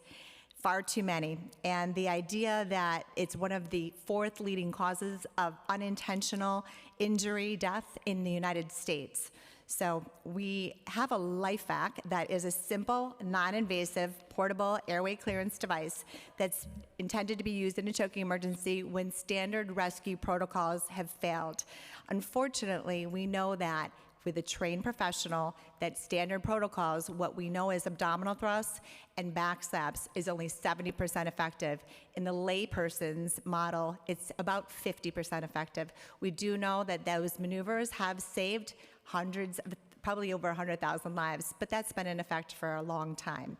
LifeVac is proven to be safe and effective. We have 9 peer-reviewed medical studies that show the efficacy of our device. LifeVac has received 4,196 post-market clinical reports of lives saved worldwide, and of which 2,570 were children. LifeVac has been implemented in 9,326 schools in the United States, and we've received 89 clinical reports of lives saved in these US-based schools. LifeVac has partnered with large companies like McKesson, Cintas, Cardio Partners. School Nurse Supply is representing us, along with Philadelphia Insurance Company. They recommend the airway clearance device that we sell to their clients. The recent article containing inaccuracies concerning the FDA and the Red Cross that was just brought to our attention on Sunday, Father's Day, we want to just bring to the attention that the FDA safety communications notification stated that if you choose to use an anti-choking device, only use this after established rescue protocols have failed. That's exactly what we teach. When we do our training, we say, do exactly what you're trained to do. Do the back steps, do the abdominal thrusts, and then have an anti-choking device available like LifeVac. LifeVac is consistently working with the FDA to ensure full compliance with its regulations and guidelines. And I wanted to just address briefly the statement that was made by the Department of Education that it's not that we are not FDA approved. The classification the FDA gave us was a class 2. Many of the things that you see in a school nurse supply is all class 2. Things on ambulances, class 2 medical devices, it's not Narcan, it's not an EpiPen, and it's not an AED. So there is a different classification provided for anti-choking devices. So the Journal for the American Red Cross that Tony had talked about, the Scientific Advisory Council, sorry, I apologize. If I could just address really quick on that, is that they did say back blows and abdominal thrusts are a weak recommendation. They did also make guidelines and statements stating that anti-choking devices can be used. We do have that report in there for you. And then also there was a third-party independent study that was done, and we will provide you with that as soon as it's published. But that was a public health implications that there are findings that state significance that there is proving choking incidents in pediatric and elderly populations. It's not just children, and obviously people with developmental disabilities. So increasing the awareness and accessibility of the airway clearance device can enhance emergency response efforts, and that will help us integrate the LifeVac into the first training programs and then improve the preparedness in choking emergencies. So we believe that LifeVac should be implemented in all New York City schools as another option so that you can make sure that we can prevent future choking tragedies. Thank you so much for your time. Thank you. Hi. Hi, good afternoon, Chair Joseph and the entire Education Committee. It's a pleasure to be here today with you. Thank you so much for holding this hearing. My name is Antonia Ferraro Martinelli, and I am the parent of 3 students who have attended New York City Public Schools. I am currently the president of the Community Education Council of District 15, and I'm here today to speak on my own behalf. I sat before this education committee 8 years ago to demand equitable changes to District 15's middle school admissions policy, and I am an enthusiastic supporter of the District 15 diversity plan. But what I really want to talk about today is a blueprint for lasting change. So when I speak to District 15 parents of young children today, they often have no knowledge of the D15 diversity plan. They are shocked to learn that D15 used to screen 11 and 10-year-old children, and it's a bit ironic to me now that a highly debated change that took an entire year of public engagement is now the norm, and no one is asking to go back. So that's how lasting change is made. It's slow, it weighs all the facts, and it presents the challenge, often with large maps and charts. It takes no voice for granted. It doesn't make people feel listened to. It actually enables them to shape the policy. Some ideas are better than others, of course, but those better ideas are always child-centered and support all students. Because of these lengthy processes, like the ones that our district went through WXY and our subsequent PAR team process, which we employed to develop a very unique rezoning model in Subzone 3, I'm confident we won't go back because no one wants to. So lasting change requires more funding for public engagement processes from state and city resources. It's clear that the federal integration grants will not be available, so we need more New York State integration projects, project grants, and grants from our City Council and Borough President Office to conduct voluntary, race-neutral, and completely constitutional school integration plans. And I also just want to respond to the APs. I know APs were spoken about in the hearing, and New York City Public Schools is really gatekeeping access to AP classes. Understand that the student doesn't get to choose whether they attend the AP class. The school chooses the students for those classes, and just the setup of the school admissions process means that if you don't have an 8th grade average of 94.25 to attend a Tier 1 school, that could be the difference between having access to a calculus class, having access to APs, and not. So we need APs for all. Thank you. I second that. And that's something we've talked about in depth. AP classes are not equitable in certain communities, so we want to change that as well. AP for all. Councilmember Christie? Yeah. I forgot, sorry. Yeah, it's okay. Hello, Chair Joseph, Chair Williams, and Chair Marmorato. My name is Christopher Leon Johnson. I'm here to testify in support of Intro 1002. I'm here to support this bill because we need it in the schools. I don't know why this was never law in the first place. I know there's people in these schools that need this stuff. I know there's a lot of people that choke in these schools, and they're scared of touching other people because of like HIV and hepatitis C and all those type of diseases, and I totally understand that.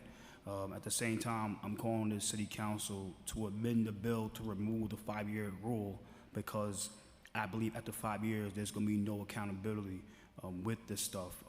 Like I said, I don't know anything about Life Act, but I see about counterfeits and stuff like that. So I have a big feeling that somebody is going to find a way to steal the contract, and once that happens, you remove the 5-year rule, all hell's going to break loose.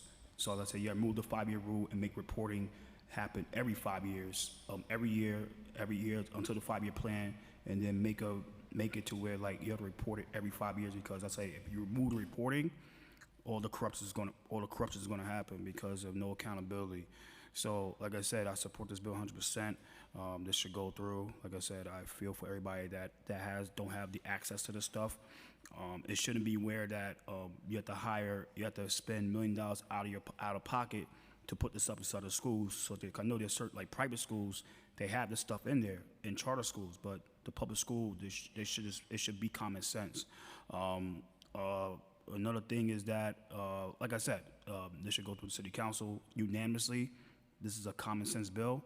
This is a common, like I said, like you got to remove that 5-year rule, remove the 5-year rule, reporting rule, and I believe it will be more transparent what's going on. I mean, more transparent in the future. It shouldn't be where that you make a bill. You should create a bill to say, oh, because somebody passes away after the 5-year, people should be held accountable. But like I said, accountability starts now. It starts now, like I said. So thank you so much, and enjoy your day. Thank you. Thank you. I gotta go. Thank you so much. Council member? Well, thank you, Chair. Eric, your story was very touching, and your father was beyond his intelligence, his means to just to think to do that, to try to save your brother's life was phenomenal. My daughter also did have a choking incident, and that 2 minutes feels like an eternity when you feel helpless and you're trying to do the patting on the back and the Heimlich, and you're not getting any further, and it's very frightening. So I understand. Thank you for coming to testify on behalf of your family and the Life Back. And so I just wanted to address Heidi. Can you just talk about the commitment letter? Because I know that you had made a commitment letter to the schools in New York City. that our CEO, Arthur Lee, he had testified in Madison, Wisconsin, where there was choking death and families testified. And the biggest concern is always budget, right? We don't have the money to spend. And he offered to donate to every school in the United States that contacted our company. We've donated 7,000. I have the statistics right here. We've donated over 7,075 free units to schools. We are making that commitment to New York City that we will donate one for every single high school, middle school, elementary school in the public schools. Thank you. And what about as far as training to use the devices? Yeah, one of the things that I love to address is training, because it's something that I'm very passionate about. I think we've talked about this, is that there is an online training video that is done very well by a paramedic who happens to be a fire captain down in West Palm Beach. He goes through back slaps, abdominal thrusts, and when it's not feasible to use an anti-choking device like the LifeVac. And he goes through the training on the LifeVac. It's 5 minutes. 5 minutes to be able to view the video, to print a certificate that you viewed the video, and then as well to implement it. We have thousands of people that are lay people, parents who have purchased this for their own personal use without any skills, without any training and medical background, and use this device successfully to save a life. So the training is, again, intuitive, it's online. We also have worked with CPR training companies all throughout the United States to deliver in-person training. And I do believe that many of the New York City public schools, as was stated by the safety officer, that there is programs where they train them. The first step in CPR is clearing the airway. The way that people are traditionally trained is back slaps and abdominal thrusts. This is another option given a pregnant staff member, given someone in a wheelchair like Eric. Also think about the large football player that you can't get your arms around, right? Or someone who may be frail. Children under a year-old, chest compressions is the first line of defense, and it's something not everyone feels comfortable with. So keep in mind that the training that we provide is very specific, and it is available online, but we do have plenty of people who are willing and able to help and assist in that, including myself. Thank you. Thank you so much. Thank you all for testifying today. I really do appreciate it. And thank you so much, Chair, for letting me sit in. Thank you so much. Thank you for sharing. We appreciate you. Same here. I'm so sorry. I don't want to forget about the people on Zoom that are calling in on support. Yep, That would be up. we're- Okay, they're thank you so next. much. I didn't know if we were I'll saying let them know goodnight. you holding them up. Thank you. And just for the, unfortunately, I have to leave because I have a in-district event. So I will be listening on the phone on the way home, just online. So anybody testifying online, I will be there to hear you. Thank you so much. You got it. Thank you, Councilmember. We are leaving you with a LifeVac to evaluate, by the way. We will now turn to virtual testimony for virtual panelists. Once your name is called, a member of our staff will unmute you, and the Sergeant at Arms will set the timer and give you the go-ahead to begin. Please wait for the sergeant to announce that you may begin before delivering your testimony, and please keep your testimony at 3 minutes. First panelist, Kimberly Chambers, followed by Darren Chambers, Jennifer Glenn, and Raymond Pieb. Kimberly? You may begin. Hello, my name is Kim Chambers, and I am speaking on behalf of my son, Maverick Chambers, and Maverick's legacy in favor of Bill 1002-2024, requiring portable anti-choking devices to be placed in New York City schools. I would like to share with you the story of Maverick's choking accident and why I believe having a portable anti-choking device would have saved my son's life. It was Earth Day in 2022, and I was planting seeds to celebrate spring with our older children. Maverick was a curious 4-month-old baby and was sitting in his stroller next to us. I was only a few steps away from him and realized when he coughed that he had a packet of dried pea seeds open and in his mouth. He coughed, followed by a sharp inhale, causing one of the seeds to become lodged in his trachea. He stopped making sounds, and I realized quickly he had a total blockage of his airway. I am trained in infant first aid and CPR, and I did not hesitate to administer aid. I immediately pulled him out of his stroller and flipped him face down on my arm. I started back blows and instructed my husband to call 911 and to run across the street to get help from our neighbor and New Jersey State Trooper. Within about 90 seconds of Maverick's accident, a trained professional was providing life-saving aid taught to him in a professional first responder setting. Additional officers arrived and began CPR to prolong Maverick's life while waiting for the volunteer EMTs and ambulance to arrive.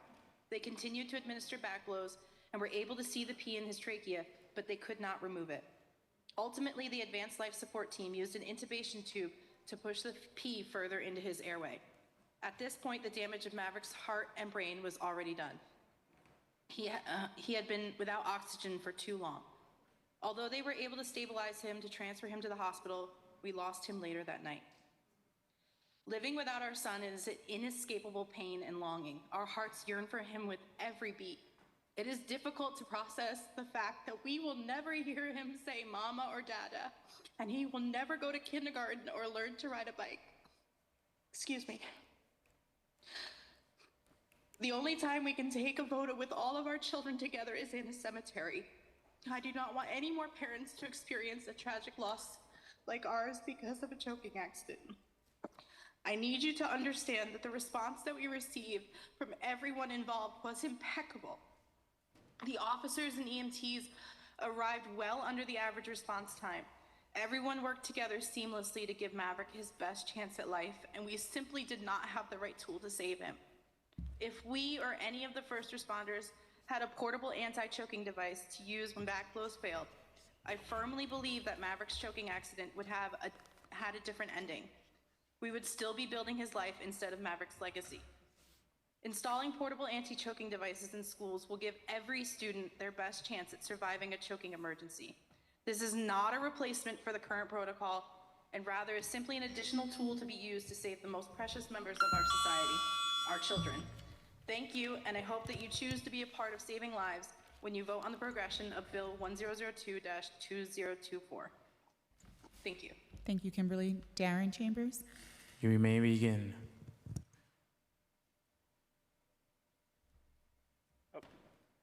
There we go. I am Darren Chambers. I am the co-founder of Maverick's Legacy, a nonprofit my wife Kimberly and I founded in memory of our son Maverick, who was the victim of a choking accident at nearly 5 months old in April of 2022. Through Maverick's Legacy, we're determined to save lives by advocating for choking awareness and prevention. I'm here today to express my fierce support for the implementation of airway clearance devices in schools. It's crucial to recognize the importance of having accessible, life-saving tools available in the event of a choking emergency. Over 5,000 people needlessly die due to choking, and 80% of those deaths are children and teenagers under 18.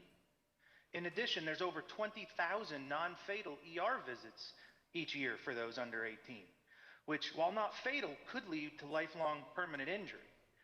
Basic life-saving protocols, which include the Heimlich and backblows, are not always successful, much more so than many realize. Depending on the level of training and the situation, those methods are anywhere from 50 to 75% successful, leaving a dangerous gap.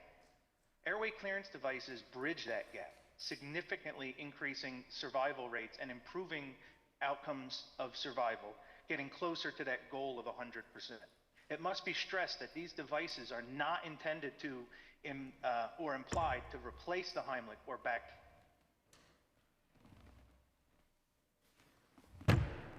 Not as a standalone device.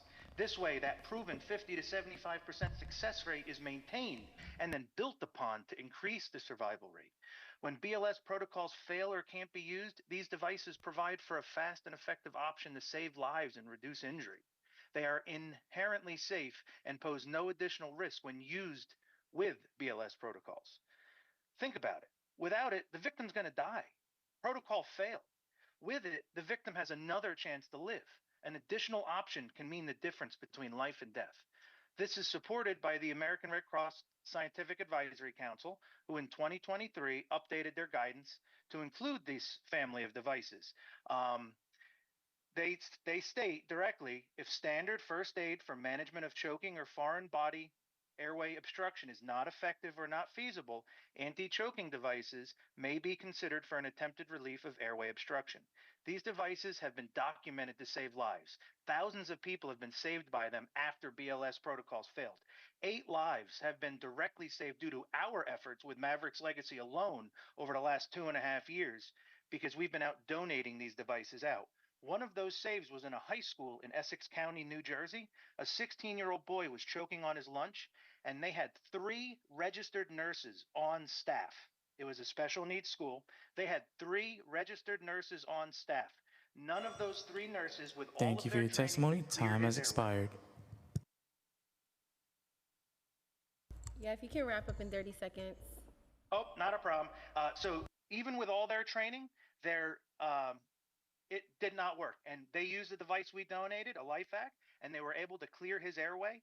And he is now with us. I would trade everything I own in this world right now to just have one of these available the day of Mav's accident. So thank you. Thank you. Thank you for your testimony. Jennifer Glenn. You may begin.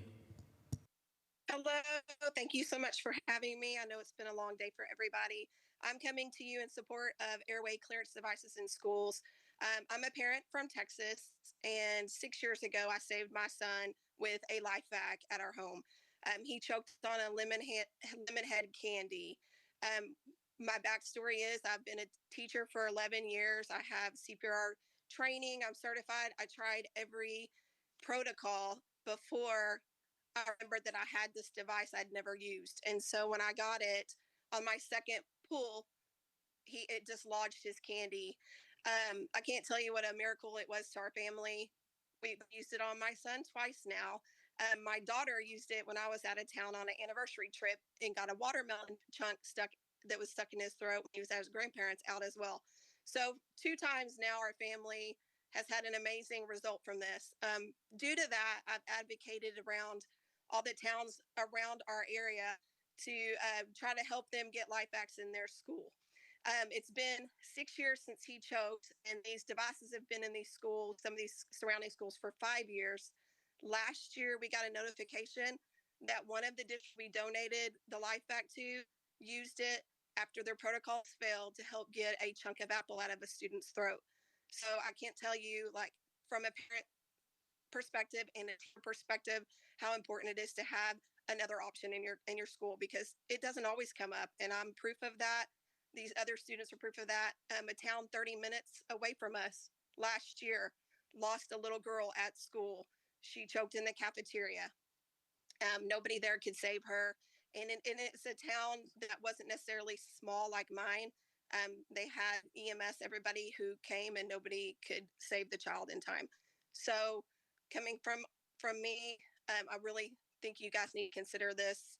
I'm here not because I'm from New York, but obviously Texas, but I'm here because every child and every parent needs this opportunity to have these as a backup plan when it doesn't go right.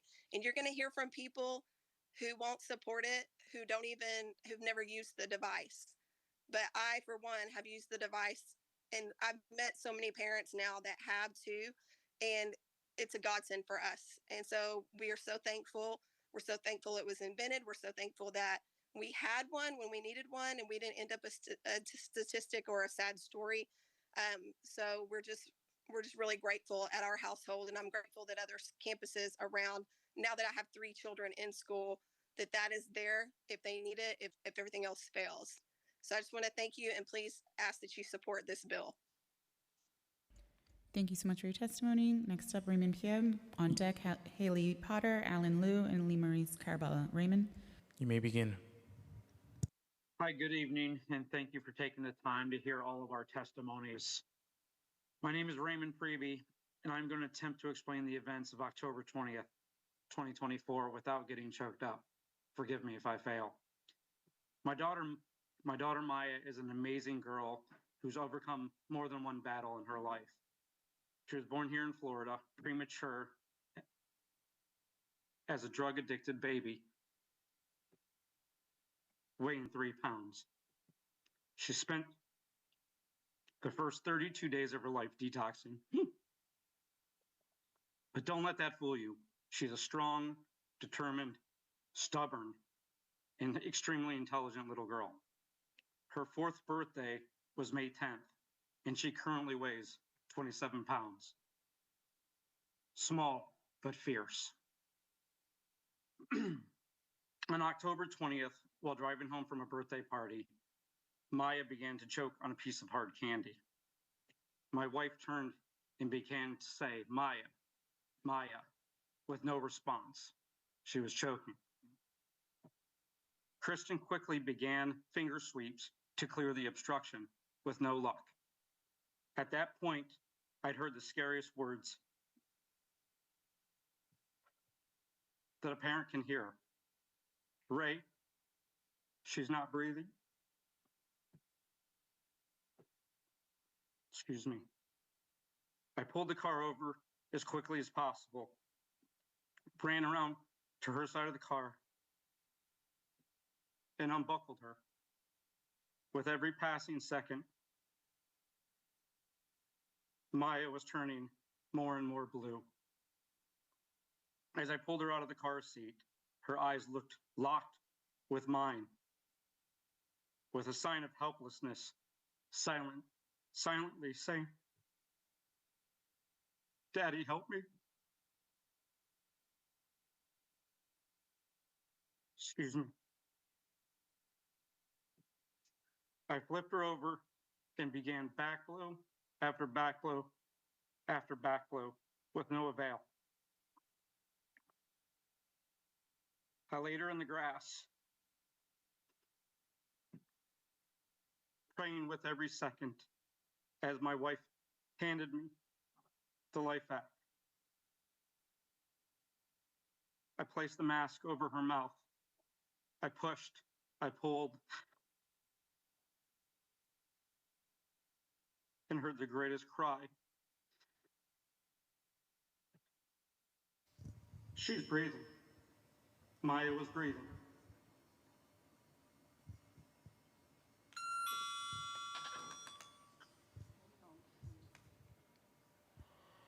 I can never put in words the feeling that a parent feels watching their child's life slip away.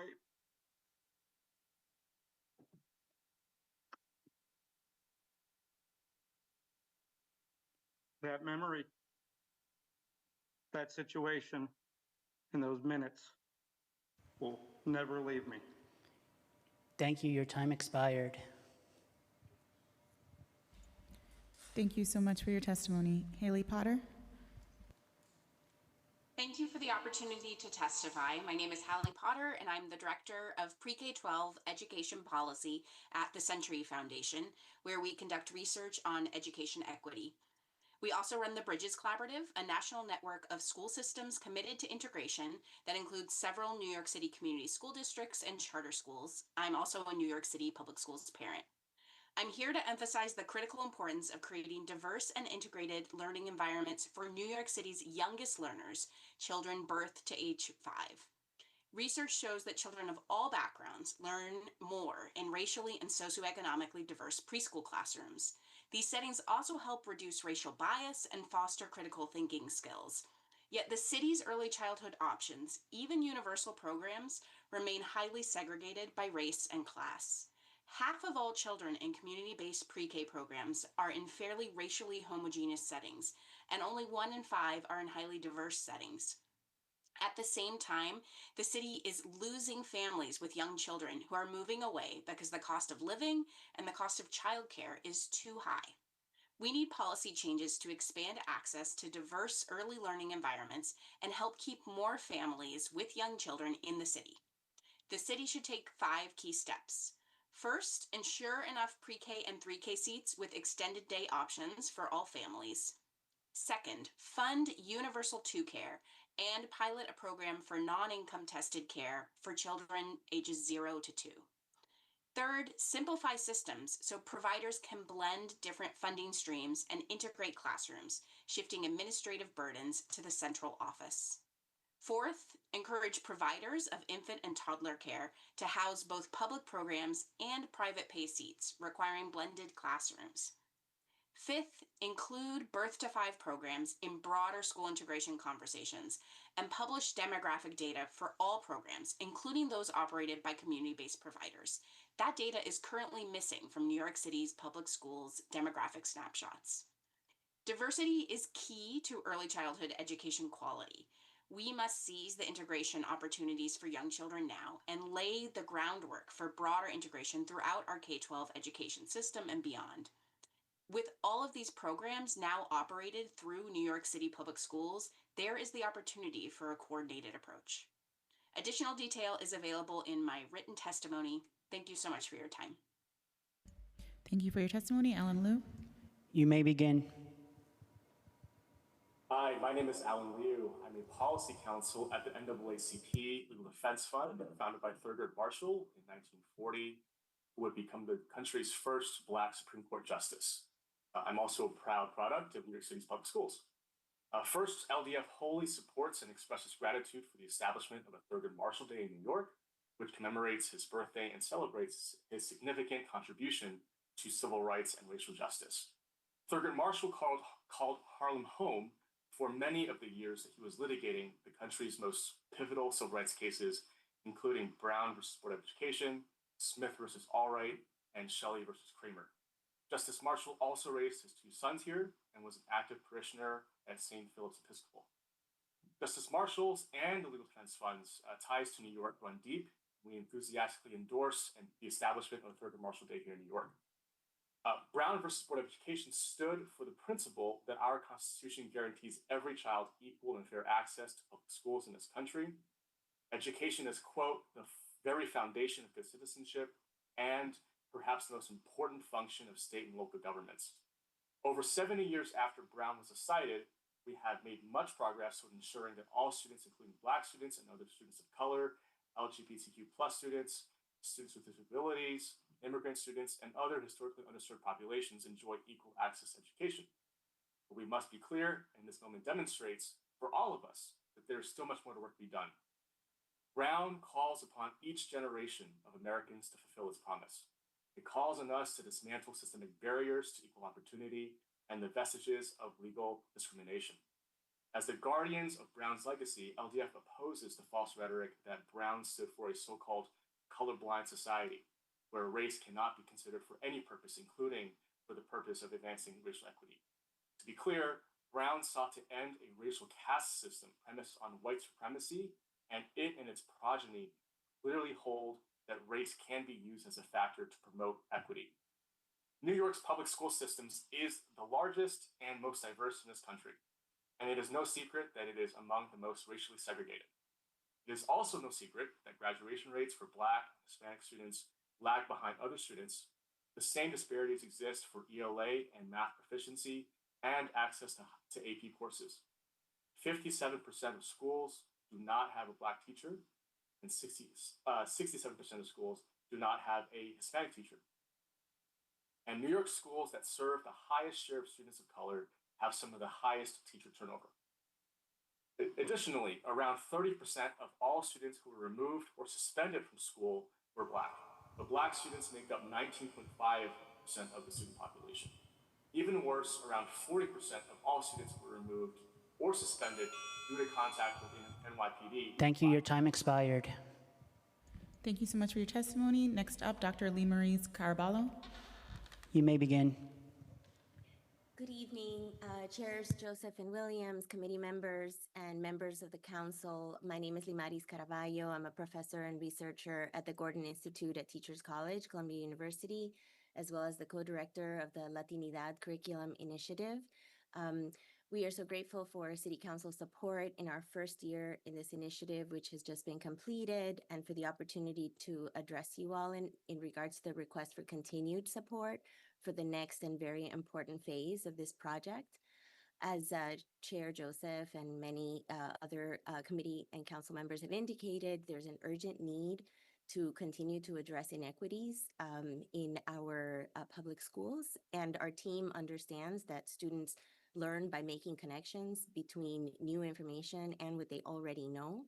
So although 42% of our city students identify as having Latinx or Latino heritage, their diverse histories, their leadership, their contributions to these, to our community and our city have been underrepresented in the curriculum.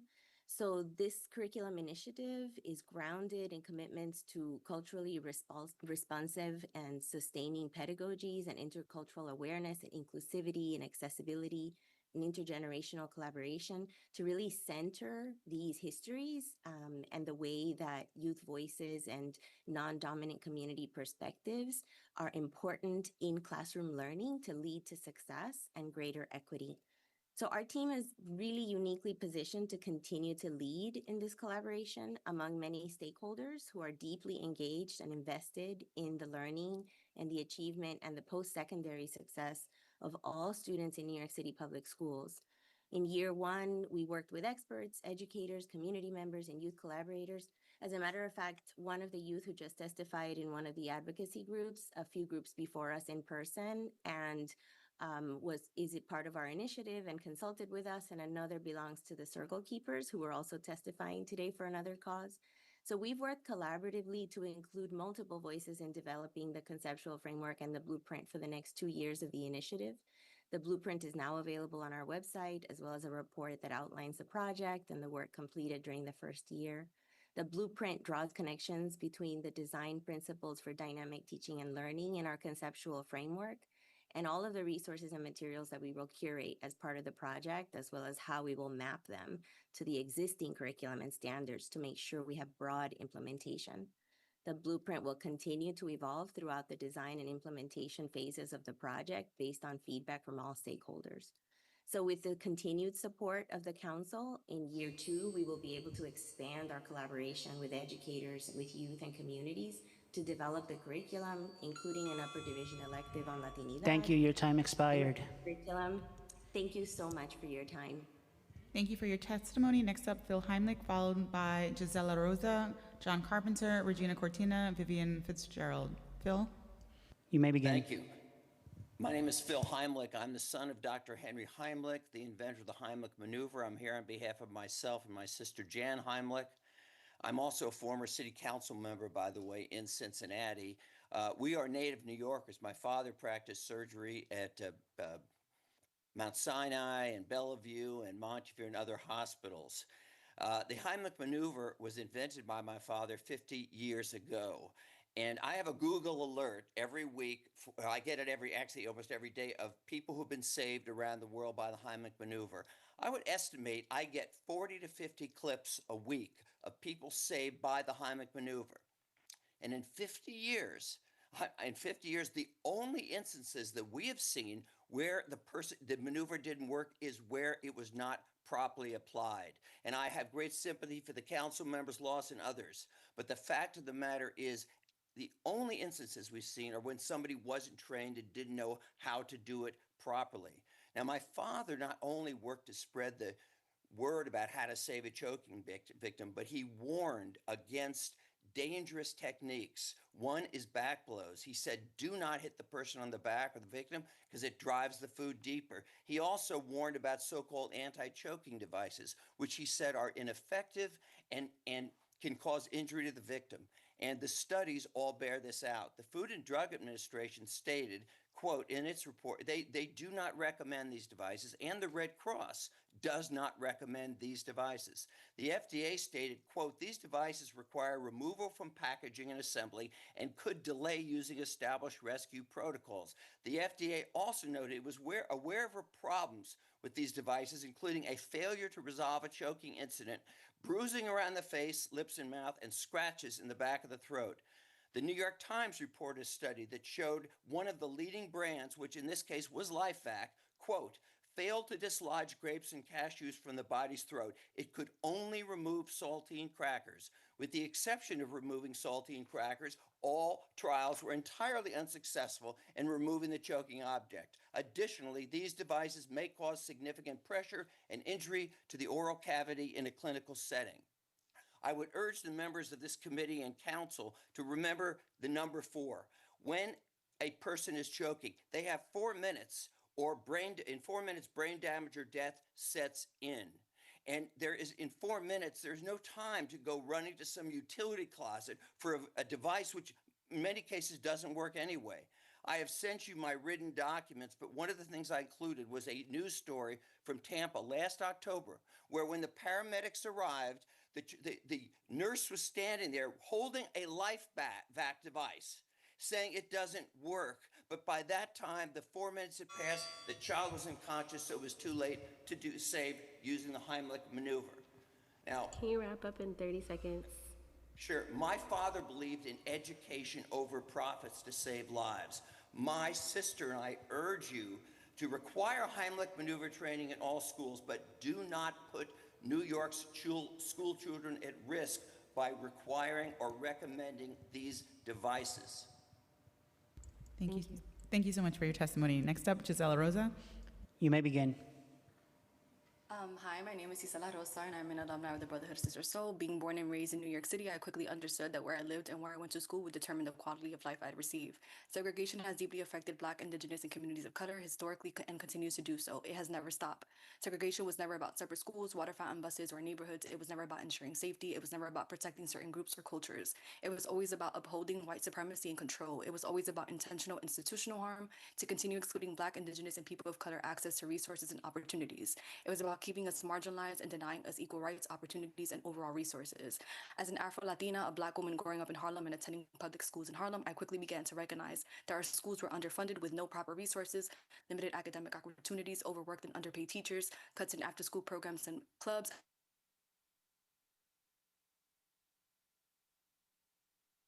schools across the United are funded through local profits, meaning that wealthier white communities receive the most funding while our communities struggle with fewer or no resources at all. Then people sit here and blame folks of color for deciding no longer want to attend school. Why would I? Why would we? Constantly giving us scraps and expecting us to build a life out of leftovers, expecting us to pour ourselves up from our bootstraps and create this quality of life that never existed for us.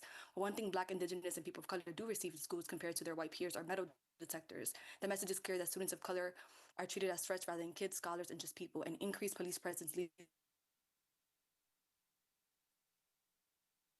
disciplinary POC students pipeline.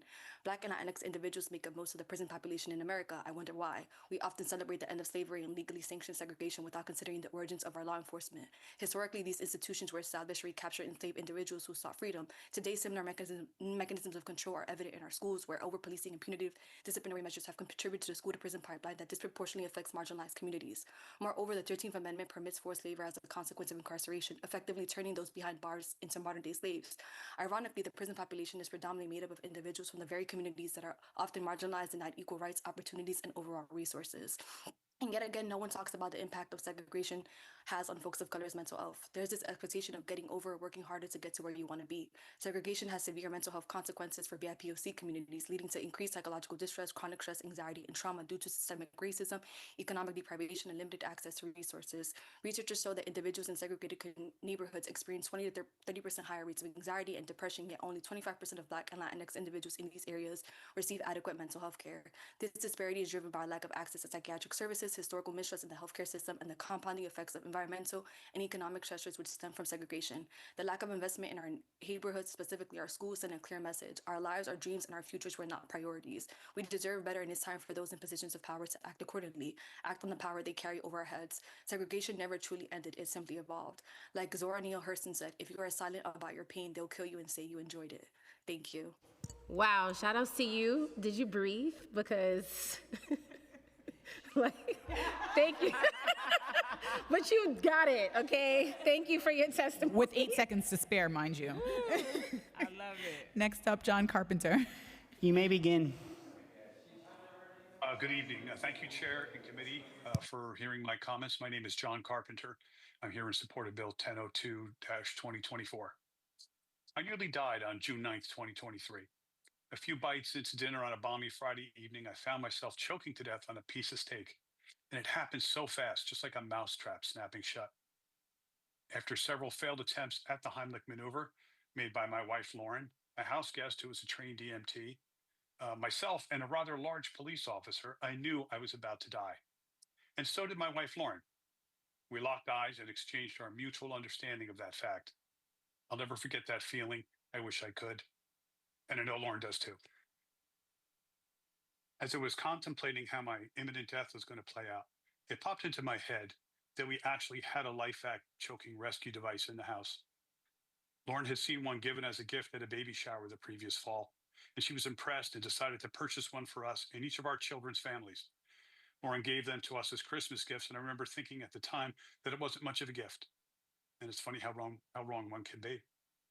Although we hadn't opened it and read the directions when we acquired it, and it wasn't stored accessibly in the kitchen, Lauren knew exactly where it was.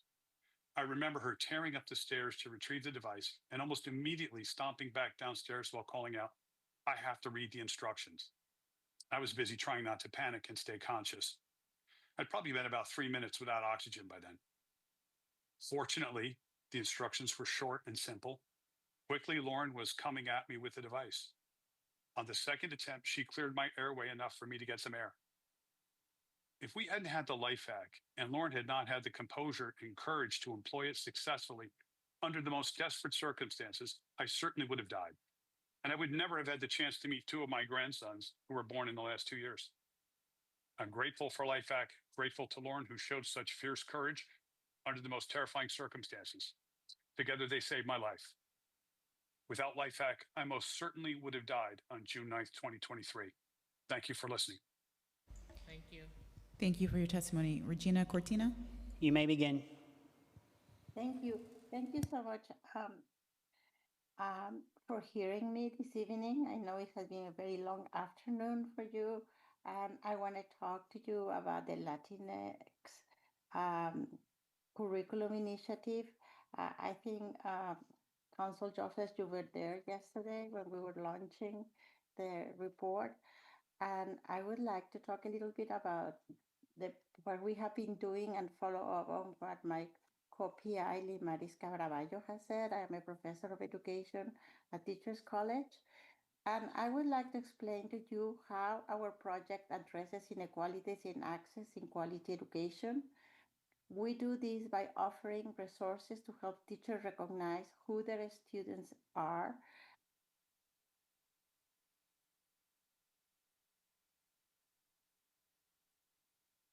school experience for children and youth of all backgrounds so that they can persist through graduation and on to college by providing a curriculum framework that helps learners of all ages to understand and appreciate their own histories, culture, and valuable contribution of Latinas and Latinos.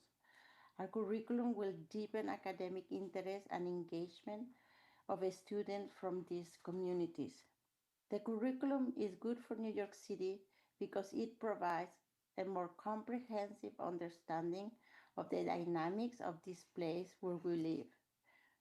The Latinidad Curriculum Initiative team will expand academic content related to Latinidad across subject areas and grade levels over the coming years. Our team is creating a practical guide for teachers to teach about histories and communities that have not yet been adequately included in the public curricula. We have already developed sample lessons that explore the multiple experiences of Latinidad in our city. Only 9% of teachers nationally are Latinx, so resources to teach about Latinidad are helpful not only to maintain a student's engagement, but also to help with professional learning development and rotation of teachers trying to implement responsive pedagogies. Our report, The Need for Advances, the Study of Latinidad in New York City Public Schools, that was being distributed in the City Council, is in our website now. And we have also compiled a list of New York City authors that have written about their experience growing up as Latinos in the city. Additional Thank you. Your resources. time expired. Thank you very much. Thank you for your testimony. Vivian Fitzgerald? You may begin. Hi, my name is Vivian Fitzgerald, and I'm in support of having life back in schools at New York Public Schools. New York City Public Schools. I am well aware of the safety procedures that happen. I'm part of the GRP and all that kind of things. I would not be here today if it wasn't for the LifeVac machine. I had a choking incident in my home. My son was with me, who is trained in the Heimlich, who did the Heimlich twice unsuccessfully. I remembered that we did have the life vac here. It was a gift because I have elderly parents that lived with me. It was in a package, original package. My son had handed it to my son, and I could joke about this now because my son handed it back to me and said, "What do I do with this?" It was so simple to assemble. It took a matter of seconds. I was able to do it to myself, which is also a big deal because if you're home alone and you're choking and nobody's there to give you the Heimlich, this is definitely something that works. Again, while my son did the Heimlich, I did the procedure I put the device to my face and did it to myself. And the first time it didn't happen, my son did the Heimlich again. Again, nothing was happening. I did it a second time and everything came up. I threw everything up and I was able to breathe. I tell everybody that they need this device. It needs to be in the public schools. It should be everywhere where anybody is eating. It undoubtedly saved my life. It shouldn't be the only thing, but it is definitely something that would save your life, and definitely something that you can do on your own in case you're choking by yourself. Again, as a city school teacher, if that would have happened at school, I wouldn't be here to talk to you today if it happened in the school. And I honestly carry one with me in my car just in case it's needed anywhere I go. It's something like I said, I can't even express how important it is for this device to be in addition to anything else in the school. New York City schools, they're big, their kids are all constantly eating. I'm in a middle school, the kids are constantly snacking. It could happen at any moment, at any time in a school. And it really needs to be passed, considered, and put into the school. Again, I have one in my car. God forbid something should happen in my school, I would run out and get one if I knew about it. But the code blue, by the time you go through everything, if that life vac isn't part of where the AED is or somewhere where somebody knows where it is, who can grab it regardless of the emergency, that really should also be part of the protocol. Is it for it to be grabbed, like I said, when they run to whatever the code blue is, that device should go to in case it is a choking incident, so there's no time to waste. Everyone, like I don't even know what else to say. Like I said, almost died in October. I am a true believer in this product. It is absolutely necessary to have. And like I said, I wouldn't be here without it. Thank you for your testimony. That concludes our virtual testimony. Thank you. I just wanted to, you want me to close out? Okay, great. I just want to thank everyone that testified and sharing their stories. Our condolences to all the folks that were lost. I actually just lost a friend to a choking incident on Mother's Day, and she choked in front of her 7-year-old child like a couple of weeks ago. So I truly sympathize and empathize with all of the testimonies today. And with that, this hearing is closed.